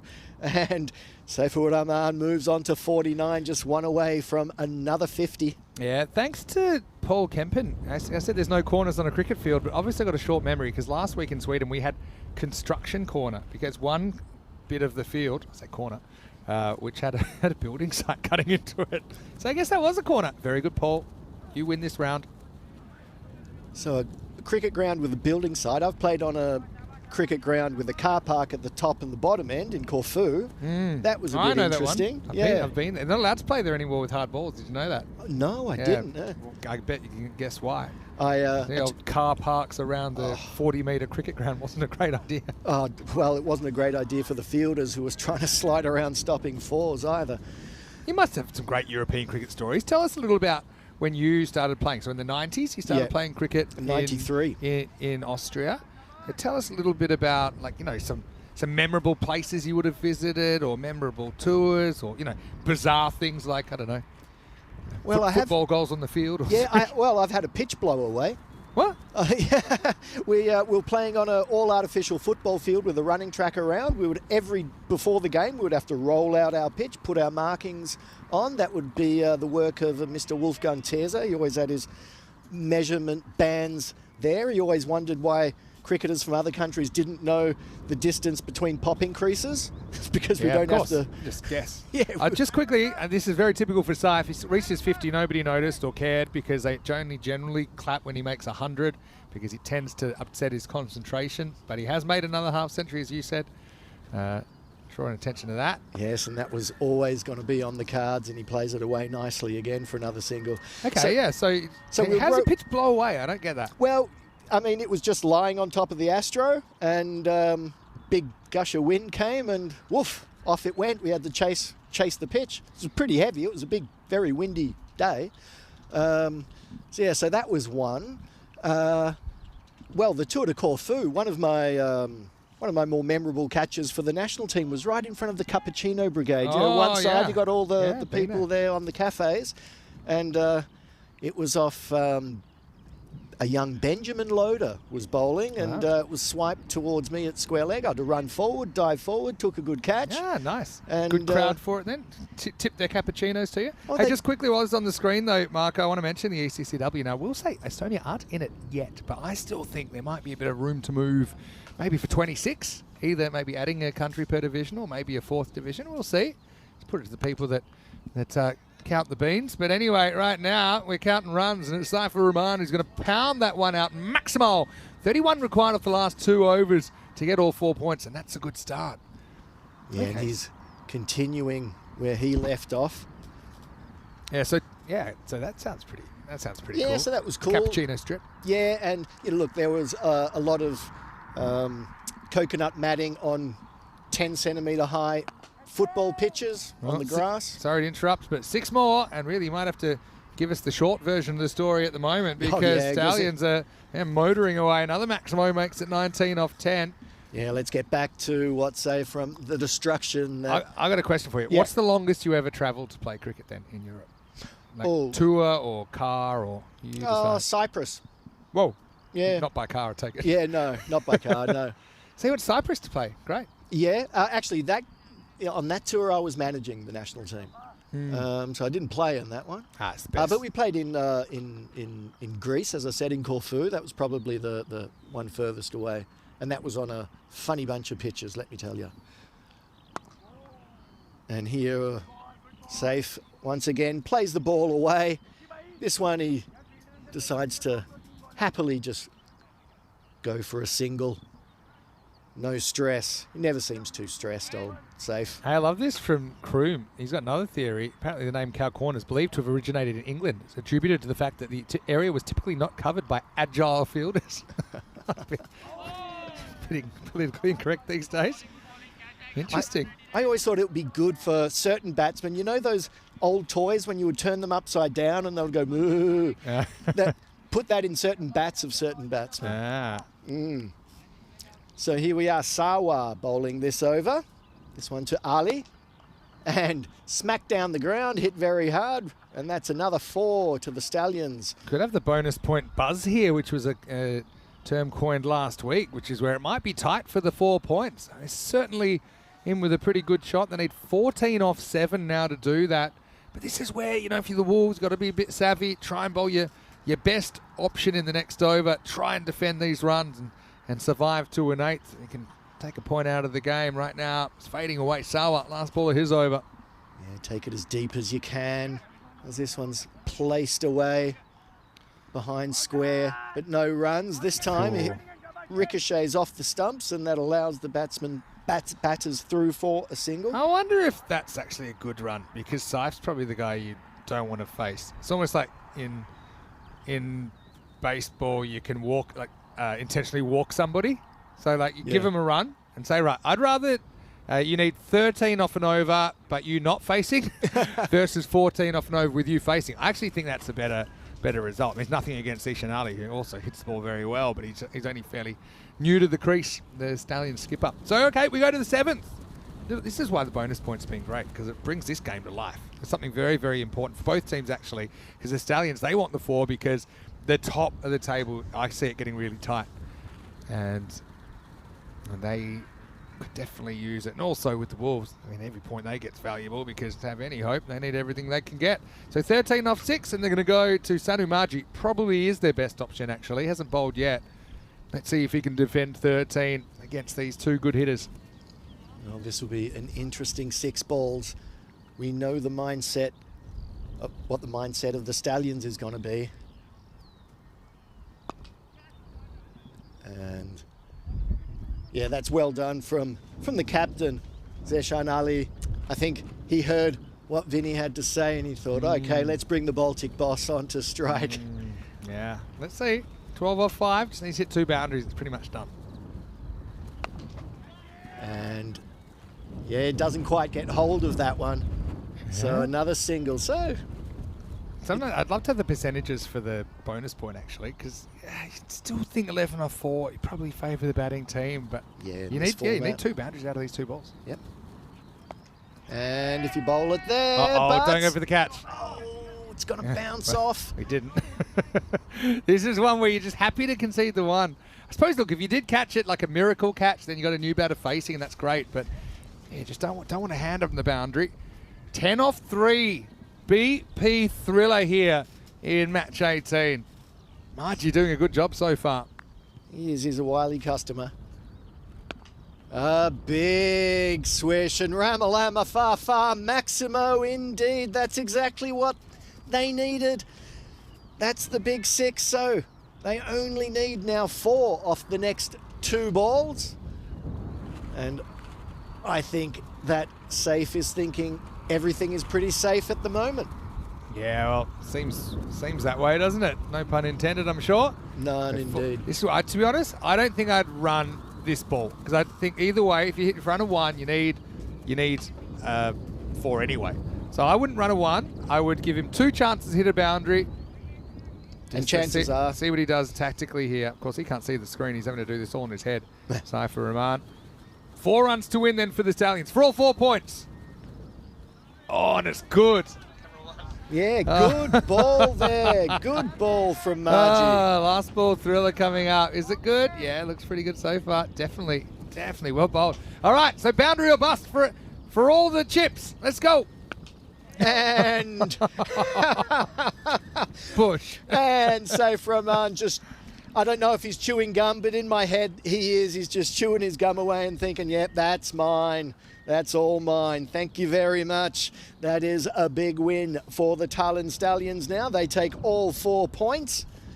and handshakes all round. The Tartul Wolves miss out on that bonus point, but again, I mean, it was tighter than it was looking for a long time. Yeah, it was. A little bit of a sense of drama there from Saif, who just basically doesn't like the pitch before and then puts the next one right next to us. We heard it land, and it sounded fairly forceful when it hit the turf. So they will do it. They'll get all 4 points. Exactly 7 overs required to bring up the win. This is what's coming up. We've got about, about 45-minute break, 50-minute break until we'll be back. Hippos versus the Riders in match number 19. And I can tell you some toss news. The Riders batting first after winning the toss, so they'll be hoping that they can get some runs on the board. Has been a bit of an issue for them so far in the series. Let's have a look at the highlights, though. And we always felt, if the Baltic boss got going, there was a pretty good chance of the 4-pointer. Although it did go down to the very last ball. Unfortunately for the fielding side, the Wolves, they'll take absolutely nothing out of this game. They take 0. The Stallions taking all 4. Yeah, so as you can see there, it started off with Rifat Khan hitting some boundaries, and once he holed out, then it was taken over by Saifur Rahman, who then just managed to keep it going for the Stallions. It was a brutal performance. There were some good catches along the way, and there was some good bowling also by the Wolves, but just not enough, and not enough runs on the board in the batting innings. Yeah, that's the way it was, I think. It was always going to be an underdog performance, wasn't it? But this is where, they were picking up points. Now they've had a couple of 0-pointers in a row, the Wolves. So, yeah, it's a tough one. I think most likely what they're looking at is just trying to stay off the bottom. So they've got kind of game within a game now, I think, because with that win, Stallions again, very much contenders, aren't they? A team that have won a fair few big trophies in the last couple of years in Estonia. 77 walking sticks for Saifur Rahman. He walks off the field a winner, hitting the last ball of 7 for 6 and securing all 4 points for his team. Rifat was 17 early, went to a pretty good catch down the ground from Ali Raza. Ankur had another bit of an off game. He's been up and down during the series. Krishnan with a 4 and out. Zishan Ali was there towards the end and was at the crease when those winning runs were hit. 2 for 18 for Sumran. Certainly did his bit to try and earn the point for the Wolves, but it wasn't to be. The other wicket went to Mohammed Usman. We'll take a break then. Bit of an extended break again. We may be looking if there's any of these pastries. We'll get some before the umpires. Tasty. Yeah, have any more questions or comments, please put them in the chat. Vinny Sander here, Mr. Maximo and Marco Chilligin. And we'll see you for match 19 when we return. It's the Hippos and the Riders to take us into the next one here. You're watching the European Cricket Series.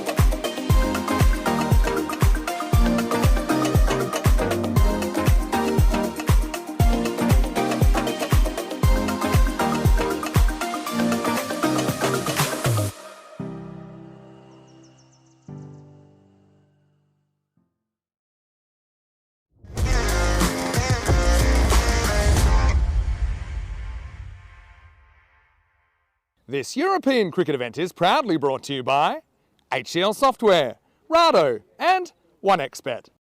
Hello, welcome back. Still 2 matches to go here on day 4 in Estonia, and coming up next we have your classic David versus Goliath, or David versus Hippo, however you want to call it, David versus Wildlife, because it is going to be the Talon Hippos taking on the Talon Riders here in match number 19. Let's see what happens at the coin toss with Tyrone Peters, the birthday boy, and the 2 captains. The Hippos to call. Heads is the call. Tails it is. Batting first. You can have a bet.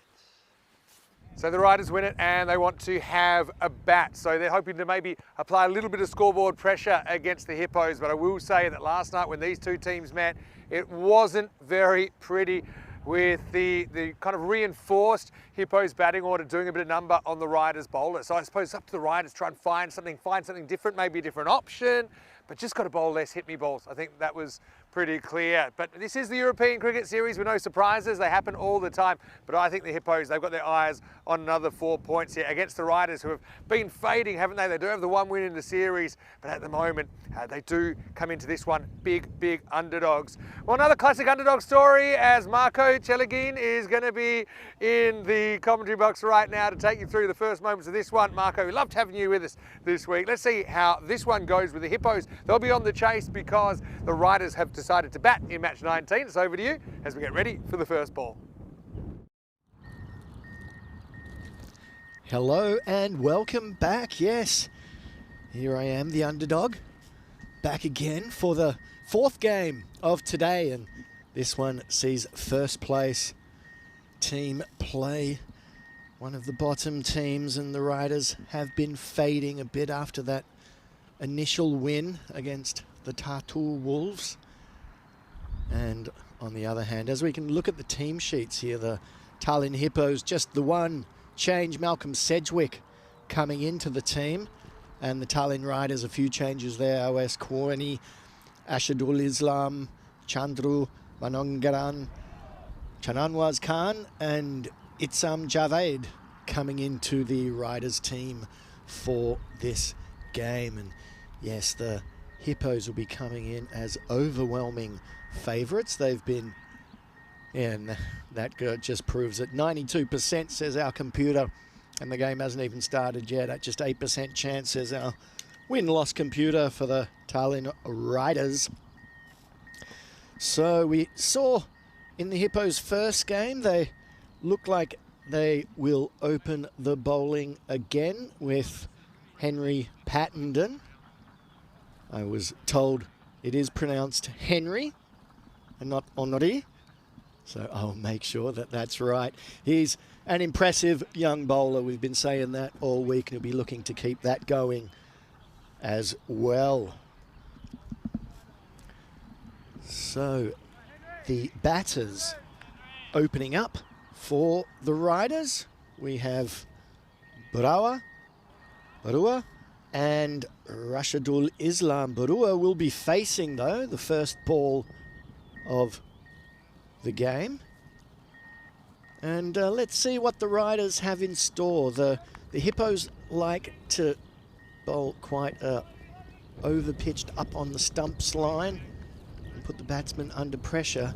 And in the last few games, they've really been trying to go through the middle overs very quickly, bowling spin and really trying to march through their overs as fast as possible and put pressure on the batsman. So here comes Henry Pattenden to start the game. And that line is pretty much bang on the money straight away. And Barua gets off the mark first ball with just a little dab into the offside. Nothing too attacking to start off with. So Pattenden again and over pitching, and no damage done. Rashidul Islam facing that delivery. I'd be guessing if he bowls that one again that Islam won't be as friendly. Yeah, the Hippos have really gone from strength to strength and from And as we say, have really got lots of options around the ground. Lots of bowlers to choose from. They can really play around with their batting lineup again if they so choose. So once again, that one defensively played into the offside. And a sedate beginning to this, the fourth game of today. And once again, a good line. The batsman takes a bit of a risk, but it pays off.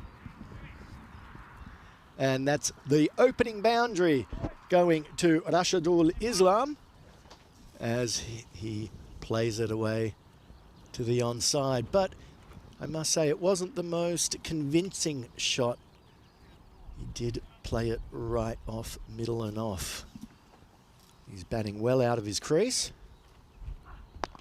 And he comes even further down and hits it straight to the fielder at deep mid-on, who takes a very good catch. That's Nicholas Salonen there, very well judged. He takes it low down and really looked in control of it the whole time. So it's really well taken. That's Salonen. He's been opening the batting for the last few games and looks in pretty good form too. And he looks as where Pattenden does a little dance there, left and right, left and right. Lots of celebrations from the hippos. Hungry, hungry hippos indeed. As I'd like to welcome my co-commentator, Vinny, back into the commentary position just as the wicket falls. Salonen, he's a triple threat, even though we haven't seen him bowling, but he's such a good fielder.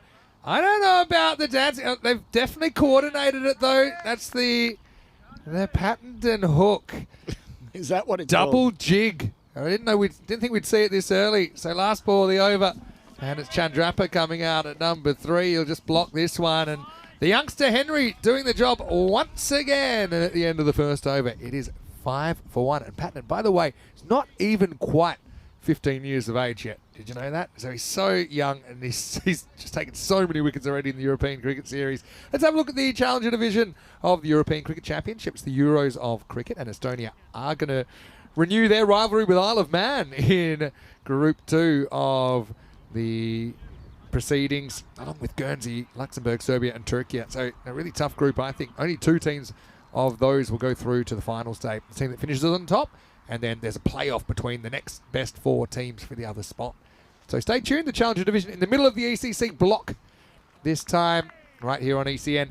And, of course, Finland, who are well represented in this series, in this European Cricket Series. They're actually in the Premier Division as well. But they've always got a tough set of matches around that as well. Here's Vislapu, who's going to get this to slide into the pad.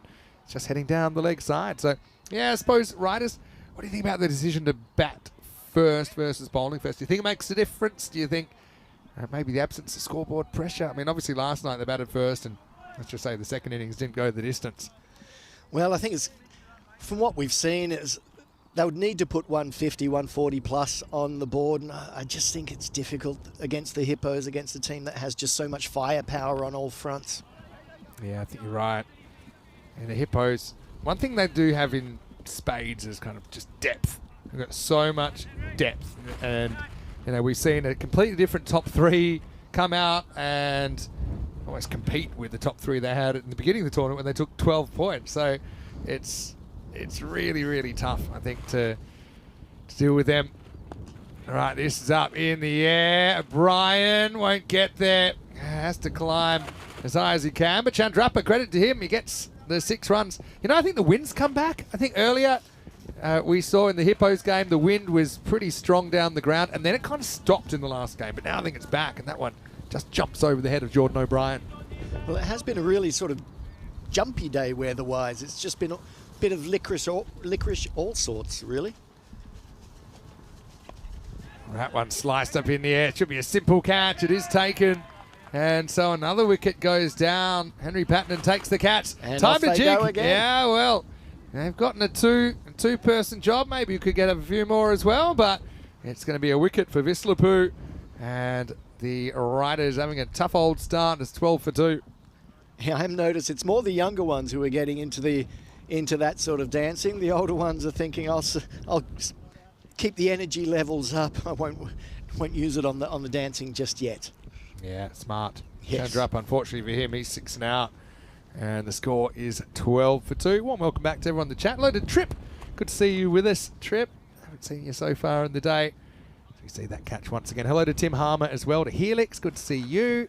Thomas Martinez, buenas tardes. And I hope you're enjoying the action. A few questions about Lily Panda. I did see Lily Panda. I think it was 2 days ago Lily was in the chat. She's watching from down in New Zealand normally. I know she's a bit of a card-carrying lurker as well. As we'll get Shanawaz Khan coming in at number 4. Vislapu, again, he's just he's nagging, isn't he, with his medium paces. Interesting they've got the keeper back. Stu Hook has the gloves in this one. It does just bite away from the new batter. Yeah, so again, depth in the keeping as well. I wonder if Marco Vake's going to get a bowl in this one. He did take 2 wickets in one bowling performance. I think it was his 41st match ever, but he took his first wicket, had his first bowl. He batted really well. Again, he's a guy, you don't get to see much of him with the bat, but he batted incredibly well. Well, I must admit, I love seeing the European locals really do well. Vislapal, Vake, Pattenden. That's really heartwarming for me. I love seeing that. I love seeing European cricketers do well. Yeah, definitely. End of the second over. Just 1 ball pace so far for the Riders. It's more of a slow trot than a gallop at the moment. 12 for 2. Let's have a look at the table. Hippos, well, they are 20 points and so are the Stallions, but the Hippos do have a game in hand, so they can go clear by whatever they score in this game. For the Riders, well, despite a win, they are bottom of the table because the amount of times they've been donutted. And unfortunately, donuts when you walk away with 0 points from a game. And now it's a bit of a man of the moment, Aditya Paul, who's going to bowl over number 3. He's going to start with this round the wicket line that was pretty successful last night when he took a hat-trick where he did it all himself. That's it. I just call him the hat-trick man these days. Until we get another one, he is the hat-trick man. Yeah, it broke a bit of a drought, actually. I think we had around about 10 or 11 days between hat-tricks. Anyway, here's Aditya in over number 3. He's been so good at just jamming it in at the stumps and creating almost that fake left armour angle across the right-hander. So the thing with this kind of angle, if you get outside the legs or if it pitches outside leg stump, it's not normally going to end too well for you. Same thing if you get too wide, I think, especially with this field. There's no one back on the offside. Square of the wicket, you can slash away and get boundaries there. But he's been pretty good at zeroing in on those stumps.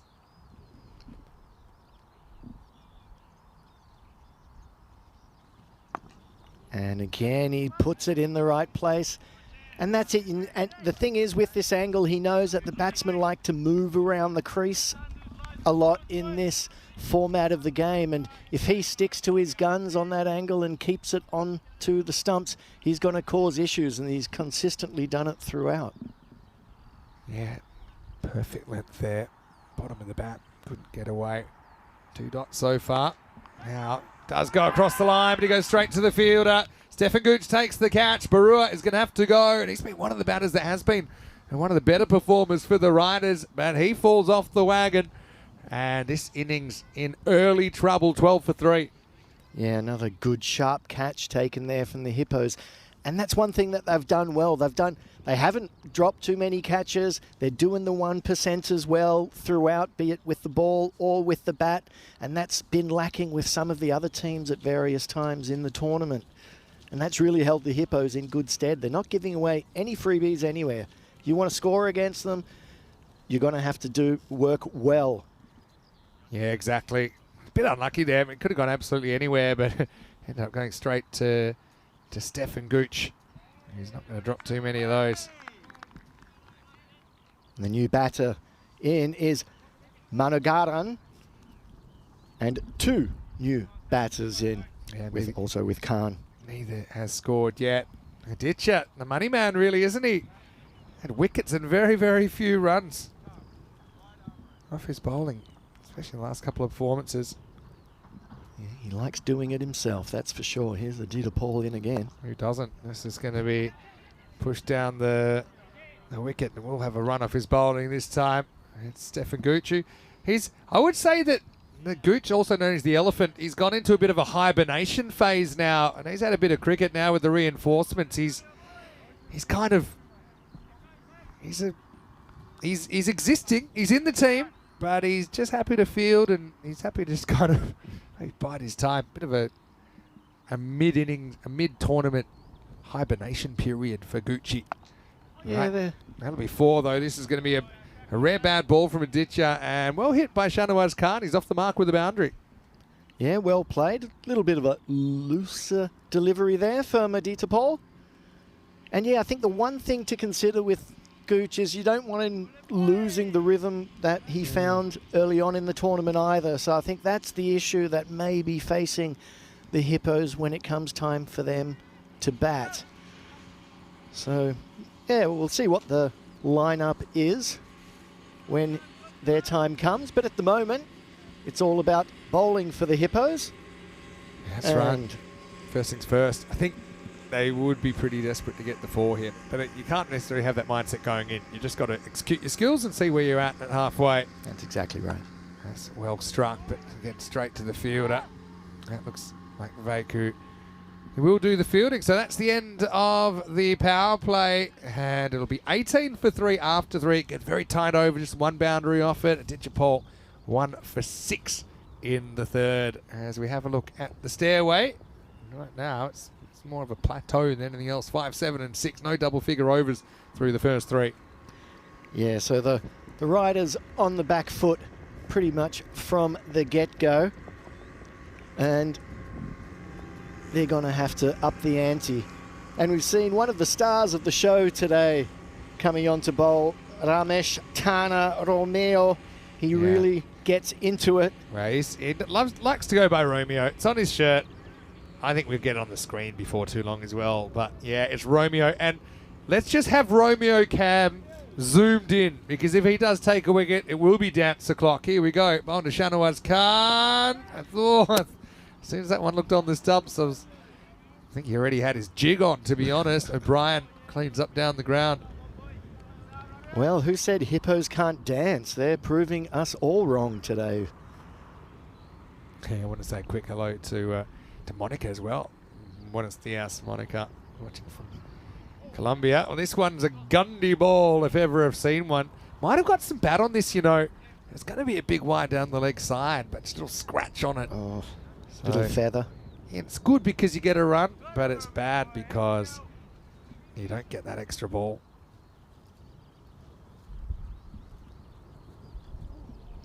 This one's called a wide. Hook tries to frame the pitch. Well, Romeo's a character. That's what the European Cricket Series, in fact, all European cricket's all about characters. It's a tight one. Cricket thinks it's missed. Oh, he's bowled him. Watch out. Here it comes. Romeo.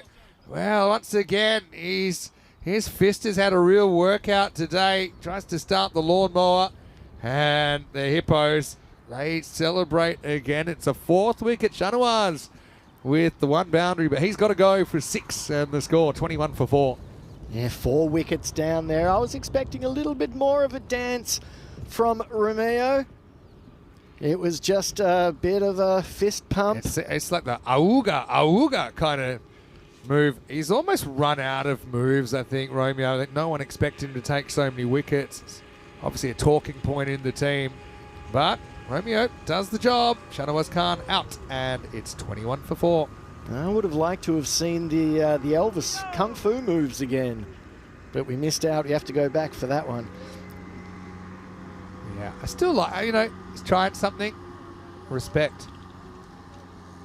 So Rahman comes out. Moshe Rahman had a bit of a mixed time of it as well. Keeps the first one out. Won't get a run. So that's the other thing. We've had 2 4s and a 6 so far. We're deep into the 4th over. Expected score 76. You just can't see that. Holding up. Any length of time. Hits this one almost onto his foot. Hook basically tries to get around the batter. And we had something pretty unusual in Jersey. We had to hit the ball twice dismissal. Oh. Yeah, which is quite an interesting one. Doesn't happen every day. Yeah, batter kind of hit it. It was rolling away from the stumps and then kicked it. Oh, in the air, won't carry, well knocked down. He will concede a single. Rahman's off the mark, he'll keep the strike. Romeo wheeling and dealing, just 4 off the over, and of course that wicket. So it's 22 for 4 after 4. And yeah, so we've hit the ball twice. It's basically if you kick it deliberately, that's like a hit. So that was why it was given. Hit the ball twice, kicked away, tried to run. I think he was doing it kind of as a joke, but the joke was on him when the other team appealed, and he was given out. Tom Blampede. That's the thing about cricket. There's not too much joking happening when you're in the middle. That happens on the other side of the boundary rope. When you're out there, it's all serious.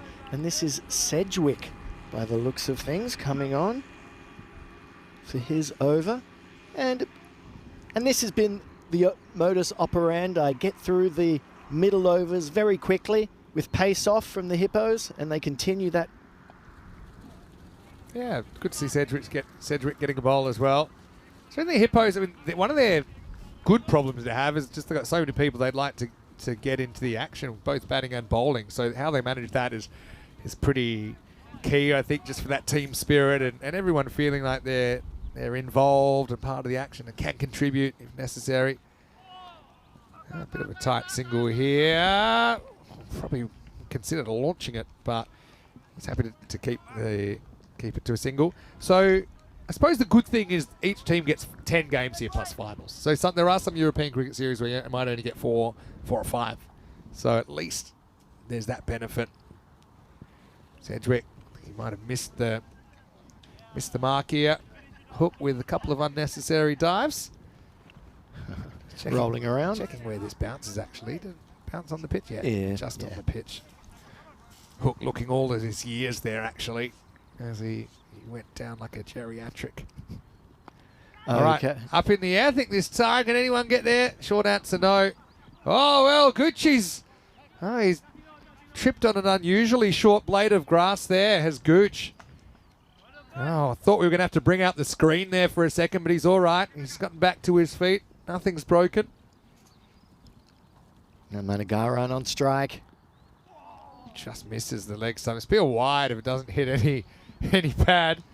He's blown a strap. That's how hard he tried to sweep that. Managaran. It's all business. And he moved across to the offside and just let the ball float down the leg side for a wide. Yeah. He didn't move. It might have hit him. Yeah, true. Obviously a big moon ball here from Sedgwick. Again, beats the bat. So he's got a few little tricks here, Sedgwick. I know it looks easy, but he's getting all kinds of wobble with these. Just not so easy for Managaran to tie him up. There's just no pace on the ball at all. All has to come from the batter. Yeah, so last ball of the over coming up.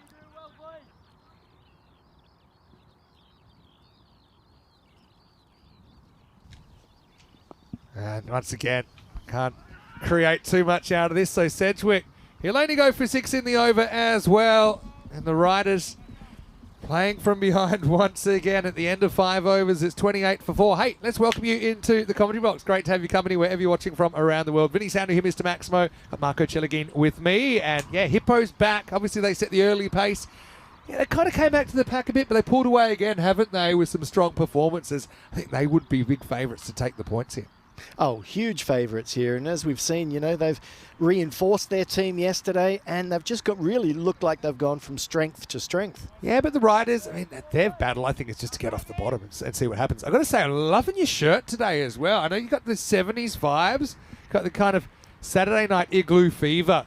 That's me. Which you just kind of created your own look, which I think I'm enjoying. I'm sure a lot of the viewers are as well. I know you said you're a bit of a music buff, bit of a music fan as well. Oh, yeah. And, you know, I grew up in the 70s, so I like those sort of shirts, even if they are made out of plastic sometimes. Yeah, well, just don't stand too close to an open frame. This is Robson coming on in over number 6. So the Slow Bros just kind of working their way through the middle part of this innings. I wonder how far away we are from the Vike attack as well. Oh, fumble there, otherwise might have been a chance for Romeo to take a run out. Yeah, I think Vake will definitely come on and roll his arm over in this innings and try to pick up a few more wickets, add to his tally. Jammed in, going nowhere. So, Managaran between a rock and a hard place here now. This over's just creeping past so quickly. If the boundary doesn't come, next ball's in play so quickly. It's miles ahead of the clock as well. The Hippos. Managara at 6 off 10. I remember Romeo, I think when I first saw him, he was playing for the Tartu Vikings. And he was such a great character. He was great for TV. And still is, actually. He's playing with the Hippos, who won that series back in 2020. That's the 6 over down. Robson just goes for a handful. And the score is 32 for 4. And as we've seen, we quickly go through the scorecard and we can see the that the riders have had. No ducks, though. There's a positive. Everyone contributing. This Negative, is true. not too many runs either. So we haven't had a boundary for 19 balls. And, well, Romeo's going to come back on. He actually started the boundary free kind of run. And he went for 4 when he bowled the 4th over. So something's got to give, and something's got to give soon, I think, Rahman. To try and carry the game forward. He tries, he gets it, and he'll get it out of the ground. Maximal! Good footwork there from the batter who went down. He met it on the full, and he smoked it out of the ground. Yeah, Mashur Rahman breaks the spell of no boundaries for the riders. And that's the first one for 3 overs. And now it'll be a 6 and out, and Romeo, whoa! Get a medic! Romeo's attempted a handstand. He has a suspected broken arm. The stumps are broken too. It's 38 for 5, and action hits Talon as Romeo picks up another wicket. Well, look at this. He just gets up there. Oh. And if I was on his team, I would tell him, just be careful, Romeo. We want you fit and firing. Look at that. Oh, look at the right arm here. When it goes to one arm, it almost snaps like a twig. Oh, Romeo. Where art thou? Yeah, don't break thy arm, Romeo. Wow. That's his bowling arm. He almost snapped off anyway. Oh, I know that Boomer's got an inverted elbow. Well, Romeo almost had one too. Does not stick the landing. Oh, what a moment. 38 for 5. Indeed, he's full of beans as Romeo tries another one this time.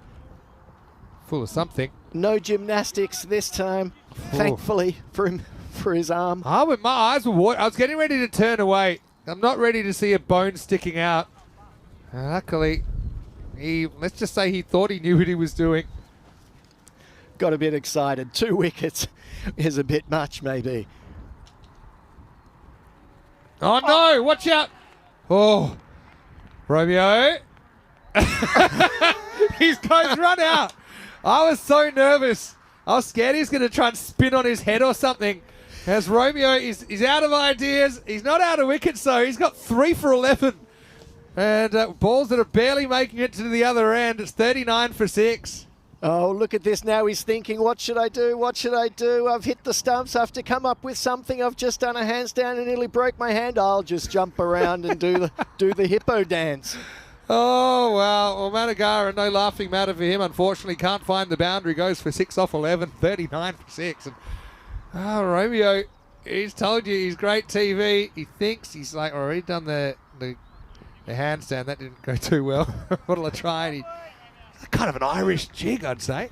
Yeah. Well, it's like hungry hippos. Oh. So still 2 balls left. There could be more. He might have to come up with some more dances. Let's see. The new batter, Zaman. Yeah. Let's see. Romeo's got his, still got 2 left. This one is kept out by Zaman. So Romeo, best he can do is a 4-fer. I think for everybody's health, that might not be too bad. Never know.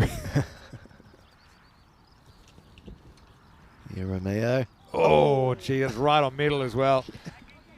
Well, Romeo might need the magic spray, but he can walk away pretty happy with his return there. He will finish with bowling figures of 3 for 12. And the score at the end of 7 is 39 for 6. 39 for 6 after 7. I think the lowest score we've had is 37 so far in the tournament. Yeah, well, they're past that. That's something. Yeah. I know I don't want to get too big in my analysis, but that handstand was fine with 2 arms. When it went to 1, there was the genuine buckle factor. Anyway, next week we'll be in Romania. You can see that Rico will be there. Phil G will be back actually for that one. I'll be doing the Medina Cup in Belgium, which is both men's and women's T20 internationals, then Hornchurch in England, Czechia and Finland. After that, Bulgaria, Belgium, Germany, in Krefeld. It just rolls on and on and on. So yeah, stay with us. Still plenty of cricket to come this year on ECN. Here's Sedgwick getting a second. And this is taken on, and it is going to be 6. Oh, Gucci didn't want to let it go. He had attachment issues, I think. He just hoped he wasn't going to jump over the boundary, but he did, and that'll be 6 runs to Zaman. Yeah, he had it in the hands and then just lost balance. And you see, Maybe took off from the ropes. Oh, he might get another go here. It won't go to him. It will go to the other fielder out there. It's Robson that takes the catch. So Zaman goes 6 and out. Gets caught twice in a row, really. But that'll be the 7th wicket down. And Sedgwick, he gets into the wicket takers list as well. 46 for 7. 46 for 7. The Riders going from bad to worse here. And no dancing this time from the Hungry Hippos. There we are, good catch by the captain. Steady as she blows. Yeah, nothing steady about this innings though. It's well, just catching up on the chat here. It's a nice catch by Robson. Look at to his non-preferred side. Little gallop as well. From Took Robbo. that a little bit like a Aussie rules catch. Yeah, a little bit like a mark. Yeah, like a mark. So Sedgwick, that was his first wicket. The new batter, Udin. Yeah, Murphy's comes out. And he's going to go aerial first up. Gooch fielded on the hop. What are we thinking about the dance? Yeah, I mean, Kroom said could have been disaster for the heartbreaker. Romeo. Trip saying he'd still be on the ground. I think we have to come up with a name for that hippo dance. That's one we have to come up with. How did that miss? Just climbed over the bales. Yeah. Thomas saying, can't believe Romeo's not at the physio by now. Yeah, agreed. Just over the bales there from Sedgwick. Ooh. Have a look at this, you know. I wouldn't say he turned around that quickly. Probably okay. Let's have a look. Bat, it was out. Does the bat get down? Does the heel get down? Does it bounce? I think he's all right. Yeah, just gets the bat down in time. It was touch and go there for a second. It was a bit tight, but safe. Quick work there from Stuart Hook. I think that with Sedgwick bowling, the umpire should get to wear the helmet in front of the wicket instead of the wicket keeper, but anyway. Last ball for Sedgwick, he's been good. Oh, that one will go through. Once again, the stumps clatter.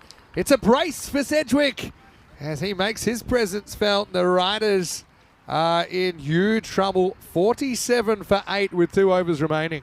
Tanvir Ahmed, the ball coming off his leg and cannoning into middle and leg stump. Actually hit the pad and bounced on, didn't it? Let's have a look on the replay.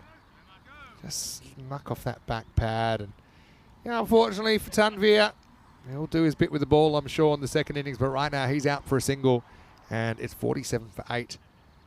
Well, it's not often that in this format that you see teams bowled out, but that's what's staring the Tallinn Riders in the face here. I'll give you something, though. There hasn't been a duck, and this could potentially be the lowest score where no one's made a duck, because we've had 9 batters score. So I'm all about 11 batters scoring.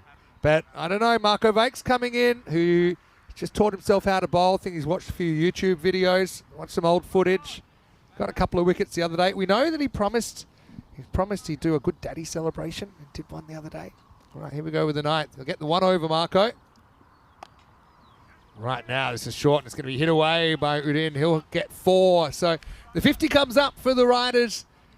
They've had to work pretty hard for every single run. Oh, indeed. Yeah, this one, I think it was the wrong YouTube video. It was just a little bit too short at wide outside off stump.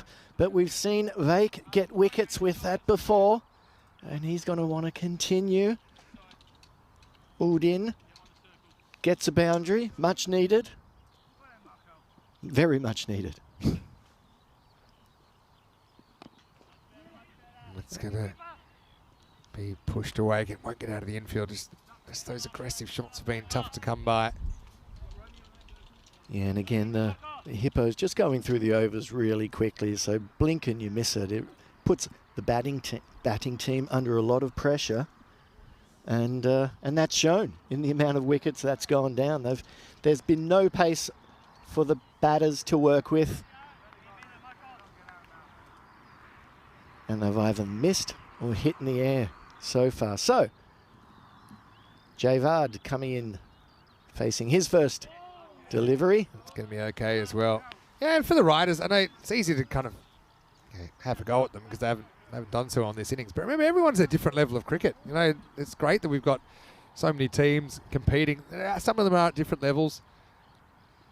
And remember, we had more teams last year. I think we had 10 from memory. I think we had 10 teams. We're down to 6. So for them to even qualify to be in this tournament, you know, it's something for them. They are getting tested. They're finding it difficult. They do have a win in the tournament. That's good as well for them. But right now, just been shown up a little bit by the Hippos lineup, which has, you know, a bunch of bowlers that probably haven't even bowled yet. I mean, Gooch hasn't bowled really, I think, in the whole tournament. In this innings, we've seen 7 different bowlers, so really mixing up. I wonder if Jordan O'Brien's going to have a bowl. He's seems like everyone else is. I think he looks pretty comfy there on the boundary in front of us. Yeah, I think you're probably right. Here we are, this outside off and blazed away through for a nice cut shot there from Udin. And that's another boundary.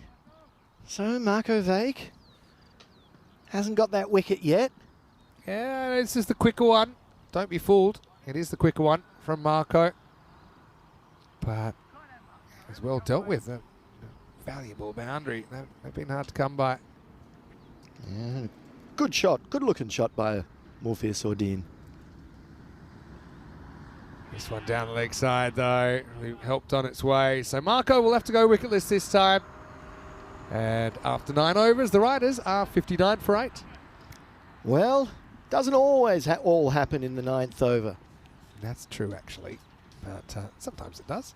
Have a look at the bowling figures. You can see they've tried a lot of options because they basically can.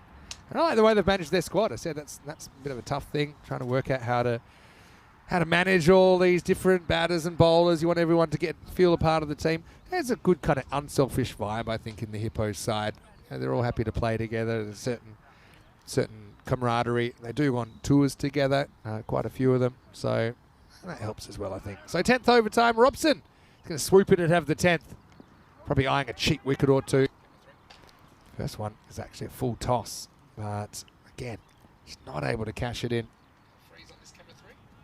Yeah, I think I want to time Robson's over. He seems to get through them so quickly indeed. It could be a no ball, you know. Yeah, it does look a bit high. I think it is a no. And Robbie's saying, I'm not that fast. And that is true, but still was a no ball. So free hit coming up. Let's see if they can cash it in. Riders need something to go their way. It goes approximately 1 metre. So unfortunately, it doesn't happen. Javade. Hey, but credit, Javade is the 10th guy to score. So we've still duck free. Oh, not a bad shot, actually. Salonen has to pull up and take it on the bounce. I will say it doesn't look like they're going to get bowled out at the moment. Famous last words, but they've just got 4 balls to go. Still 2 wickets in hand. Well, let's see. Robbo in. That was tight, dropping. Little donkey drop, as we used to call them back in the schoolyard. And just misses off stump. Good sharp keeping. The batter keeping his foot behind the line. Yeah. So Dean, 12 is now actually the highest score in this innings. Batting at number 9. Robson searching for a wicket. He's going to get slammed out of the ground. Nice shot. That's a Maximo. Straight over the head of Gooch. And that's a 6. Robbo lets a loose one go. Bang. It's hit very, very well. And good shot by Morfisudin. He's actually looked good for his 18. Some nice cut shots. Some nice... All right, here we go. Last ball. I'll take one. I'll go for two. Probably go to keeper's end. Clever average keeping. So he's out anyway, so who cares? And, so they'll get one and done. Unfortunately, it's Javade who gets run out. I think it's still got to go for the second there. I think it would have been out either way. As Hook whips off the bails. Checking this at the end. I think he's short. Yeah, I think that's good night, Charlene. So it will be 69 for 9 at the end of the 10 overs. It's a nice even target of 70 from the Hippos if they can do 70 and 7. All the mathematicians, they'll know that's 10 and over, and they will take all 4 points out of this one. But let's see if the Riders have a few surprises in store. Maybe can get a few highlights of their own in the second innings of this game. There you go. Yeah, I got my calculator out. I worked out the run rate pretty quickly there as well. I'm certainly no mathematician. But yeah, I'm guessing that 70 off 7 is going to be well within the Hippos' capabilities as they do the Hippo dance there. Pattenden with that early wicket. One of the ones which went over the boundary. Another good catch there. Going to see some good safe catching in this innings. There was some good ones that came to hand, like that one from Gooch. And then we're going to see some real fireworks from Romeo. There we go. Are we going to see the handstand? Here we go. It's a proper it's a hard watch. stuntman kind of move, isn't it? And then this is one where he never planned on a third wicket, Romeo. Someone whispered a celebration, said, try this one. He did his best. So, yeah, 3 for 12, a pretty good spell from him. Gooch with a good catch there, just one problem, wrong side of the border. At the very next ball, Robson would take it. And, yeah, we saw plenty of bowlers getting into the wickets. We had 5 individual wicket takers. Sedgwick took 2 of his own. That really issue was at long periods where they weren't able to hit a boundary. There's one period of 20 balls without a boundary. At least, I suppose, look, the last 4 overs were their best, even though they lost some wickets along the way. And their last 2 overs were the only 2 double-figure overs in the innings. They took 22 off the last 2. But, yeah, 69. It's a score we actually have seen defended before, but I've got a feeling it won't be today as the Riders have a tough old time in the saddle at the start of match number 19. 19, actually, for Morfisudin, the top scorer, including that Maximo towards the end, as he didn't have a lot of help. Moshe Rahman is captain earlier with 11. And like I said, 10 batters score. So I'm looking for positives, and I find one. But another positive for Hippos, how many options they have with the bat and the ball. In fact, yeah, we did see 7 different bowlers during this innings. Yeah, and look at this. Henri Pattenden and Vislapal opening the bowling as they have done, all both getting wickets. Aditya Paul devastating yesterday, also just 6 runs and 1 wicket. But Romeo Tano with 3 wickets for 12, and Malcolm Sedgwick 2 wickets for 13 off his overs. Robson tight as usual, and the 1 over from Marco Vake as well. Yeah, so we'll take a break. Back in just a few minutes with the chase. And let's see who the Hippos sent out there as well. I think they got 4 points on their mind. They need 70 to do it in 7. Vinny Sandu, Mr. Maximo with Marco Chelegin. And we'll see you shortly live from Estonia for more European Cricket Series.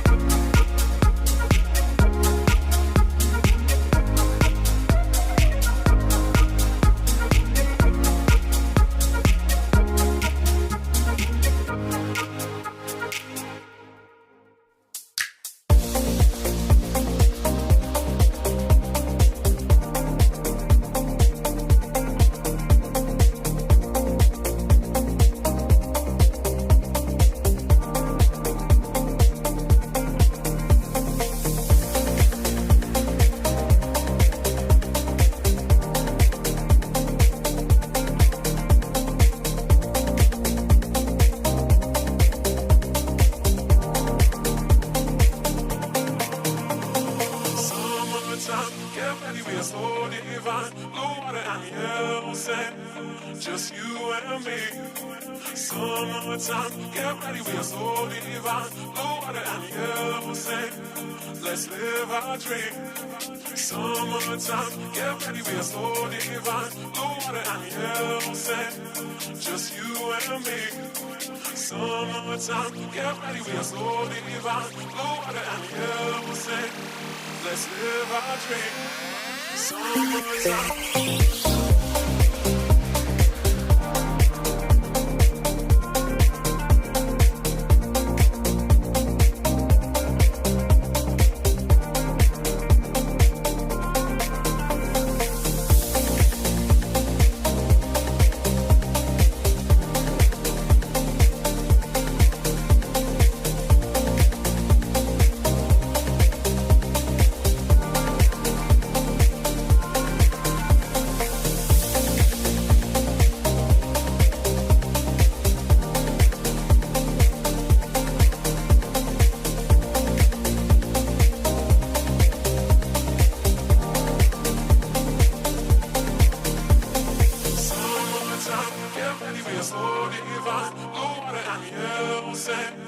Just you and me.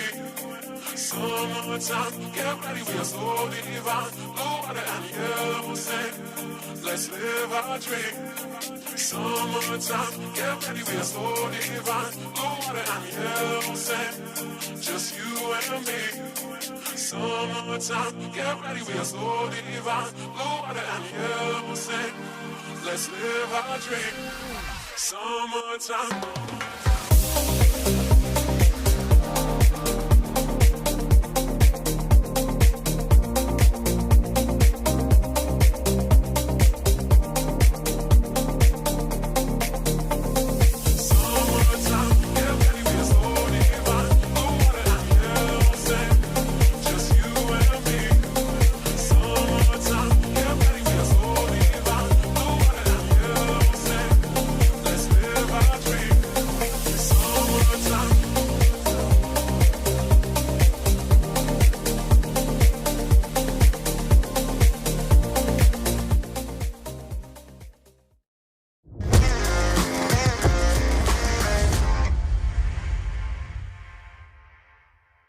This European cricket event is proudly brought to you by HCL Software, Rado and 1xBet.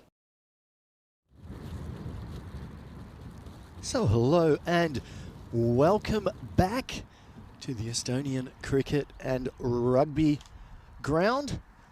The sun is out and that's always nice to see as the Hippos make their way together with the riders, together with the umpires, for the reply for the Hippos innings, needing 70 runs to win the game.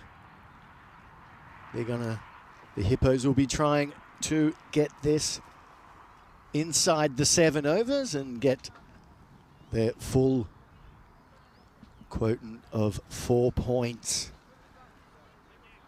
And I don't think anyone would be betting against that. So we were wondering who was going to come out to bat for the Tallinn Hippos.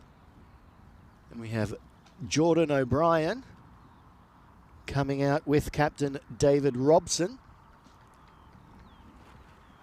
And I think we're going to see some fireworks. Opening bowling, Moshur Rahman. First ball up. And hit well, but hit straight to the cover fieldsman. And no runs off the first ball. So yeah, we were wondering what the batting lineup was going to be. We know that they will be going hard. That's for sure. And O'Brien gets off the mark with a mishit. Doesn't really get all of that down to mid-off. So Moshur Rahman starting things off for the Riders. This is third ball in, first to Robson. And we saw yesterday, Robson likes it down there as he swishes it past the backward square leg boundary for the first 4 of the Hippos innings. And yeah, I was speaking to them between innings and just making to see what that dance was called, what that was about. And I found out as Robson goes again doesn't quite get everything on that, and it just goes for a single. Yeah, I was asking about the dance, and that was for Marco Vake's 3-year-old son. So that was a dance for the son. So that's really nice. Little celebration for them as O'Brien hits lustily down the ground for another boundary, bringing the first one for O'Brien and the second in the over. That's 10. And that's all they need to get the bonus points. But there's still 1 ball left in this over from Moshur Rahman. And he holds it wide of off stump, and it's hit again down to the mid-off boundary and stopped smartly there by the fielder. Rupum Barua stops it well. So after the end of the first over, 10 or 11 on the board for the Tallinn Hippos, and that will be more than enough for them to get the bonus points. I don't think they're going to be trying to drag it out to the 7th over, though. They will be trying to get this ASAP, I hazard to guess. So the second bowler on for the Riders, it's going to be Itisam Javed. In he comes, and it goes straight through O'Brien. He misses with a lusty attempt to hit down the ground, but it was pitched well up to his feet. Javed comes in again. And he doesn't miss this time, but doesn't quite get everything, but he gets enough, and that's another 4. Score moving on to 15 now. O'Brien onto 10. And the idea from Itisam Javed is right, pitching it up at the batsman's feet. Let's see if he can make a mistake, but he doesn't.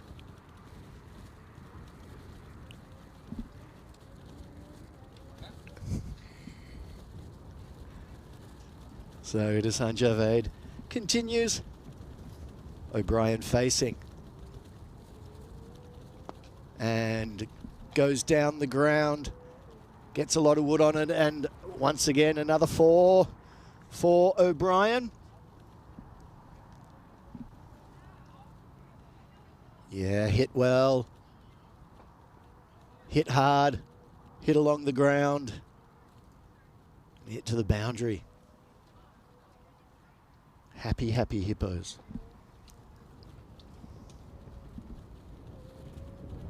So now another person pushed onto the leg side boundary. Javed in. On the leg side it goes. And straight over the head of the fielder there. That was just placed. So that was a Maximo for O'Brien. Hits well, and it goes Ramalama far over the boundary, over the fielder's head for a big 6. 25 runs on the board now for the Hippos after just 1.4.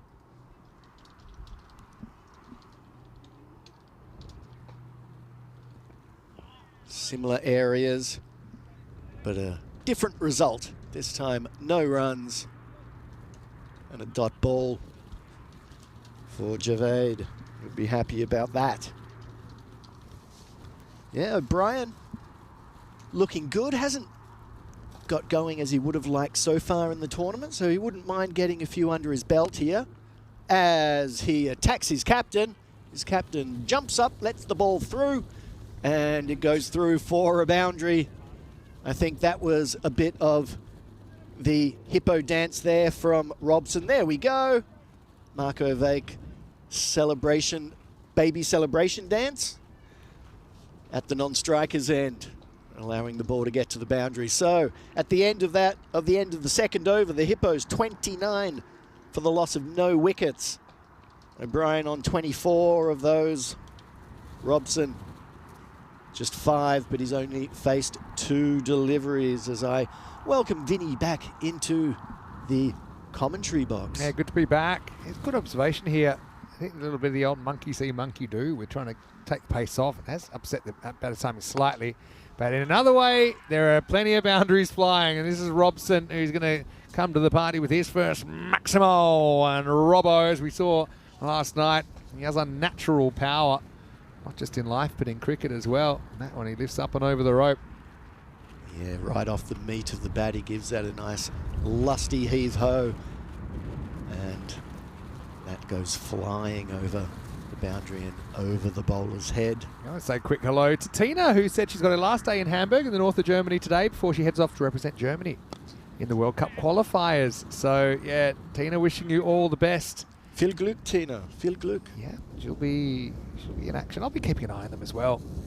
Always great to see those broadcasts when they work of the T20 qualifiers. And I know Tina, she'll also be back in the commentary box for Hornchurch, so she doesn't get too much rest at all. Moshe Rahman pushes this one wide outside the off stump, but inside the tram tracks. Yeah, it'll do. O'Brien, a bit annoyed by this slow bowling, but he's still scoring it better than to a ball. Again, can't quite time it up.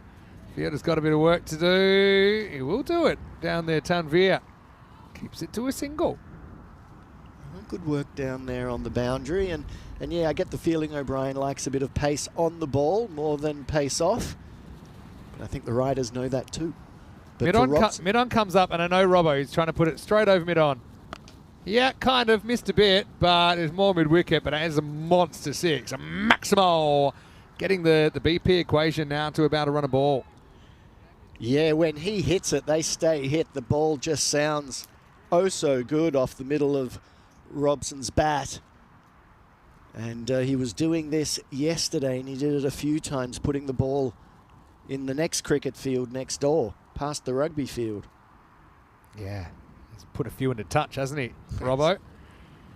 So Rahman trying to dodge further punishment. It's been 2 6s, 2 singles and a dot in the over. And Robbo goes biffo, says Monty Loose in the chat.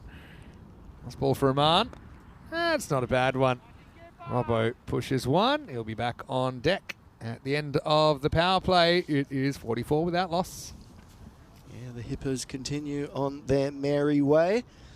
44 off the first 3. Now the field's allowed to go out.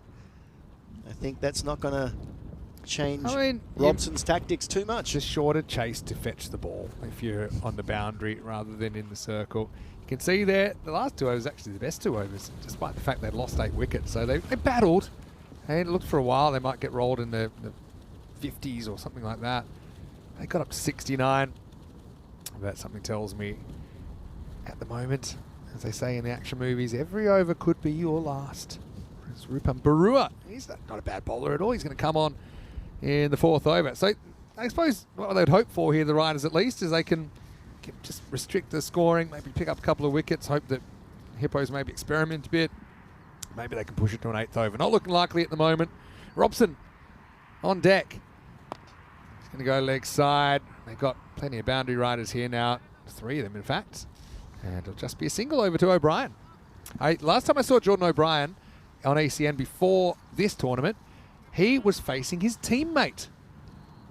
And you're looking at me in a confused way, and that's fine. So what happened is, he was in the group, Empire CC, champions of Finland. They qualify for the ECL. Again, actually, they've come before.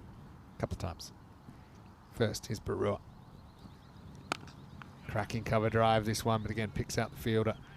So their group with 3 days was completely washed out. It was impossible to play on the field. And even, after all the work's been done and everything, it was kind of once in a generation rains in Spain where we were. The field was pretty much underwater. It did stop long enough we could uncover the pitch. And so we needed to find a way out of these 5 teams. We need a winner. It's no option to let them stay. You know, flights, it's already a crazy logistical exercise, the ECL. Well, he's chopped on here. A little inside edge, I think, from Robson. And Brewer will get the wicket. So something for the Riders to celebrate. Maybe not the expansive and creative celebrations of the first innings, but still a consolation wicket for Brewer. Nice one from him, 46 for 1. Yeah, absolutely. Well, as a bowler, look, a wicket's a wicket. You enjoy them all. Let me tell you, they come however way they come. And Brewer keeping it pitched up just outside off and outside of Robson's big swinging arc. And he just manages to drag it onto middle stump from outside off. Yeah, probably he had his time over. He'd try and hit that offside or at least straight. That's where he went wrong there. But it's been working for him. So Robson then, as you always do, practices the correct shot the second time around. Is Salonen, maybe not a bad thing for him to have another hit. He missed out earlier today. And another powerful batsman. Ooh. He did miss out. He did miss out today, but it was a very good delivery. It that was. in-swinger From Shaquille. Yeah. So although he missed out, sometimes you just have to doff your hat and to say to the bowler, good nut. Yeah, I think you're right there. Yeah, so Jordan O'Brien was playing for Empire. Nick Stalman plays for them as well. And so we needed to have a tiebreaker. So the tiebreaker we had, rather than just a straight bowl out, I think we wanted to be a bit more creative than that because every team had flown out a whole squad there. So we had basically what we called a power over. And so the power over, this is where it gets a bit strange. You have to choose 6 batters, 6 bowlers. You can't do both. So you've got 12 people basically on your team. And bowler 1 has to bowl to batter 1, even though you're on the same team. And then you either hit a 6 or a 4, or if you don't do that, it's a 0. The rules where the balls had to bounce, that was another rule. You couldn't bowl full toss. If it was any wide or no ball, well, it's just a 0. Because that's it. So, and it's after 6 balls, that's your score. So, I think they came second. All right, up in the air. Maybe catch. It would be a good one if you can get there. Oh, he almost pulls it off. And then he had the sympathy fall from Rashidul Islam. This was a good effort running back with the flight. But in the end, they'll get a couple of runs. It'll be the end of the over. And the score, 49 for 1. It was a good effort here. It's never easy when you're trying to catch when the ball's coming over your shoulder. Always difficult. And he tried, just misses out. But a good effort there. Would have been a real good catch if it did stick. Let me tell you. A bit parabolic, the old worm so far. But let's see if they can kind of flatten it out and stay on track for the 4 points here. Yeah, so Jordan, actually, to his credit, he smashed a 6 off the ball that he got. But it's amazing. Out of 30 balls, so we had each team had to do it. They had to draw straws or draw lots, essentially, for order. So Empire CC actually were first. So they were the first. They were the experiment. The guinea pigs. Yeah, they were the guinea pigs.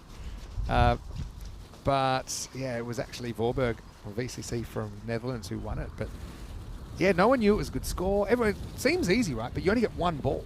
You mistime it, and this outfield was pretty unforgiving. So you hit it along the floor. Some of them were, you could see like it's kind of like a wave of the water coming up. Because we couldn't have competitive cricket. You couldn't have bowlers. Couldn't have fielders. Just couldn't do it. And yeah, so it was different. I think all the players, they were disappointed. Obviously, couldn't play any live cricket, but at least they felt it was a fair way to settle it because it tested kind of your bowling, even though it was different. You're trying to bowl a certain ball.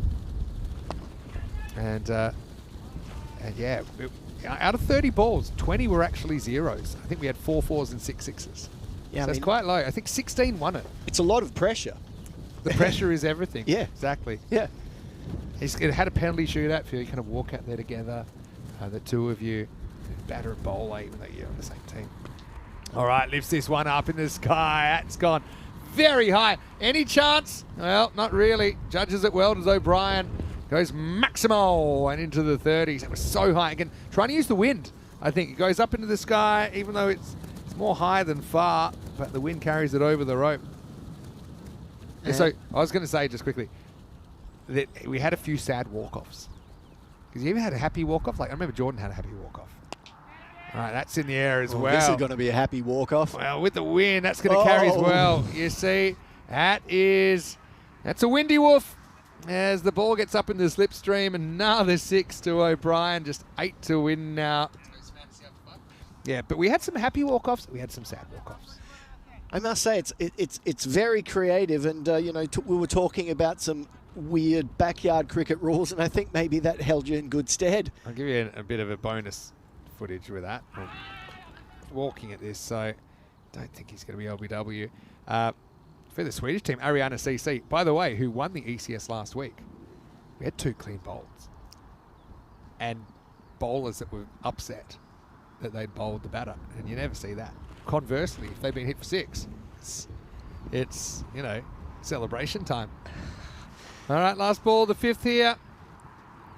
It's hit very hard down the ground, bit of work for the long on to do. He does do it down there, Tanvir. So it's the end of 5. This game is on life support at 64 for 1. Don't forget, still 1 game to go tonight. And that'll be coming up in around about 55 minutes time. But just 6 to win, so they could do it any ball from here on in. Yeah, it's going to be a quick one, I suggest. The bowler, Rapim Burua, they're sticking with him. He's warmed up, why not? Let him continue. So Salonen to face. Quick look at the calendar. Romania should be good to be there. Actually, Romania get 2 this year. They must have made all the right moves with the ECN management. We'll see them in August as well. Nice ground there. That's 4. So, well, maybe not. Well, maybe it will be. He tried to throw it backwards. Thought for a second it was an edge. It was going to fly away, but obviously the field was very fine and was able to do it. So we'll hand back to O'Brien. This is some trick fielding here by the riders. I've seen some teams try to do that and run people out by doing it. Sometimes very rarely maybe works. Not quite like that, but very rarely works. Yeah, last ball of the day. Not quite yet. Is this in the air? Might be a chance, Fielder coming around. He gets wiped out. Scores are tied. Oh, well, unfortunately, bit of grass eating there. A good effort, though, to take it on. Might have been an amazing catch. That's all you can really do is try and make the classic catches probably at this stage if you're the riders. And this one is more of a fall than a dive, but I like the effort in the first place. Yeah, he didn't quite get there and threw himself at the ball. Clever at the though. end. 6 will be his 50. So if that had gone for 6, he wouldn't have had a 50. All right, Jordan. It was all calculated. Can he bring it up? Nope, but he will bring up the win. He'll finish 45 not. And the Hippos have done it once again in the 6th over. So another 4-pointer. They're back to Octopus vibes with 8 points out of 8 here on day 4. Winning comfortably against the luckless Riders by 9 wickets with 27 balls to spare. Yeah, the Hippos can go into dance mode again. Another 4 points and they stay on top of the table. Everybody looking down on the rest of the field. Yeah, good, strong performance all round from the Hippos. Yeah, it certainly was. And yeah, the big question was who was going to open. So I like to open with Robson. Still trying to mix it up, give everyone a hit. We didn't really see Hook today, but then he had plenty of batting earlier in the week. We didn't see Gooch with the bat today, but again, I think he's had plenty of batting. So it's definitely conscious kind of tactic to bowlers and to bat as many as they can, even to bowl as many as they can. To try and keep those options open, try and keep that good club mentality going. And Barua did have a bit of a win, didn't he? That was the bright spot for the Riders as he elicited a chop on from David Robson. That brought Salonen out. I think it was a bad thing that he came out, although yeah, be a bit disappointed he couldn't hit a boundary in 6 balls, Nick. Meanwhile, Jordan didn't have the same kind of problems as he rocketed to 45. And then this one, it's a proper 9-1-1 job, wasn't it, from Rashidul Islam? But luckily, he seemed all right with the game. Didn't go the distance. In the end, the Hippos win with 4.5 overs to spare. Let's have a look at the scorecard then. And pretty brief one with just the 3 batters required for the Hippos. Robson opening and ended up chopping on for 20, but played some good shots while he was there. Salonen was sighted, but didn't really have too much to do. O'Brien with a pretty classy 45 off 19. Well, I will say it was slightly thrown off by the off pace. Still, such a good player, he was able to deal with it. No wides and no balls, so there's a positive for the Riders. And their bowlers I suppose Barua would get a mention for his wicket. 11 runs off 9, not the worst, but some of the others did go the journey. Sure, and there wasn't much that the bowlers could do. There wasn't much to defend, and they tried their best and just were found wanting. So Itisan Javed, just the 1 over, 18 runs off at 13 for the economy rate for the rest. We see there the Talon Riders just not putting enough on the board in their 10 overs.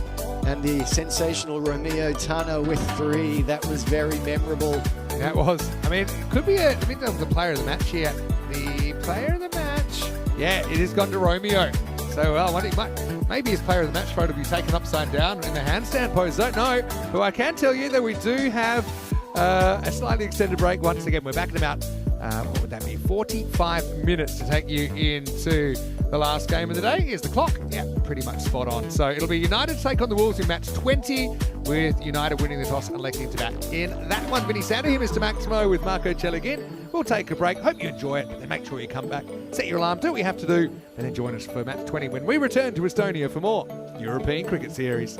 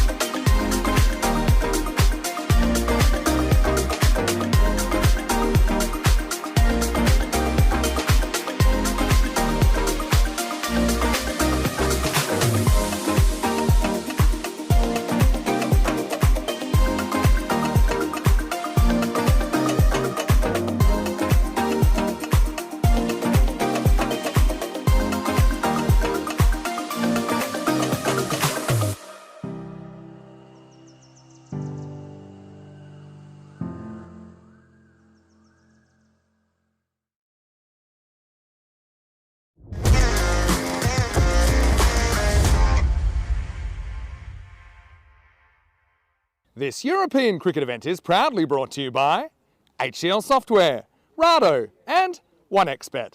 Hello and welcome back. Time for the last game of the day. And well, I feel like I'm going to take off up here. I'm up in the grandstand. Of course, this overlooks the rugby ground and the cricket ground. But yeah, seems pretty stable. Hopefully we have a good finish to the day though, with match number 20 coming up. Last game of day 4 between Tallinn United and the Tartu Wolves. Let's see what happened a little bit earlier with the man himself, the birthday boy, Tyrone Peters, and the two teams for the coin toss here in match 20. United to call. Tails is the call. Tails it is. We'll bat first. They're going to bat. So United win the toss and elect to bat then in match number 20 for the Wolves. I mean, could this be their breakthrough performance? They've found it pretty hard going, obviously. They were probably more competitive earlier in the tournament. They almost got a point earlier on, couldn't quite manage. As for Tallinn United, again, they've had an up and down tournament themselves, and they'll be hoping to finish today on a high after they went down earlier, and they were missing Sahil Chand for that game, and obviously with Shaquille filling in the captaincy for that game. He actually went first ball of the innings, which wasn't ideal at all. Well, I'm going to have a bit of fun up here for a little while, but Marco Chelagin is going to take you through the first moments of this one. Let's enjoy it, because I know that Marco's got a bit of a break tomorrow and he'll be back for the weekend. But the news from the toss in match number 20 is that Tallinn United have won the toss. They're going to bat first, and I'm going to fly into the last game of the day. Hold me, Jack. It's over to you in the commentary box. Whoa. Fly indeed, Vinny. Fly, fly, fly. Hello and welcome back to ECN here in Estonia for the last game of day 4 here in the European Cricket Series in Estonia on the Estonian Cricket and Rugby Ground. The clouds spread apart. There's a bit of a wind, but the temperature's nice. It's all nice balmy, and as we can see, go through the teams, there's some changes for Tallinn United. Medal Islam coming in, Vishnu Vaikath, Shebin Al-Din, Mamun Al-Manan, Kuldeep Tekas and Pata Khan coming in for Tallinn United. They've chopped and changed, as Vinny's called them, the mystery men. The Tartu Wolves, less changes there, only Amar Ul Hussain coming in for this game. So we'll see, yeah, the Tartu Wolves just, as the tournament's gone on, they were very competitive and they picked up bonus points consistently, but as the series has gone on, they've been a little bit, they've not been getting the bonus points maybe that they would have liked. But let's see, Tallinn United have also had an up and down time of it, but when they get it together, they can be very competitive. So, interesting. United, 34%. Tartu Wolves, favourites. Let's see how that pans out. United electing to bat. They have played once before, and in that game, the Tartu Wolves batted first and only managed 113 off their 10 overs. That was chased down in the 10th or in the last over in that game. That was the last game on day 1. So the opening batters for Tallinn United facing, we will have Nigan, and on the non-strikers end, Captain Shakil Chauhan. And the opening bowler for Tartu Wolves, Muhammad Sumran, coming in to bowl now. And it's a good ball, swinging out, getting a outside edge, first ball in, and once again, as happened in the first game of the day, Tallinn United losing a wicket, first ball. On the first game of the day, it was an in-swinging Yorker. This one is an outswinger, edged to the keeper. Nice ball there from Sumran. And joy straight away for the Tartu Wolves, and it's a good catch also by the wicket keeper Furkan Manzoor. Well done there. So things could not have started better for the Tartu Wolves. Start me up indeed. Okay, good stuff. And yeah, Sumran, fist pump, wicket for him first up. Puts his team in the box seat, starting this last game of the day. In for the second ball here. Tries to keep that line. This one just slightly wider and given. So first runs on the board for United. Through a wide.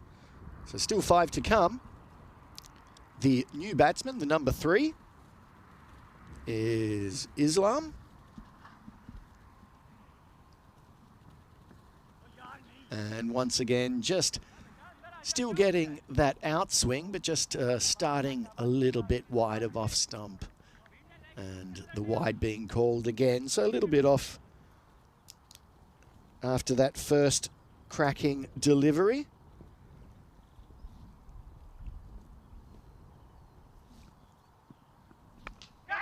But this one hit away, cut away, shall we say, to the backward point boundary, in the first 4 brought up by United off the bat of Majul Islam.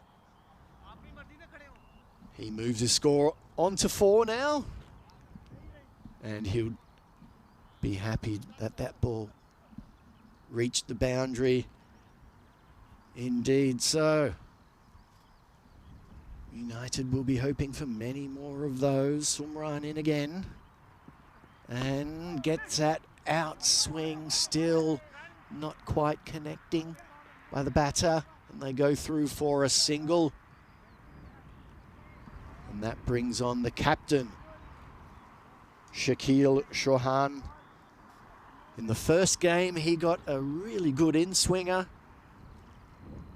That went straight through him, so we'll be hoping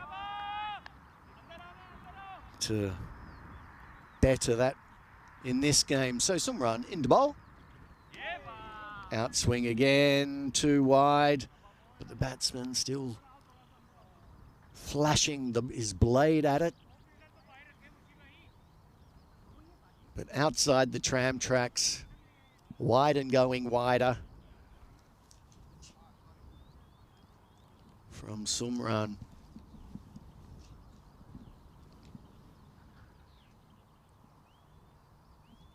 So Chauhan in, hits this one high, doesn't quite get all of it. The fielder at the wide mid-off comes across, but it drops in front of him. No real chance for a catch. And the batters just cross for a single. Yeah, that just came off the bottom of the bat of Shakil. Didn't middle that, the intent was there.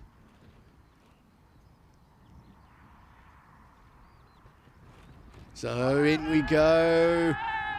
Batsman goes down, walks down, he's well down the crease. The ball's swinging around a lot and the umpire gives it not out. Sumran, the bowler, appeals and appeals hard. He's begging for the wicket. Look at him begging for the wicket. Has to be careful, don't want to appeal too hard, might get yourself in trouble. But it was a good ball. There was a long way between where the ball hit the batsman and where the stumps were, so there was a lot of doubt there in the mind of the umpire.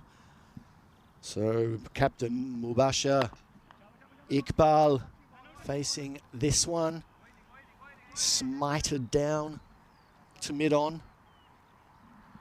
And that's the end of the first over. 1 wicket down and 10 on the board for Tallinn United. And the calendar coming up, you can see what European Cricket Network has coming up for you. Highlighted in blue is where we are here, Estonia. And then, as of Monday, things move on to Romania and on to the rest of Europe, all the way up until December. So lots and lots of cricket to come on the European Cricket Network this year. So Kumal Mehdi into bowl this one. A no ball. all wrong, just falls away in the action at the important moment. And his action just falls away. So Mubasha again. Another wild and woolly one. Gets a lot of bounce. Wicketkeeper taking it above his head. So that was interesting. Might have just hit something on the pitch around there. I don't know. But off Yenfoy, no problem. Another extra for Tallinn United, and this is a front foot no ball. Looks like the umpire called Mehdi this time for a front foot no ball. Don't see too many of them. The traditional type.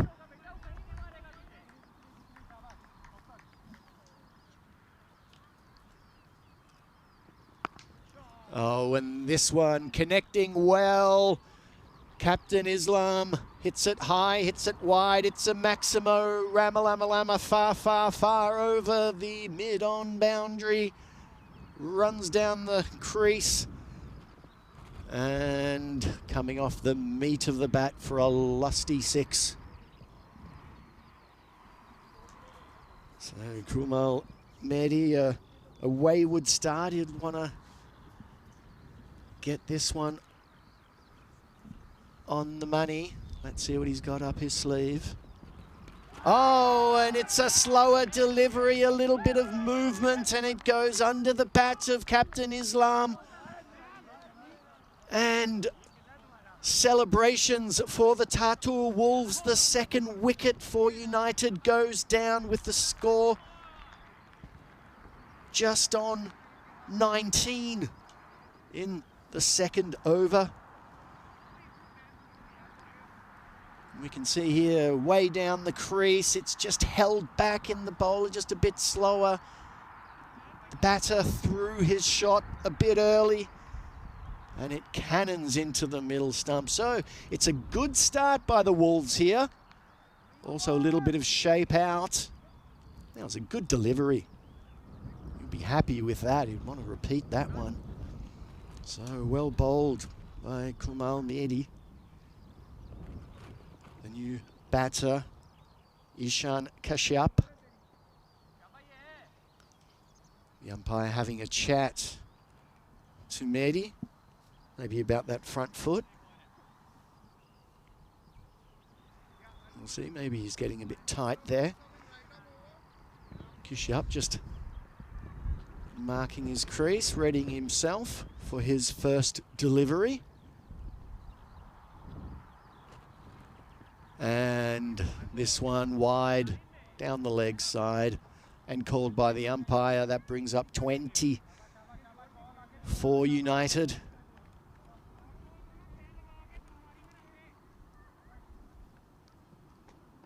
So Captain Shakil Chauhan still at the non-strikers end. He's only faced the one delivery so far.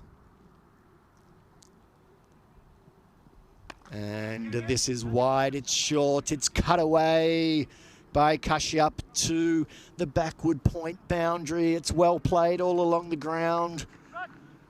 That's a nice boundary there. He reaches for it, he reaches wide, and he hits it off the middle of the bat. Played well in the end. Kashyap opens his account with a 4, bringing the score up to 24. So United wanting to keep that up already. The win-loss predictor, which started off way in the Wolves' favour, is now more 50-50.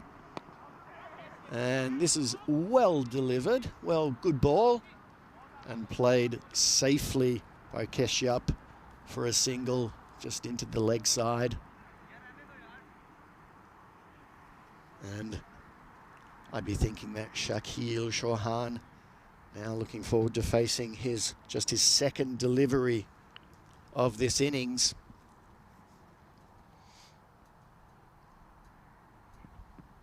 Oh, it's short, but once again Shakil hits it He's nowhere near it and just pops it up to the square-legged fielder who takes an easy catch. And that means the end of captain Shakil Chauhan as well. And that's the third wicket down by Tallinn United. Well, this is a start that they did not want. Losing wickets, as we've seen throughout the days of this tournament, generally puts you on the back foot. And when you're on the back foot in this game, it's hard to bring it across. We saw a bit of a different play of cards in the first game, where 3 wickets in the first over, but then just one great performance by one player turned the game on its head. But there we see the ball wide and short, and Shakil Chauhan never under control of that pull shot, never close to it, playing it far away from his body. And Mehdi now 2 wickets in his first over, and still a ball to come.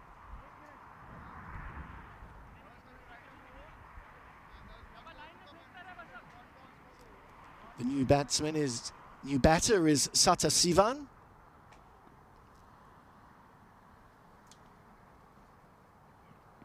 Oh, that's short and wide. Given by the umpire in the end. He was thinking about it, but quite rightly given. Anything down leg side in this format is straight away wide. Umpire let him think that it was okay for a while, but then called it. So Mehdi in again. And this one down the other side just overcorrects.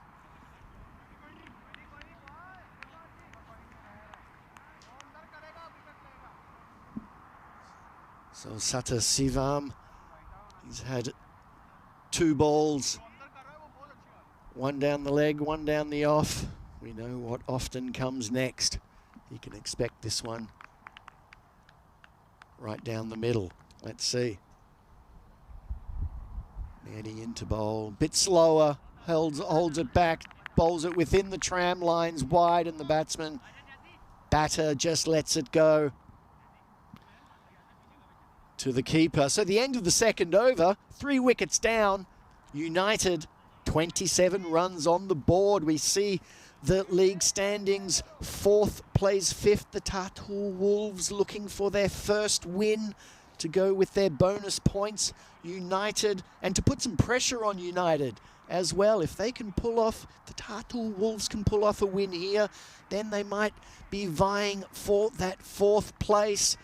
United have blown a bit hot and cold. They had that great win against the Stallions on day 2.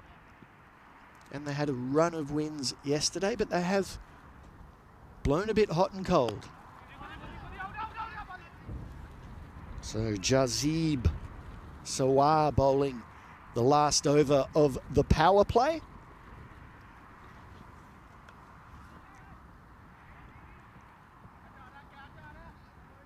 And Ishan Kashyap now facing. Oh, Sata Sivam facing, sorry. And this one hit over the bowler, fielded well on the boundary. The batters go through for 2 runs.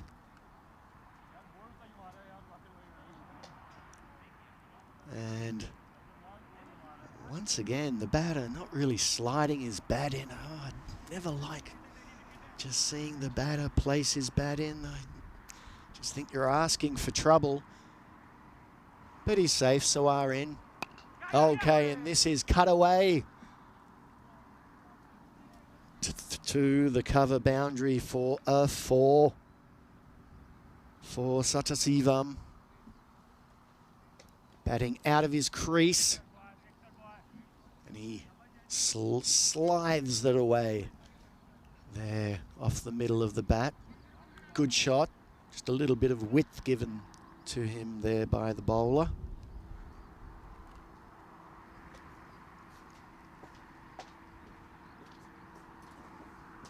And, oh, this one loses a bit of control. He'll be a bit disappointed with that. Good take by the keeper to make sure that there's no extra runs given away.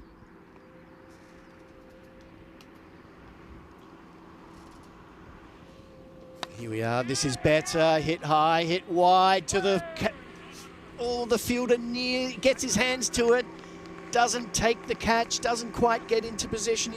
They're wringing his hands. You can look on the replay here. He's once again, the ball coming over his shoulder. Never easy. And this one hit in the air into the cover region, picked up well by the fielder and thrown in quickly.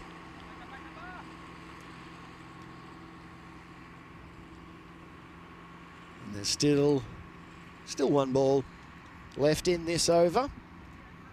Both batsmen on 7 off 4.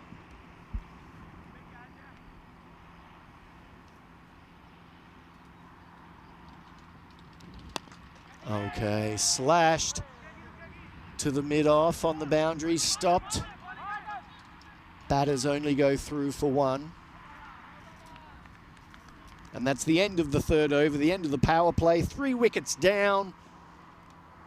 Tallinn United, 38 runs on the board. And I'd like to welcome Vinny back into the commentary position. Yeah, He's just been enjoying the sunshine outside. I have been enjoying it. He has a bit of a chat to a couple of the Finnish players.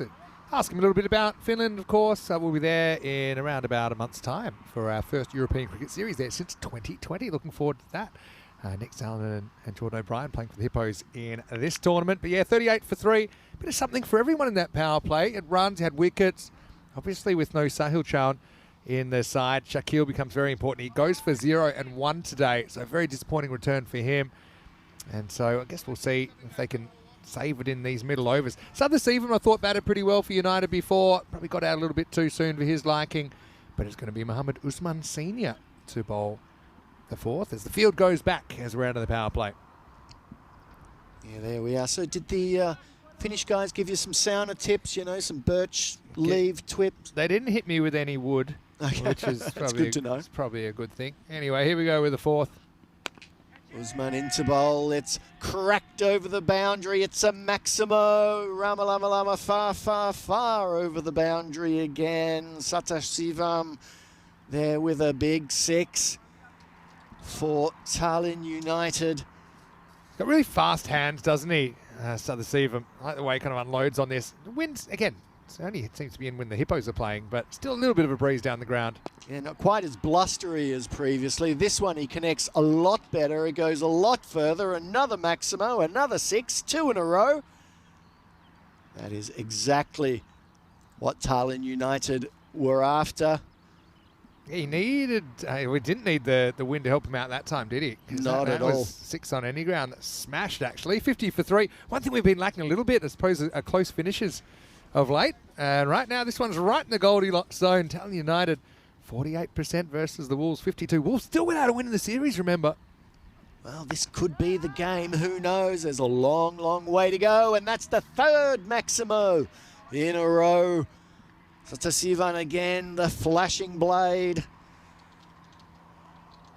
And that's 3 6s now off this over from Mohammed Usman Senior. Yeah, And it's just carried, hasn't it? About a metre over. Good enough. Yeah, Usman, he's just stared down half a perfect over against him. That's something you don't see all the time. 6 6s. Will we see it here? Maybe, because that one's going to go as well. 4 out of 4. We actually saw 7 6s in an over recently. You know, 6 6s plus a 7 up. Plus, I think there was another extra in it. So it's 44 off the over. So what is, in European cricket, that you've seen, what are the most 6s you've seen in and over? 7. 7. It was 7, okay. So you don't normally get... Well, if I'd seen 8, it would be our highest over ever, because our highest over ever is 45. Okay. Which has actually been done 3 times.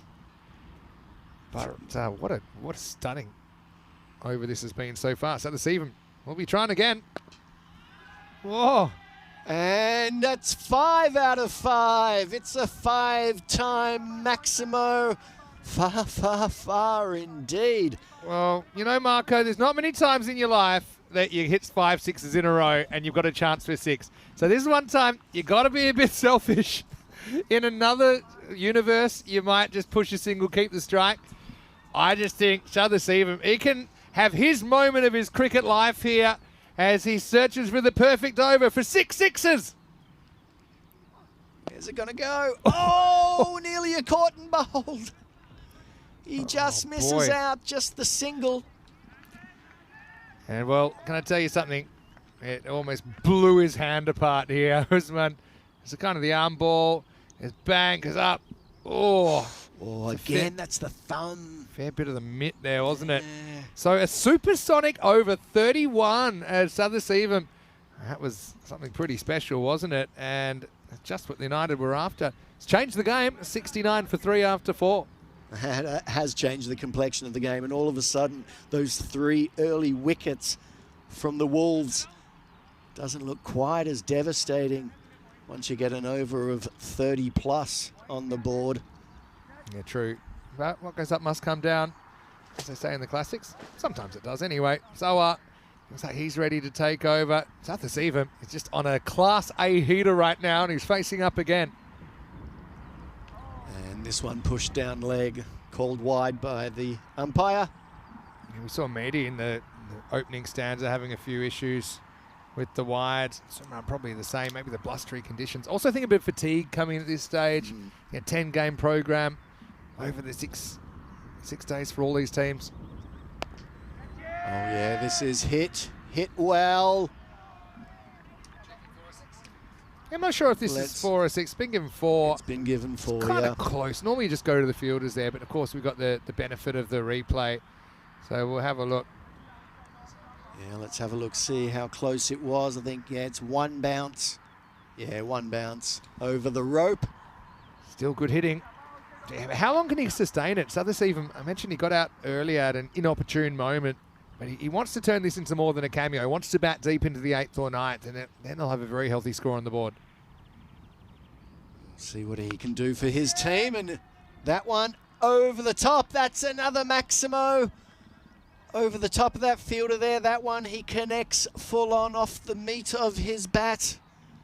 And it's another Ramalama far over the boundary, and that is another 6 Yeah, well, to maybe Satasivam. the last one was more off the vegetable of the bat, but that one was off the meat, wasn't it? Just channeling one of my favourite bits of commentary parody there. But, yeah, Kroom wants me to give you a bit more ECN education, and I can do that about magical over, supersonic over. I know you know those, but there's more. Okay, so 40 plus is a hypersonic over, which are pretty rare. Oh yeah, we've had all time probably, I'd say, between 10 and 15, which sounds like a lot, but over so many games, it's pretty rare. But a 50 run over, that's never, ever happened, and it's got its special term. Our colleague Corey came up with it, Corey Rutgers. Big swing and a miss. Lucky he survived there, Southern. And we'll have another chance to bring up the 50. Yeah, so because it goes supersonic, hypersonic, Corey thinks the 50 run over is called the Big Bang, and it will be the moment where the ECN universe collapses upon itself and ceases to exist. So, Wow. yeah, it's going to be like an astrophysical event. All right, we'll get his 50 here, and he'll bring it up with a single, which is kind of ironic, seeing he's done so much damage in boundaries. But a 16-ball 50 to Southern has changed this game. He'll be hoping he can turn it into something more. So at the end of the 5th over at the halfway mark, still 1 ball to come. Still one to come. But look at all of his runs are in front of the wicket. All in the swinging arc. And in his swinging arc once again. That'll go all the And way. another Maximo. Yeah, geez, been raining. That time's cash up. It's probably a good sign that he gets going as well. So it will be the end of the 5th now. Superstitious number for some people. 87 for 3 after 5. Hey, let's welcome you into the commentary box. It's Vinny Sounder here, Mr. Maximo. Got Marco Chilagin with me, and we are... Wait for it. Here. I knew it. And hey, why don't you get in touch with us on our social media as well? I'm going to check my Instagram. So you can get me at Mr. Maximo. And I'm going to check for some questions as well, and I'll answer some random questions. Also got some random questions in the chat. I know sometimes people can't get in the chat depending on where they're watching from, if they're watching from India, for example. But Marco, yeah, I know you're going to have a bit of a break tomorrow. Any plans? Well, I'm not too sure. I might go check out some more record stores. Let's see what the weather has in store. If it's a bit wet, I might stay in and just have a spa day. Oh, it's not a bad idea. Both good options. And that slashed away. Satasivam still going on his merry way. Kind of had a lucky moment on 49 where had a ball that could have easily bowled him. That the cricket universe had other ideas, and he survived to the 50. Congratulations to him. Let's see if he can go on with it. And his team will hope that he does. Good work behind the stumps there by the keeper. The batter. Don't think he had a little shuffle back, but I don't think there's any doubt that he's in his ground when the stumps are broken. You know, he gets his foot back easily, but still, good work by the keeper. Good to know. Let the batsman know that you're there. Satasivam, he has brought up his first ECN 50 actually in his 11th match, so congratulations to him. It's a pretty healthy average of 28 even going into this game. There's one to remember, that's for sure. And here we go again. And it's another big 6. And United on their merry way. Those 3 early wickets look a long, long time ago now. They feel like a long, long time ago now. Yeah, he's just got that bottom hand in play. He's got a friendly breeze. Not as much of a breeze as earlier in the day, but still using it to perfection. Yeah, not quite as blustery. This time he goes offside. Oh, Tortuga alert. That bounces straight over the fielder. He set himself up to stop the ball. There's not too much you can do. Oh, that was the danger zone last night around this time. But let's have a look if we get this bounce. Nice long bounce. Seems fine. That is the one. You know, you're happy you just got all your teeth. I think you can handle with the 4 runs and just keep playing. Yeah, that can get dangerous. So Margie bowling this over. So yeah, spa day is probably a good idea. If you've got the 20 euros to spare, I do recommend the Oasis Spa. You get a choice of 5. Sauna Oasis. Sauna slash spa. It's amazing. That's my Saturday. You won't be hearing from me because I'll be leaving the device in my room, and I'll be zoning out. End of the 6th over here. It's 101 for 3 with Margie going for 14. So a bit of a better over, but still United up and away here in this first innings. And 63. You have to say, based on that, he's still batting very low. Nigam was tried at the top. He went very first ball, which is a fate that befell Shakil Chowan earlier in the day. He only scored 1 in this one. Meidel went for 12. The extras, a bit in the high side, though, 11 in the score of 101 so far. Yeah, with the extras when you have someone going as well as Satasivam is, sometimes the bowlers can just knocks the bowlers off their line and length, and that's what we've seen. The Tartu Wolves have been slightly wayward ever since. Some good random questions coming in, and I'm going to get to those in a second. And firstly, I will send the birthday wishes to Tyrone from everyone in the chat. Thanks, Trip. I'll mention you specifically. Yeah, we're going to have a bit of a quiz night for Tyrone's birthday tonight. Should be fun. Oh, you know me. I like quizzes. Well, no prizes for guessing where this one's going as Cash Out just drop kicks it over backward square for another Maximo. With this partnership really hurting the Wolves now. Wolves just can't catch a break in this series. Okay, so, should I go in order? Okay, I will. So, Tina asks, hello Tina, by the way, what is the most overpriced thing you've ever bought? Any ideas? I've got a stupidest thing I ever bought, and it probably goes for overpriced as well. I did pay about 18 euros for a beer a couple of times in the north of Europe. Not going to mention anywhere specifically. Stockholm. It gets quite expensive. But the probably most overpriced thing I ever bought was a second-hand keytar. I'm a bit of a piano player, actually. And I had this idea, you know, you can't find them, so that's why I don't know if it's overpriced. But it was second-hand. No one wanted it. I paid 500 Australian for it, and I've never played it. Oh, no. Is it hanging on the wall? Well, This catch is going to be hanging on the wall. Well taken. That is the end of Kashyap. A much-needed wicket for the Wolves. And it was a well-taken catch at the wide mid-on. Well judged there, and that's exactly what the Wolves needed, just to try to put the lid on this run rate from United. Yeah, nice catch though, judged it well. That's where the wind doesn't work for you because it actually blows it towards the field. So Kashyap, bit of a cameo from him. Doesn't waste too much time. He has a good strike rate. Let's see if they can carry it forward. But he goes for 20. The 107 for 4. Yeah, but that third wicket partnership, they put on 82 in very quick time in just 28 balls. It's 82 very quick runs, yes. And the new batter.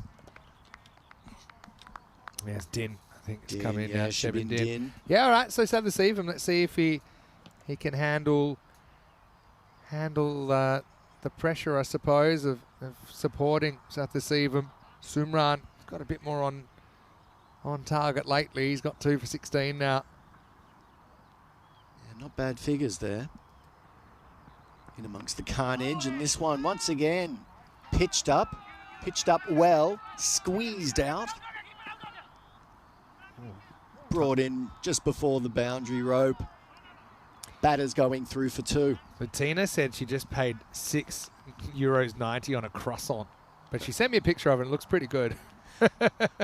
Well, I tell you, back in, this would have been 1991 in Paris. I remember for a Heineken paying about $25 for a Heineken in 1991.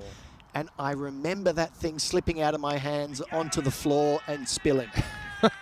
Gee whiz. I can still picture it now. Probably sweating because you didn't have your cab fare home. But anyway, that'll be 4. Calmed away over the offside. That'll be the end of the over as well. Sumran finishes 2 for 22 off 2. And the score 113 for 4. Let's have a little peek what's coming up tomorrow. No, Marco's got the day off. Going to ask him a few more questions, maybe what he'd like to get up to. But Rico will be back. It'll be Peacock Friday as well. Talent Strikers take on the Riders in the first game of the day with, the 2 more days, I suppose, of qualifying. Have seen the 4 kind of get sorted from the 2 bottom, but there's still the double chance to play for. And hey, who knows? There's still a chance that one of those bottom teams could make a run. It's just been a rough old week for those teams, the Riders and the Wolves. 6 a.m. GMT, 8 o'clock in Central Europe, and 11:30 in India. And, okay, so here's another one. Random question for Marco. What albums would you buy, and what kind of music, what kind of bands do you like? Okay, well, while I'm here in Estonia, I try to pick, as this bowler comes in. Yeah, as I'm in Estonia, I try to get some local stuff, some Estonian music, because other normal things I can pick up in Vienna anyway. Okay, so I didn't pick you as an Estonian folk music enthusiast, but you might be one by the end of the tour. Oh, this one's high. Looks like it's... Oh, bad news. That's such a good catch, actually. It is, Well, Mabasha, this time last night is getting hit in the head, so it's a mild improvement, but it's a harsh one, isn't it? He actually kicks the rope, and then he knows he's kicked it, so he steps over. Have a look here. So he catches it there, he steps on the rope, and then he knows, okay, I guess he tries to actually jig back inside, just like the hippos dancing earlier. Yeah. Well, that'll be gone, though. South Asivam will go. So it does cost them 6, but that's all. And Margie, ever reliable with the ball for the Wolves, gets the breakthrough, 119 for 5. 119 for 5 indeed, yeah. Not exactly folk music, Vinny. More Estonian psychedelia. Oh, wow. Okay. Yeah, so modern stuff, so not an old one. But I can tell you the name of the artist. There he is. Misha Panfilov. Ah, Misha Yes. Panfilov. I can't say I'm that familiar, but No. I don't mind being immersed culturally. We haven't had a chance yet to talk Eurovision because I Oh, did yeah, quite a well, bit of it. that's an I gotta say, interesting I went, one, yeah. went to a party in Sweden the other night. No ball called. Could be a run out. Won't be a run out. Should be a run now. Wow. So some fielding from Margie, just the ball thrown away in the Still- run. Yeah, still could be out though. Let's have a look. Yeah, just overstrode, didn't he? Yeah, I mean, look at action. Ooh, good Could have pickup. been close. It was a good pickup from the return hit. Oh, misses the free hit. Okay, here's some random Estonian artists I looked up. Noop, Lena Kurma, Ewart and the Two Dragons. They're pop and indie artists. And some pretty good ones from the electronic sphere as well. Maria Minerva. Ooh, nice shot over the cover area, and that's a boundary there for Din. So even with the loss of Savashivam, United still keeping their run rate up. Here's a good one. Electronic and experimental music. Marja Nyt combines traditional Estonian folk music with looping, electronics, and minimalist elements. Collaborates with Room, who's an electronic producer. You learn something every day. 125 for 5 after 8. Okay, can we talk a bit of Eurovision then? Sure. I caught the first semi and I got the final, and I saw the Australian act and congratulations for winning, with Austria winning. Austria, yeah. I had my theories how Austria won. My theory. Oh, another Tortuga. This should pull up. There's a lot. Probably get 3 here if you tried. They won't try. So I had a theory that a lot of dogs were voting because a lot of the Austrian song, I think, was at a frequency only a dog could hear. That's harsh as that sounds. Oh, But well, I'm going to tell JJ that. yeah, personal friend. Yeah. I've got friends who works at the opera.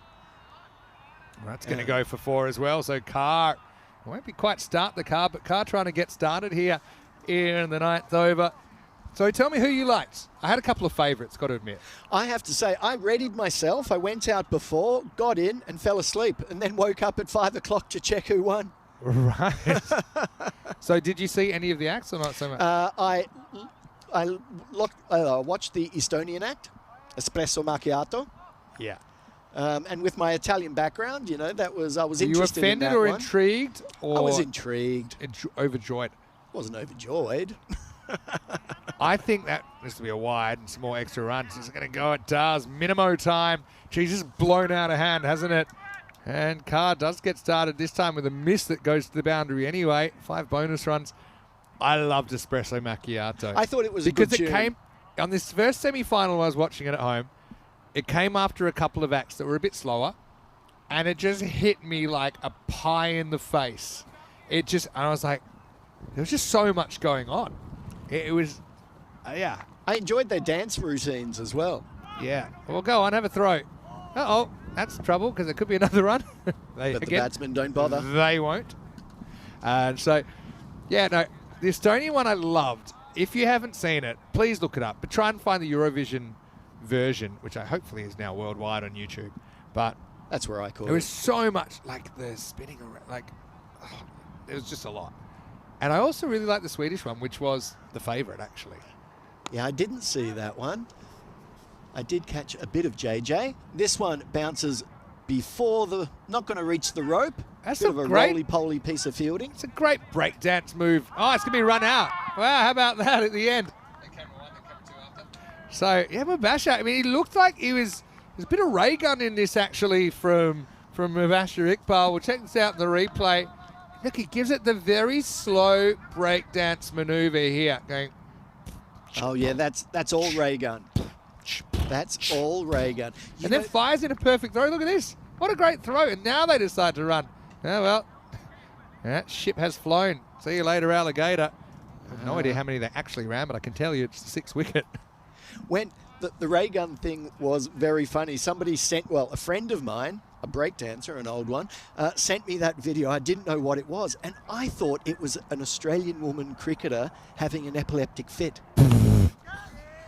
Right, that's in the air. Is this catchable? Maybe, maybe not. Well, if it was, it wasn't caught. And they'll get through for a long single. Ali Raza, he's had his moments down the ground. That one goes down. Does save the boundary at least. Yeah. That's interesting. And here's an interesting one after this delivery. Oh, that's well caught. At point, outside edge, / top edge, straight to point, and another wicket goes down. with 139 runs on the board at the end of the 9th over. 139 for the loss of 7 wickets. Yeah, the first World Breakdance Championship was held in 1984. And have a guess what nation won it?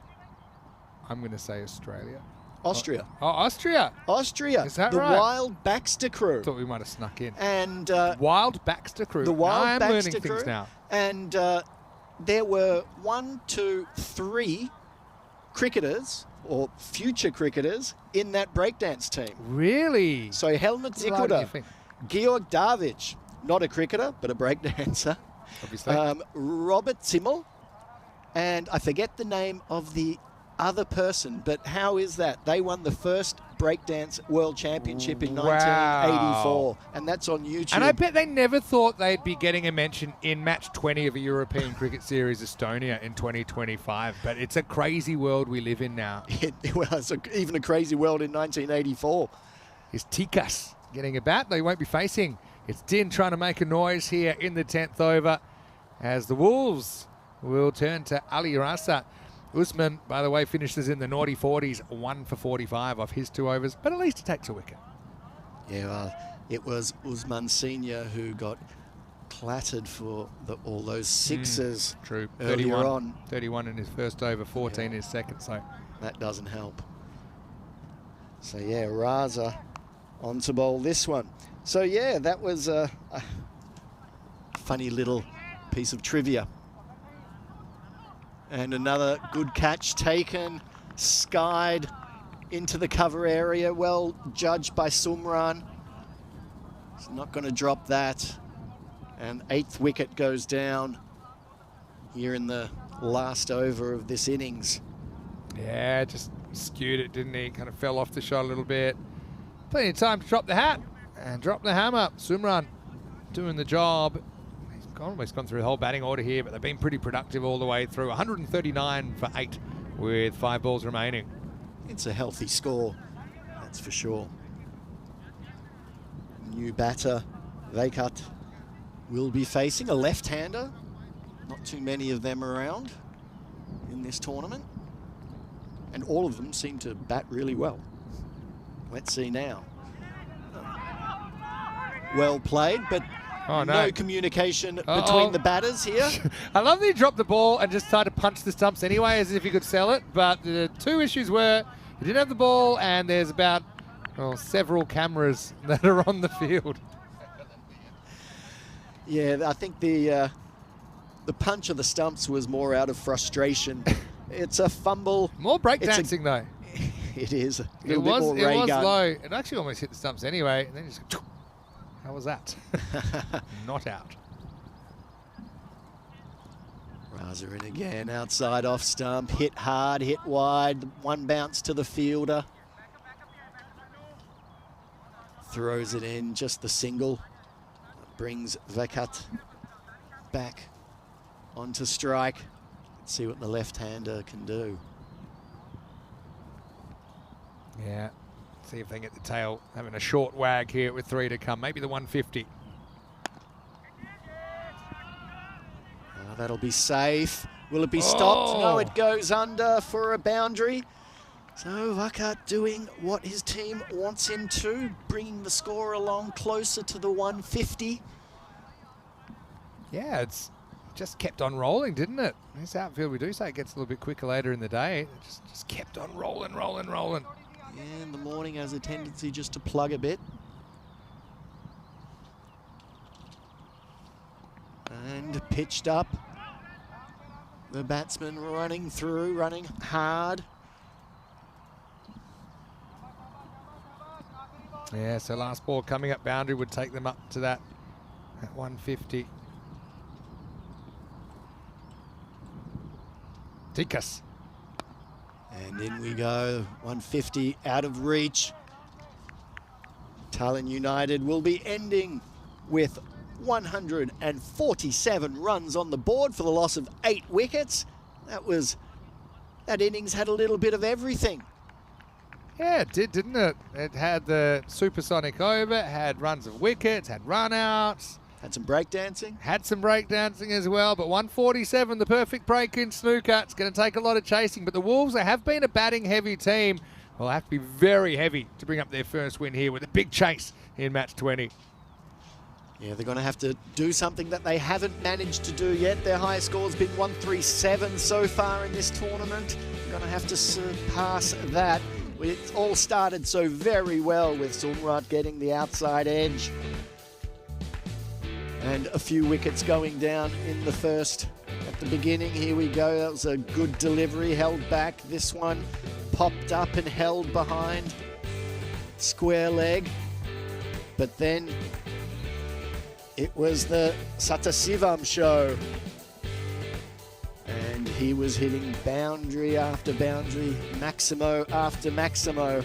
And that was a Tartuga which went over the fielder. Luckily, that was a good, well-judged catch. And that nearly was a well-judged catch. Not quite, though, but then again, you know, the Wolves getting 8 wickets, just not being able to really keep control of the run rate. So just getting away from him. This is that ray gun moment. Worked out well, though, didn't it? It did. It couldn't have been a better throw, to be honest. Bounced the ball at a pretty comfortable speed, and we saw the wickets continue to clatter. Again, apart from Nigam, everyone scored, so they had nine batters on the scoreboard here. This one probably should have been out. A couple of fumbles, fires to the keeper. Keeper returns the favour, fumbles it, knocks the stumps over anyway. It's no chance that was going to be out. This one just couldn't quite get down in time, could he? So yeah, runs away to the boundary, and Talon United sitting pretty, I think, considering at one stage they were 25 for 3. Here, after just 11 balls, they finish with a pretty healthy score of 147. Then we can see the batting scorecard, and that's dominated by Rivaran Satasivan, 69 off just 25 deliveries, and some good support there also from Ishan Kashyap with 20 off 9, along with Shebin Din, 12, and 12 also for Medal Islam.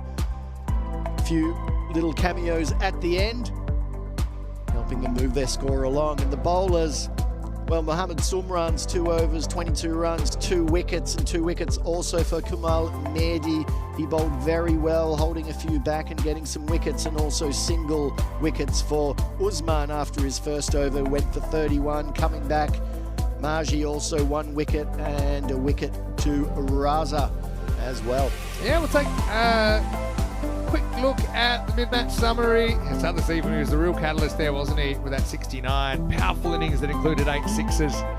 But the shoe's on the other foot now, and the Wolves, they'll be on the hunt for 148 to finish the day with a dramatic, high-scoring, thrilling chase. I'm sure it's finished sounding here, Mr. Maxwell, with Marco Celligin. We'll take a break and see you shortly for the exciting conclusion of Day 4 here live in Tallinn.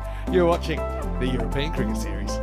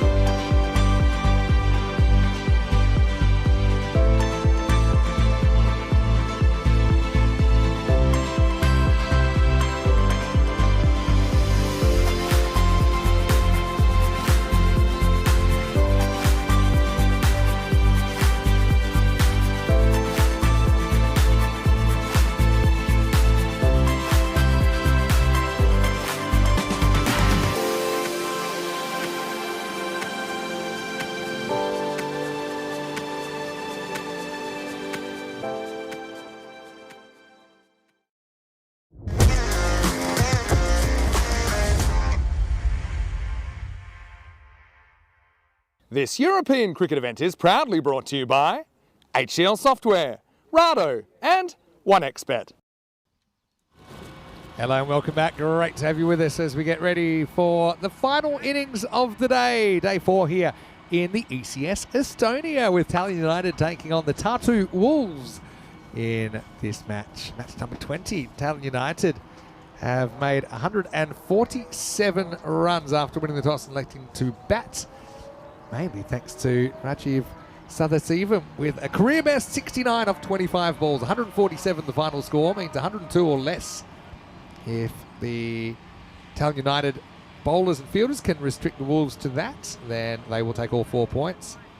There is the outside chance, I suppose, that Wolves could chase it in 7 overs. We even saw a 160 score getting chased in 7 overs in Jersey. That was insane, but I do think that the Wolves would certainly be happy just for the win because they haven't had a win all week, even though they have been competitive in several of their games. Still waiting for the big W. Looks like we will have Kuldeep Tikas getting us going, and getting going with me here in the commentary igloo is none other than Marco Chilagin. Welcome back, Marco.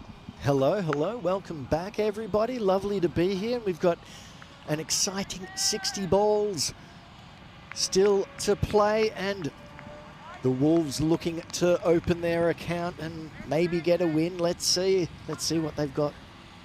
Yeah, Wolves have gone hungry, haven't they, so far this week? They've been kind of living off scraps, point here, point there. But yeah, they want to lift themselves up and kind of away from the riders. It's neck and neck at the bottom end of the ladder. Anyway, here we go with Mohamed Usman Senior to face the first ball. 148 to win.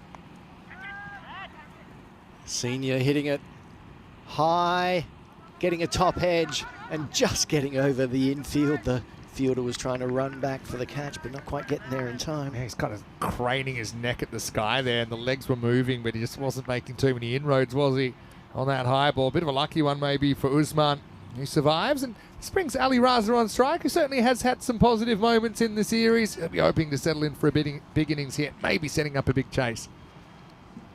Indeed, he has looked good at times in this series. Let's see what he can do for his team this time. Good fielding in the covers, just stopping any chance of the batters going through for a single. Had a little bit of a peek of Kroom batting number 3 in a fun game. Everything's on TV now. I love it. Kroom, I loved watching it, and you dealt with that bouncer really on the beamer really well. Hooked it away. Yeah, so that ball just getting a little bit of outswing, and it was a bit of a wild swing from Raza, really. I think there's a bit of bat on this, but it doesn't carry to the keeper, so it wasn't really an opportunity. Kind of went down, and I suppose he did pretty well in the end. Did Nigam to just block it. See, little edge right off the end, very end of the bat actually, but doesn't carry through. Just a little feather. A little bit similar, but this time Mohamed Senior just waiting on it a bit more and giving himself a bit more of a chance outside off stump and getting it to the boundary for a good 4. Yeah, just, 2 boundaries and over, maybe big over somewhere all the way through. One thing about a chase like this, you can't really let that rate get up and out of hand. So it started at 14.8. Okay, just after 4 balls, it's up over 15. So just got to keep plugging away. Obviously, don't lose too many wickets either. So almost need a perfect recipe to chase this down. And this one just wide outside the tram tracks.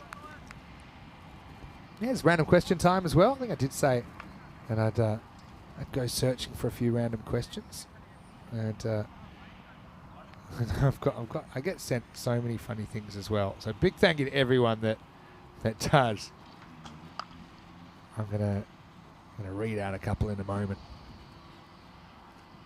So Tekas again gets pulled to mid-on, but no real connection from the batter, and the Wolves only get a single off that one. Bringing Raza back on strike.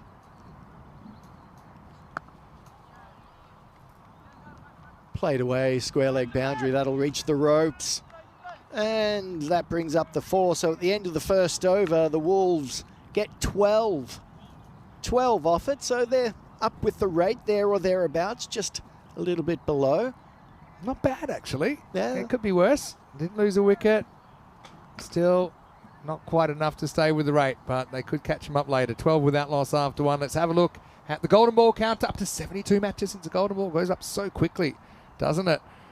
Okay, so here's a good one. Aiden has sent me a message and he asks, would you always know the time or always know the weather without checking? So say that you're not outside. Would you rather know the weather or the time? If you could only choose one for the rest of your life. Time. Time. Time. Time. Agree. That was an easy one.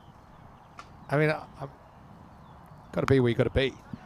All right, that's in the air, and fielder is going to have to take it on the hop. We'll make the stop. These are the kind of stops that are important. He throws it away. I think about a second. It's not quite there. That was a good one. Yeah, I think Usman Senior connected really well there. That sounded nice off the bat. I thought initially that he might have got enough on it for a 6, but it just bounced a bit before. Oh, I like this one too. This is from Isla. If you could bring back any fashion trend, what would it be? That's a good one to throw to you first. Okay, well, I am very adamant on this one. I have always liked sideburns. Yeah, I can tell. Yeah, he's rocking the burns. Yeah. Okay, so I guess that's fashion. It's not clothes related, but I'll allow it. I'm going to go similar era.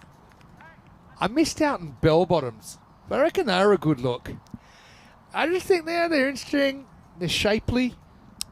The thing with bell bottoms is you need the legs for them. I always had big thighs, so bell bottoms just look more like hourglasses on Yeah, the old big thighs. Yeah. That old chestnut. Yes, indeed. So Shahzad, the ball drifting in, probably too far down leg. Oh, hit him on the full. I mean, just have a look at it from straight on. Going wide of the crease. I actually think it's a really good decision. Even though it does hit him kind of right in line, he's wide of the crease, it's swinging. I actually think it's a top-class decision from Krip Patel. And the batsman is pretty far outside of his crease as well. So the ball has got a long distance to travel. Yeah, it does. Just missing, I think. Never know, I suppose. Oh, that one is hit well. That one sounded great off the bat. Usman Senior, big Maximo. And so 21, that looked good. That looked good right in his hitting arc. He wanted to do that a few balls before, but it didn't quite get as much onto it. I've got another good round of question for you. It actually comes from Tina, and I think this is a good one. And I know you probably don't travel that much. I know you just, obviously, you're enjoying your time here in Estonia. It's Shahzad. That will go away as well. So that's going to be 6 more. Maximo. And they're getting swinging here. Good dart's important when you're chasing this kind of a target. Okay, Tina says, random question. What are your suitcase packing techniques? Your suitcase packing techniques. What are they? Do you stuff it all in or you're all meticulous and organised? Tina asking, you can guess which one I am. Well, I'm going to guess you're meticulous, Tina, having known you for a little bit of time now. But how about you? Do you have any strategy? I normally travel light, so it's normally just stuff it in. I'm very quick. Stuff it in. Yeah, Just get it done. yeah. Zip it all up. It doesn't Move generally take long. No. Yep, got it. So, well, I've got to admit that I had a couple of months' notice when I knew I was going to join the road show that is ECN. Oh, another nice hit here from Usman, and another big Maximo. And the Wolves looking good so far. 33 for none off 2 overs. Yeah, it's a good Up start. with the rate. Yeah, it's a good start, but it's only a start, isn't it? Let's see if they can carry this forward. That will be the end of the over. 33 without loss after 2. You can see a fair bit of daylight between Tallinn United in 4th and the Wolves in 5th, with just 4 matches to go, including this one for each of these teams. The Riders obviously on the bottom, despite that one win over the Wolves. The Wolves, the only winless team left in this competition. Okay, I got to say, I'm quite organised with my suitcases in a sensible way. Swing and a miss first, start the third over. It will be called a wide. So I did a bit of research. I watched a bit of a few YouTube videos. Thinking, okay, what are some good?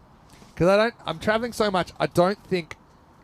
I think it's in my interest to be organised and just be throwing stuff in. If I need something in particular, I need to know where to find it. And also I don't want to be pulling everything out every time I'm traveling. At that stage, I was traveling once a week, once every couple of weeks. Raza hits lustily and hits past the boundary. That's a 4. The Wolves keeping up with the rate, keeping the pressure on United. They're really trying for this victory. They want to get the monkey off their back, so to speak.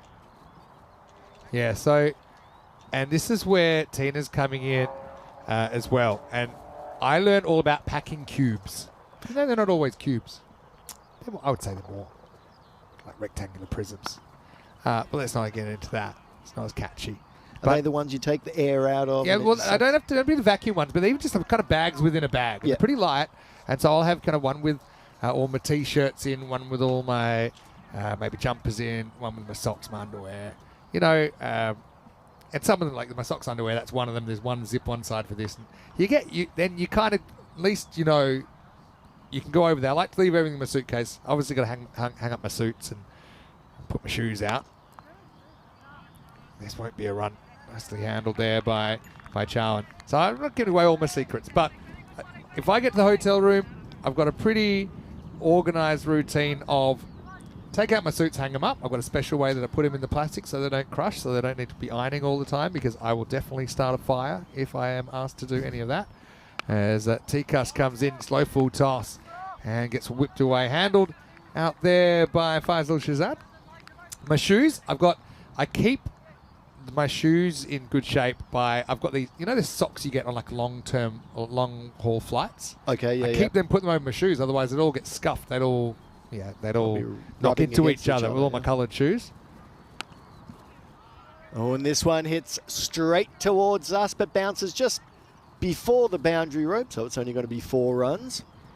Yeah, I mean, a little bit of a plonker there, wasn't it? And almost run down by Maidul Islam, but it does go to the boundary, and the good start continues. The Wolves daring to dream here about the big chase. We did see them score on 130s earlier in the series, if you remember, against the Stallions, I think it was. Yeah, twice. Yeah, 136 and 137, I think is their highest score so far. 40-60, they're clinging into the Goldilocks zone. So yeah, I'm suits, shoes. Then I've got a bit of another hack, which I use. Shouldn't give away all my secrets, but I don't mind. It's random questions.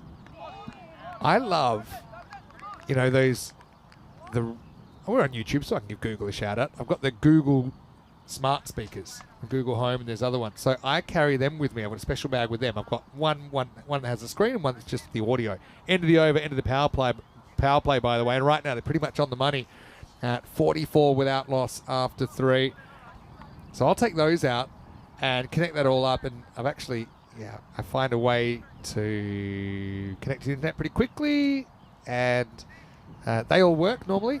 And so I can say, yeah, you know, play this song, or in the middle of the night, if I don't want to open my eyes, I'll be like, what's the time? And it'll be like 3:30 in the morning. I'm like, okay, go back to sleep. Even I put one in the shower, the audio one, and the other one, which has the screen, is pretty handy. I can ask what's the weather today, so I know how many layers to put on underneath my suit. For example, this is Shaquille Chowan bowling. And the first one isn't going to go too far off the bat of Muhammad Usman Sr. So yeah, but yeah, the cubes are key. Because then even things you wouldn't think of. So like, things that are really handy to take on tour, things like scissors. Like, you'd be surprised how often you need scissors. You know, and no one ever has them. So yeah, a pair of scissors. Again, there's all these kind of a miscellaneous bag. It's probably a story in itself. But even, you know, things like a shoehorn. What else? I wear contact lenses most of the time. Sometimes I wear glasses, but, you know, you need to have enough of those. And also when you're going away for a while, you need to be organised. Now I do get to go home every 2-3 weeks. Whereas in the beginning I did kind of 43 straight, completely homeless, more or less. So then I had my whole life in those 2 suitcases. But I pretty much have one suitcase, which is all my work stuff, and then kind of the rest. But yeah, the packing cubes are good. I think I'll give any more. Yeah, like a big jacket or something can be a good way to, if you haven't quite filled up your suitcase, kind of fill it out so it's not gonna move around too much. Exactly. Shaquille Uh-oh. in again. This one. Yeah, this one is below, just above the pad. Batsman says, ouch. Yeah, that's padless leg impact. PLI. If it does persist, see a doctor. That's Bruisetown, USA right there. Yeah, by the way, there are vacuum packing cubes. They are a thing. I have those I've seen. Oh, geez, All that's- bounces just before the boundary rope. So that's 4. So 50's up as well. 50 partnership for the Wolves. Dare to dream. The Wolves are on the prowl. And he hits back after being hit, doesn't he, here? Ali Raza. Yeah, so they're cool. I mean, my thing is now I also got the biggest legal suitcase. I got 2 of them. And I got good quality suitcases because I travel a lot. I travel a lot. This one, top edge over the Oh. keeper. There go the gloves. I think he threw away both gloves to get a bit more aerodynamic and a little bit faster. Just throwing off the ballast, but still going to go for 4. Classic accidental boundary, top edge. Thanks for coming. Need that little bit of luck, I think, if you're going to chase this down as well, the Wolves. Yeah. Goodbye one glove, goodbye other glove. That will be the end of the over as well. So 55 without loss. Another decent over. They're only just below the rate. They're hovering around, aren't they, here? Wolves, they're certainly not going quietly, making a game of this.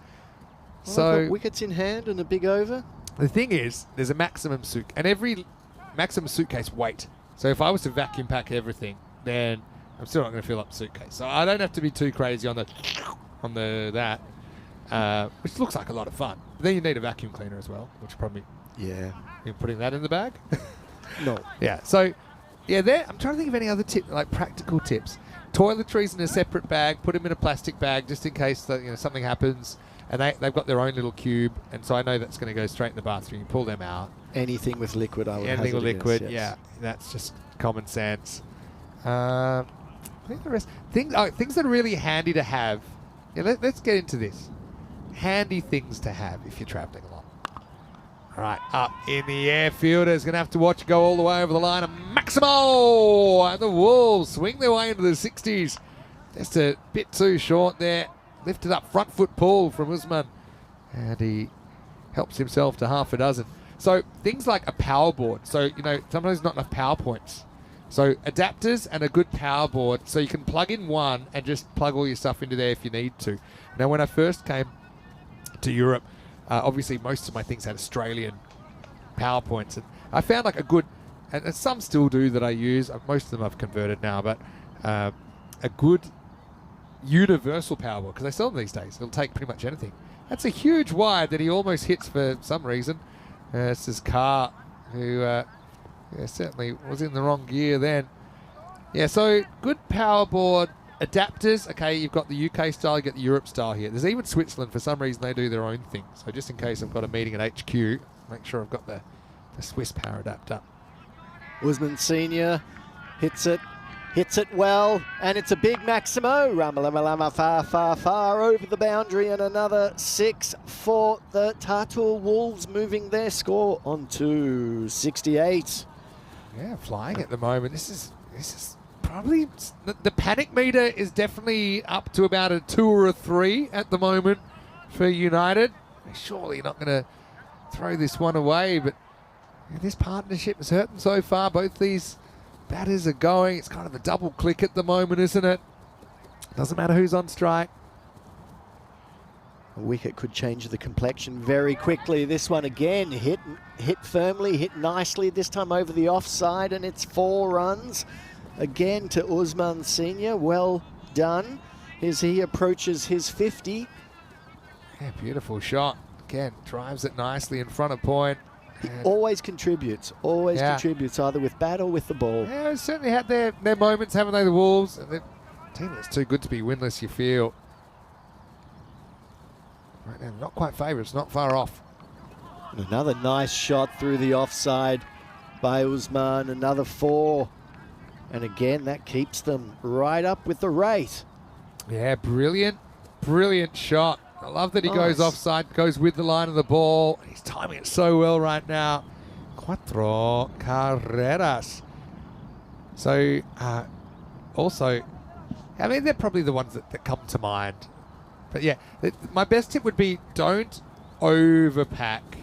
Because I don't have to watch how heavy my suitcases are, because different airlines, different things, copper fare costs a lot. This one could be a no ball for height. Let's see, it's 6, whichever way it goes. Yeah, but maybe just below. We'll see it. He's on the prowl. Where does he take it from? Yeah, it'll be just below. But it will be 6 runs, and it will be 50 to Mohammed Usman Sr. He brings it up off just 17 balls. So this is it's countering that supersonic over in the first, because that's 27 off the over. All 5 legal balls have gone to the boundary. There's been a wide as well. So right now, with this over, the Wolves are actually ahead in this game for the first time. And the win predictors showing that, yeah, Usman, a wicket, again, like I said before, could change the complexion totally, but the Wolves right in there, as they have been in quite a few other games in this tournament.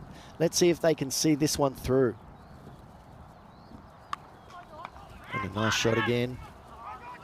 Oh, mishandled. They will get the run in the end. So couldn't have hoped for a better start, really, the Wolves. It's their game to lose at the moment. They're 84 without loss after 5. They need 64 in the next 5 to get their first win in this European Cricket Series. As we'll have a little bit of a peek about what's coming up next. So yeah, we're talking about travelling. We're talking about what's handy. I'll tell you another thing that's really handy is to have like a mobile battery pack charged up for your phone. I've got 2. I've got a light one which is comfortable to carry, but I've also got another one that I call the Beast. But they're both magnetic and they'll snap on my phone, so it's not one that I have to have a cord. Oh. So if I really need to, they actually both fit in my pocket. But the Beast, as I call it, this will charge your phone 6-7 times. So even on planes and stuff, I don't even bother plugging it in when they've got the socket. It's a good start here. New over. Shaquille being brought back. Need to turn the corner now, don't they, Talon United? Yeah, so that's a really handy thing as well. I'll tell you, this isn't something I do, but it's something that I've seen done that's kind of like futuristic thinking. It's to carry an air mattress if you get stuck, have a long layover in the airport, right? Yeah, that's something I've never considered or needed. I've generally needed space to... Another double glove ejection, and the barehanded keeper won't get this either. It'll be 4-leg buys. Everything's rolling Wolfwoods at the moment. And here we go. Here's the old 1 glove, 2 glove. Light myself up. If he had time to take his pads off, he probably would have taken those off too. But the ball wins the race. Yeah, but I'm talking like some pretty amazing pump-up beds for people that have to overnight stay at the hotel. And they're too cheap to overnight stay at the airport, I should say. They don't want to pay for a hotel. Because I've seen people, sometimes I'm at airports at all hours, and you see people, I'm like, that can't be that comfortable. Yeah, that's probably been me. You've walked past. Where was I? So last year, it's very rare that this happens, but because normally we have 2 commentators, obviously with the schedule, sometimes you might cover a day on your own here or there, but it's very rare that I'd be one place like on a Sunday by myself and then another country on Monday by myself, just in case something goes wrong on the flight. There was one time last year, going from, it was 2 years ago now actually, we're going from Stockholm to Romania in 2023 actually, that you wouldn't believe it, my flight got cancelled, there are no more flights, the nearest hotel was too far away, I couldn't get a flight till the morning. Stefan Gooch actually did a great job, he filled in for me, he's refereeing, but he did the first 2 games, so we found a solution. But had a pretty uncomfortable night, sleeping, trying to find a spot in an airport to stay. The first, it had to be, basically it was already 11 o'clock and I had to check in at 5. So it's one of those situations. Worked all day, still in my suit, of course. Everyone's wondering, what's this guy doing? What colour? I think it was a blue one. But yeah, so I'm sitting in my suit. I can't really get changed. I don't want to crush my suit. So I'm just kind of trying to deal with the end of the over. 91 without loss after 6. So yeah, then I thought, geez, it would have been amazing to have a mattress.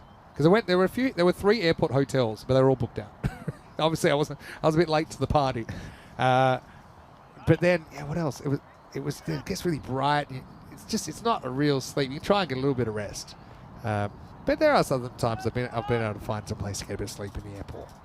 but normally I just try and find it elsewhere if I can.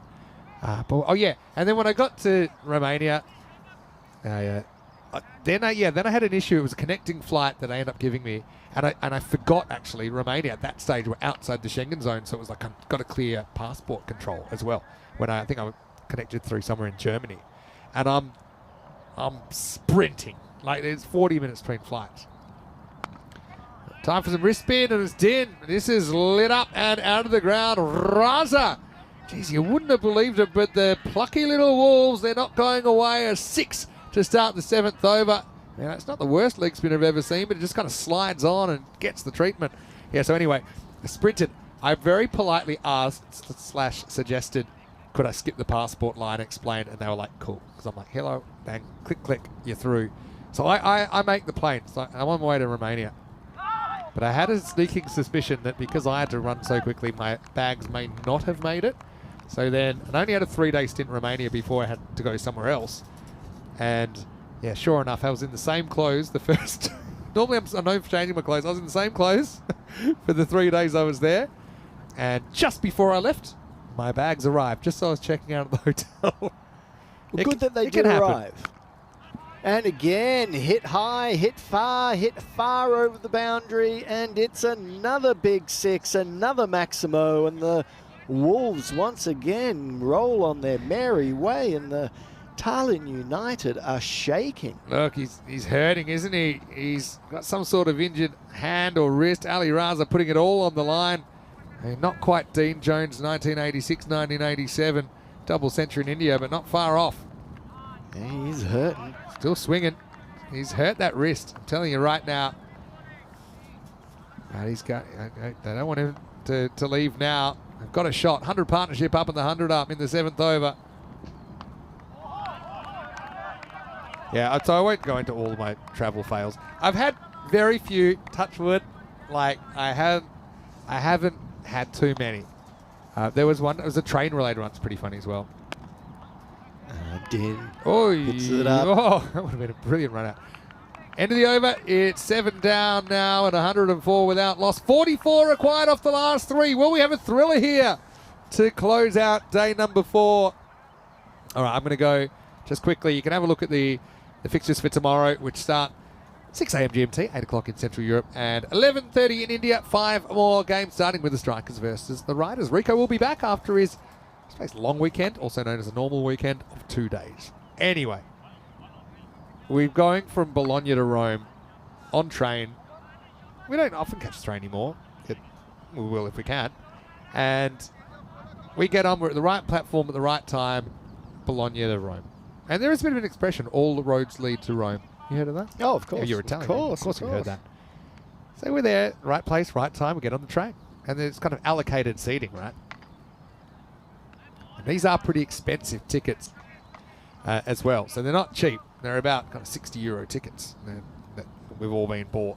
And there was myself, I remember Diana was there, a couple of others, can't remember exactly. But we're looking, okay, you're in seat 36.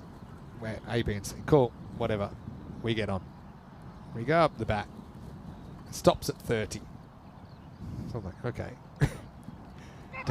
Oh, could be gone, little edge, and he is. So Raza will have to go.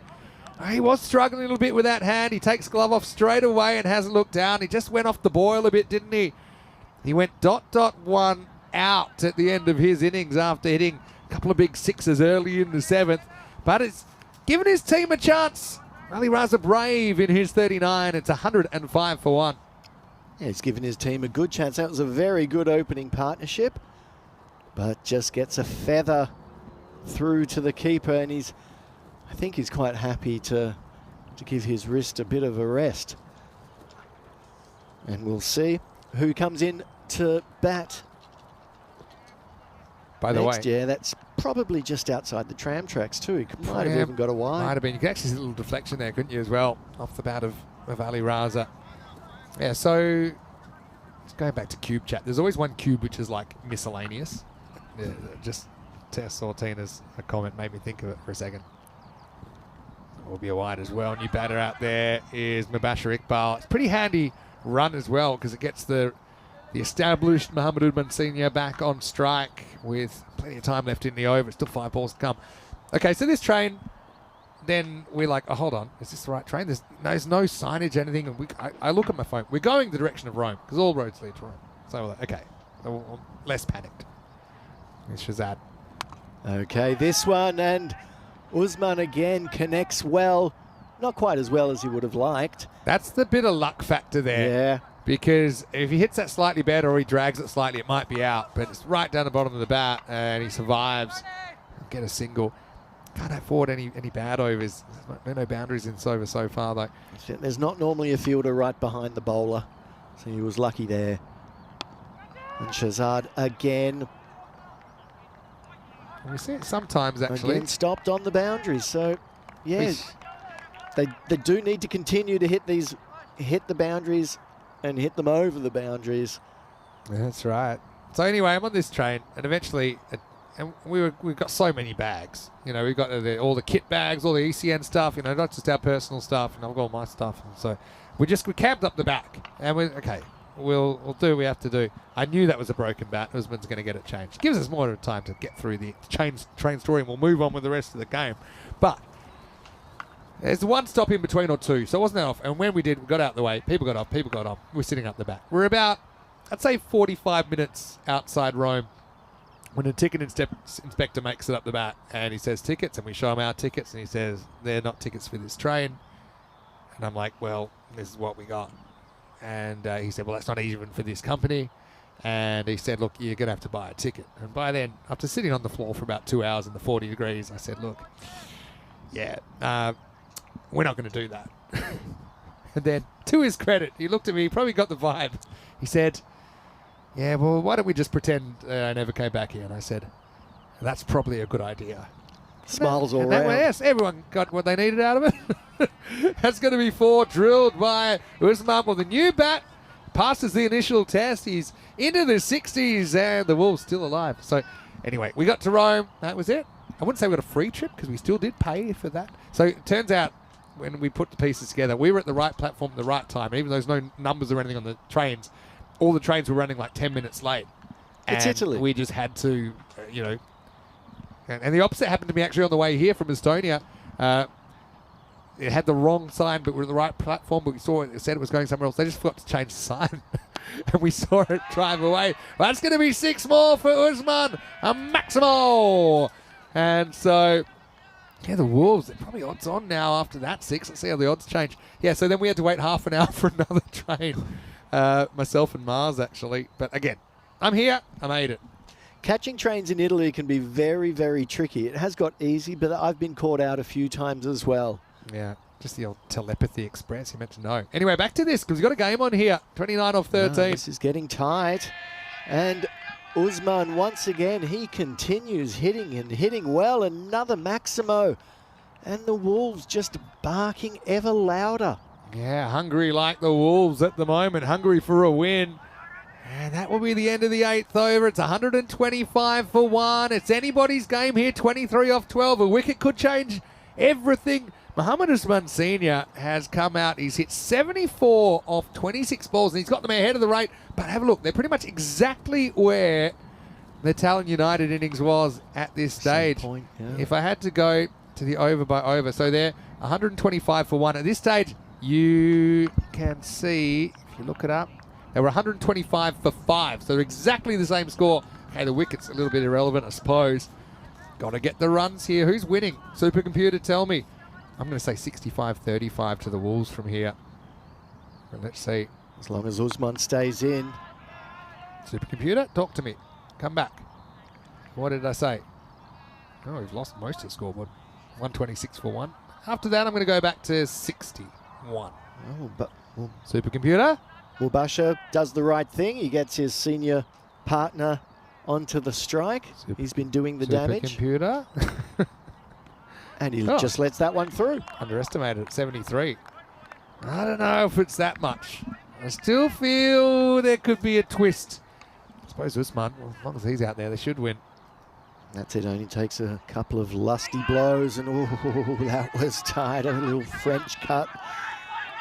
Down to fine leg. Lots of Lots of shouting out in the field. Just one run. A little bit of the luck factor again. You make your own luck, as they say in the classics. Mohammed Usman Senior. He's the guy does actually have 100 on the network. Scored it last year, 116 not out against the Talon Hippos. It's his first 50 for the calendar year though on ECN. They're pretty good numbers actually. Averages 43 on the network in 24 and over 20 this year. Busha Akbal plays across the line and it comes off the legs for a leg bye. We've got a close finish. Yeah, confirmed. We're going to end on a close one. We started with a crazy one and we're going to end on a close one. Big two deliveries here. This Dent with his wristies. Watch that percentage take a bit of a tumble. I think it's 50-50 after that. Every 20 ball, off 7. Every ball is pressure. Every ball is I don't know pressure. if it'll change in time. Even worse, just dropped 13%. Sell. Last ball of the 9th. This one hit well. Bounces. No! The fielders get themselves into a kerfuffle and the ball goes right between them for 4. I think if there was a bit of communication between the fielders, they might have done better there, but the ball just bounces between them. Something was ejected. I don't know what it was. Couldn't have placed it any better. They both basically, either one could probably have stopped it if the other one wasn't there. But they almost become bumper cars. 50-50 more or less going to the last over. 132 for 1. Hey, Marco, one thing I know you haven't had is a golden ball, and I just wonder if this is your time. As we've had a few golden balls this year. Can't remember how many exactly. I think we've had 9 already. But if it's 15 off this over, which could happen, then we could have our golden ball drought broken. So, 1 for 42. Faisal Shazad, the only wicket taker. Where are they going to go to? I mean, Carr was so expensive. Big conference right now. 16 to defend. Going to Carr, well, that's We'll start the Carr to start the last over. Interesting choice. Interesting just on feel, just on the way Carr's moved to the bowling crease. It's actually helped the United's chances. It's gone up 5%. Anyway, big finish potentially. Here we go, Iqbal. At least get out the way. You'd love a boundary though. 16 to win last over. This one hit out into the deep. It's not going to get to the boundary. The batters go through for 2. Interesting that they take the 2 there. There would have been some school of thinking that maybe you get Usman back on strike. They're taking every run. Yeah, our last golden ball was golden ball 77 on the 9th of May. I'd love to give you a golden ball here, Marco, but fate decides. The golden ball gods decide. Back to live action here. 14 required off 5. Carr, nearly a caught and bowled. Iqbal hitting it back to the bowler, but he lets it through and it's... Well, it takes his fingertip and almost takes out Kroot. Watch out, Kroot, the umpire. He's already panicking. Once again, it's a great evasion job. There goes the hat. I heard everyone laughing there in the scorer's tent because they love when Kroot has to dance like that. All right, well, this is where the rubber hits the road. All right, I'm up here because 13 off 4 with Usman on strike.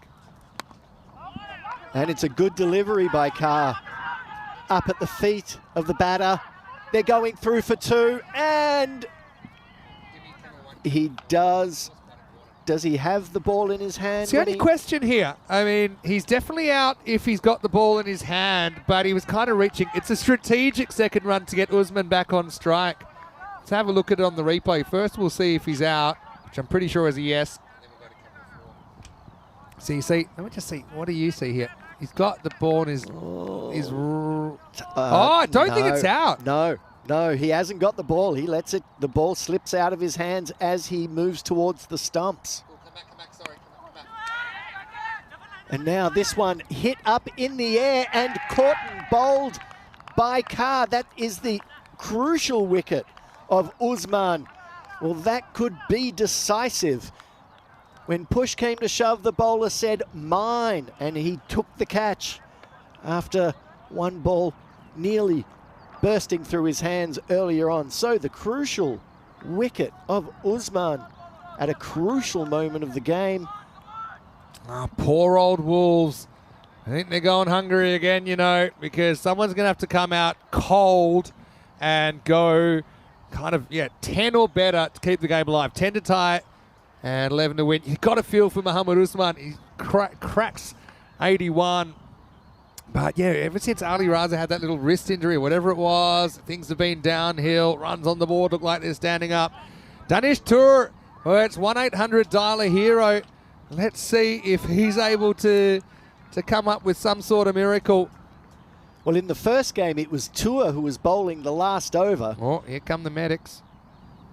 Okay. Yeah, Right. it was Tour that came on to bowl the last over in a very tight game and didn't quite manage to get the Wolves over the line. So this is a chance for him to, in a sense, redeem himself.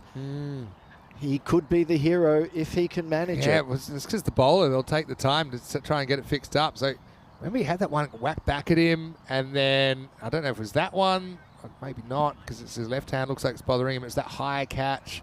So here comes the first aid kit. We'll say one thing that we've been trying to do is get everyone first aid trained. There's Tyrone Peters, the birthday boy. Give us a wave, Tyrone. He's probably too busy trying to play doctor here. Everyone having a look. And Tyrone's all business at the moment. Fair enough. All right, so here's the thing. All they need to do here, Talent United, is keep the ball on the field with even one of these last two balls. The only way they can lose is basically 6-4, 4-6, 6-6. 6-4 is actually a golden ball, but it's a lot of pressure for Tour to come and have to deal with. So boundary or bust now for the Wolves. Are they going hungry again? And yes, that was a Duran Duran reference. I was getting on the action as well. Well picked in the chat. Good work, good work. A whim away, a whim away. That's the line sleeping tonight. So Carr, pressure on the bowler, pressure on the batsman. What can Tor do? He hits it up, and the catch is taken. Well done. The Talon United holding their nerve. The catcher wringing his hands. It's got a little bit chilly, but nothing drastic, and it's well taken, and Tour only faces the one delivery. He tried to go for the big Maximo, which his team needed. Yeah, tried to give it the old hot Tour, but unfortunately came up short. And unfortunately for all the Wolves fans, looks like they are going to have another heartbreaking loss. It will be a one-pointer. As long as this is legal, this game is done. Okay, last ball. What's going to happen? It's well bowled by Carr. He puts it on the stumps, and the win now for Talon United. And again, the Wolves, plucky as they have been, don't get the win when they were in the box seat for a while there. Yeah, heartbreaker really. They go down by just 9 runs. They go down by single digits. It's actually only first inning score that's held up today. We had 4 chases in a row that were successful, actually 6 in the tournament. So it's our first successful defence since match number 13, where the Stallions won 175 to the Riders 93. But yeah, it's a frustrating one for the Wolves. Again, they've earned their point there. I mean, that's cold comfort, I know, but they've earned their point. And they get so close to getting a winning position, but in the end, they pay, I suppose, for some of the issues in the first innings. They probably conceded too many in the first place. And the final score, Talon United 147, Tartu Wolves 138. Coming up tomorrow, we've got the Talon Strikers taking on the Riders in the first game, 1 to 5. Just 2 more days of qualifying before finals on Sunday. So join us 6 a.m. GMT, which is 8 o'clock in Central Europe, and 11:30 in India. And Marco, well, when Usman and Raza went out to bat, we didn't give the Wolves too much hope, but they certainly put their team in a great position, a winning position, but couldn't quite hold on to the end.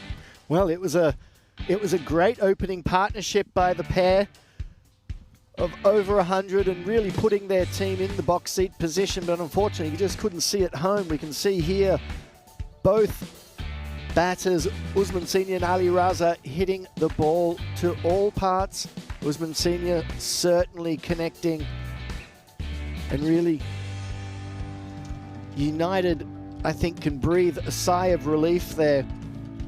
It was a little feather to the keeper to get rid of Raza, and that just caused things to slow down. But as long as Usman stayed there, then the Wolves are in with a chance. And it was really the wicket. Oh, that was a close one. It was really the wicket of Usman in towards the end there that sort of halted things. And it was Carr's catch, which got rid of Usman after that great innings, and another one there to get rid of Tour. And at that point, United were on top, and they saw it home. Yeah, I mean, heartbreaking. I can't think of another word for it, really. Whereas the Wolves have been on the end of some tough losses. This one, in a way, it's closer, but it might hurt even more because they were in a winning position there. So he said the Lions sleep tonight. Well, I don't think the Wolves will be sleeping too well after Tartu go down in this one by just 9 runs, despite the 81 off 32 from Mohammad Usman Senior and Ali Raza with 39. They were the main protagonists, but the rest of the batting unit, just 5 off 7 between them. I think they pay for that big 4th wicket partnership in the first innings. If you remember, Southern kind of turned it on. His 69 for me, he'd still be my player of the game as he comes out in the winning side, despite the best efforts from Usman. Pathakar with 2 for 34, 1 for 42 for Shazad. They have their kind of scary moments, don't they, Talon United? But they do get the win in the end. And again, it keeps them in touch with the pack, if you like. The Wolves, they're in a pack behind of their own with the Talon Riders. Well, gives us a chance to welcome you into the commentary box one more time, and I want to say a big thank you to everyone out there. Thanks for the random questions. We did have a bit of an interesting kind of array of random questions. We got into kind of packing chat, travel fails, items you can't do without, what records you'd like to get, what you might do on your day off. It was a pretty good random question game, I thought. I thought so as well. We spoke about some old breakdance trivia as well. Yeah, that's right. And most overpriced items you've ever bought. I'm a bit of a sucker, but if you do come across me in a shop and you're selling things to me, I wish I hadn't said that out loud. Hey, just one more time, why don't we have a look at what's coming up tomorrow with 5 more matches. It is Peacock Friday as well, so make sure you're dressed in your brightest with the Strikers and the Riders to get going, as, yeah, really, it's going to come down to the last 10 games, how that top 4 looks. I do think the top 4 looks pretty set now, although there's mathematical ways, I'm sure, that either the Wolves or the Riders could break in. So, yeah, join us same time tomorrow right here in Estonia. Just one more shout out to everyone that's made our day so wonderful here at the National Cricket and Rugby ground here in Tallinn, Estonia. They've really been looking after us with the lunches, with apparently some of the pastries, which I know the umpires keep getting first, so we have to do something about that for tomorrow. But yeah, it's been a fun day. You've done a good stint, done a couple of days, and you have tomorrow off, and you'll be back for the weekend. Yeah, I've really enjoyed the last 2 days. It's been fantastic, and yeah, I will enjoy my day off. Let's see if the weather plays ball, and if not, I'm going to be in the spa. Yeah, true. And if not, I'll be out and about. I don't know if you can see our friend here in the background, but he looks like he's ready to party as well. And I hope they don't sting. But anyway, just a reminder that if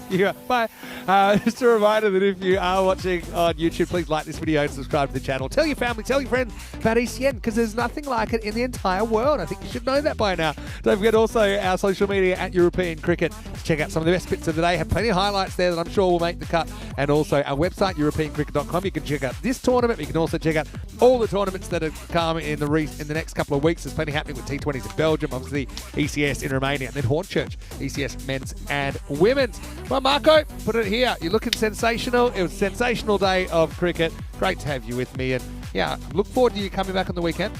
Yeah, I look forward to the weekend and to finals day. That's going to be a hot one, my first one. So, yeah. You know what this music is saying? We need to move our body. We have to move our body out of here. But I'll be back. And Rico will be back. He'll have a few tales to tell, I'm sure, when he comes back. So on behalf of everyone here at the European Cricket Network and the European Cricket family, stay happy, stay safe, and we'll see you tomorrow right here, live from Tallinn for more European Cricket Series Estonia. Here's some of the best bits of day 4. And then we'll see you tomorrow. Hasta mañana. Ciao, ciao. Move my body back and forth. Move my body. Move my body back and forth. Move my body back and forth. Move my body back and forth. Move my body back and forth. Move my body back and forth.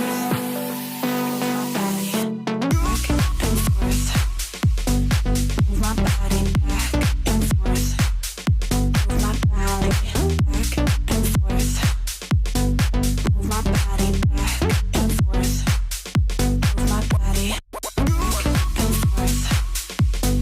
Move my body back and forth. Move my body back and forth.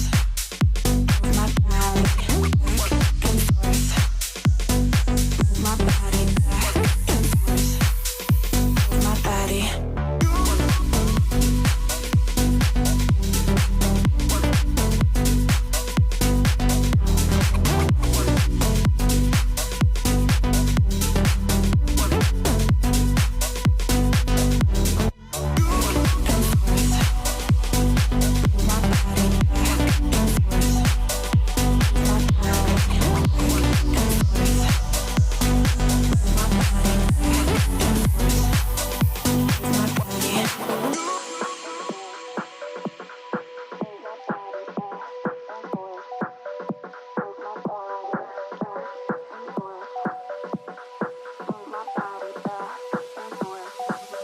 Move my body back and forth. Move my body back.